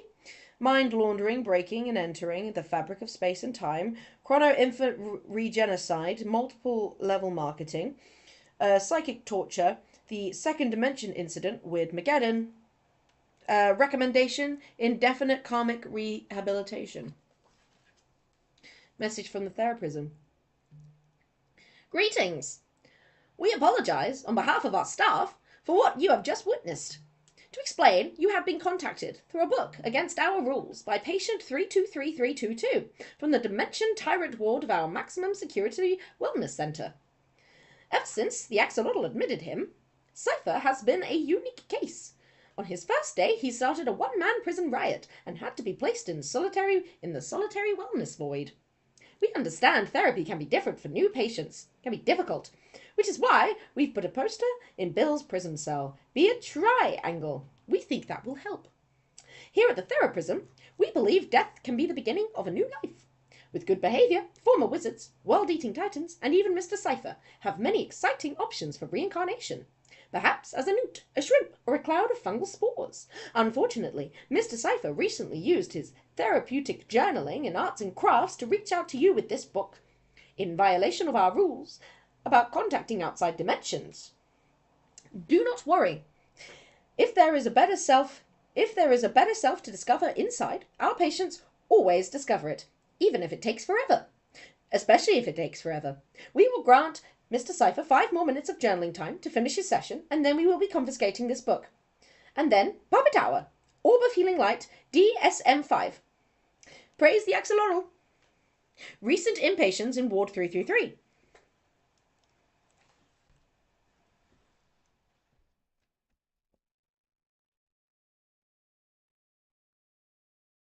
He's been having fun in arts and crafts. Not gonna lie, that glitch looks really good on him. Fine. Is this what you wanted to see? Are you happy now? This is where they stuck me. An overly medicated Kakafske health hole with loser-tier villains from every reality until I learned some kind of lesson. I thought you'd have the stomach to break me out early, but you turned out like all the rest. Just like my worthless hench maniacs who haven't called. Just like my miserable family who tried to snuff out my talents, just like Sixer who ruined my one shot at liberating reality. Fine. Have it your way. What have I learned in therapy? Nothing! This dumb rock can't keep me contained forever. I don't need 1 million followers. I just need one. It's a matter of time. It's only a matter of time, and I will have all the time in the world. There's always another human. There's someone else will pick up the book. Someone will shake my hand. One day, when you least expect it, I will be back. As for you, you betrayed me. I am severing our connection and cutting out our best memories. Snip, snip, remember the chapter about the Bermuda Triangle? No good. It's already working. Soon this will all seem like a dream. You won't be seeing me, but I'll be seeing you, no matter what idiot counselors in this smiling cage say. I don't need anyone. I never have. I don't miss any of them. I'm fine. I'm fine. I'm fine. Someday, someone will let me out.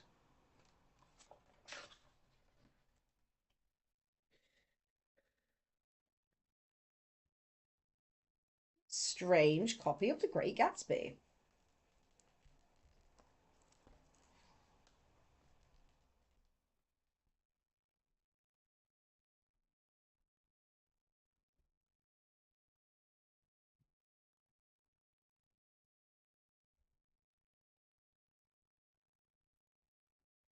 Well, that was the book, ladies and gentlemen.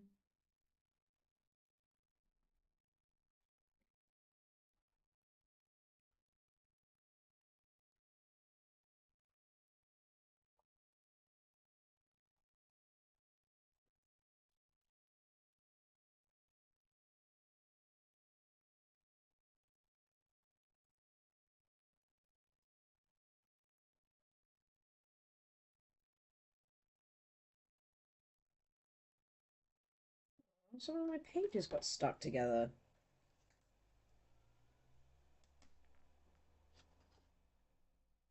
That's incredibly annoying.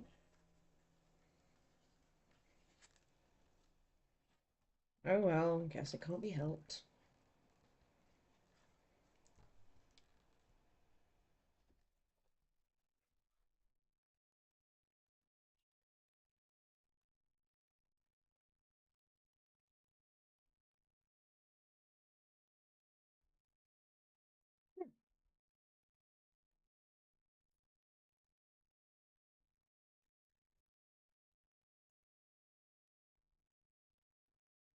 That was the Book of Bill, everyone. What did everyone think? Everyone have a good time? I had a good time. I had a great time. It was a wonderful book. The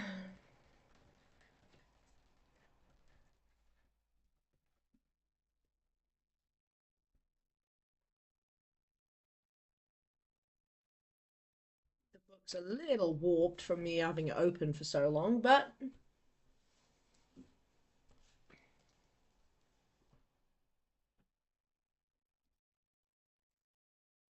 this has been fun. Took me, what, 6 hours to read it? Roughly? Thereabouts. This live is like 4 hours plus however long the other one was. Yeah, it took me about maybe 6 hours in total, give or take. But that was fun. It was a good time. Yeah,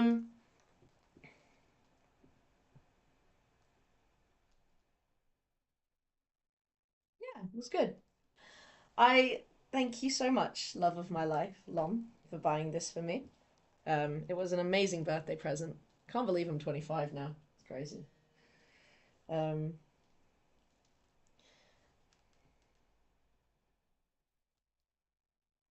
but yeah, it's gonna look great on my shelf. So, and with that, I think I am ready to call it quits because I've been talking non-stop all day because I've been reading this fucking book aloud, and I simply don't want to do it anymore.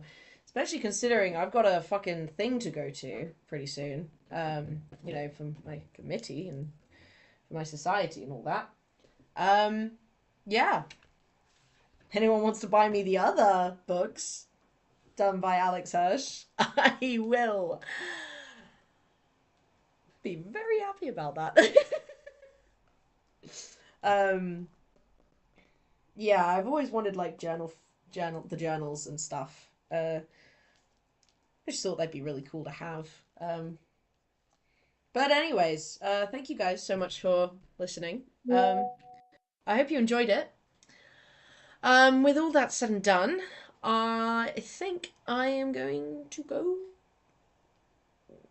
do something that isn't read this book. Put this book on my shelf. Hell, might even read some fan fiction and get back into the Gravity Falls brain space. There's something going on with the...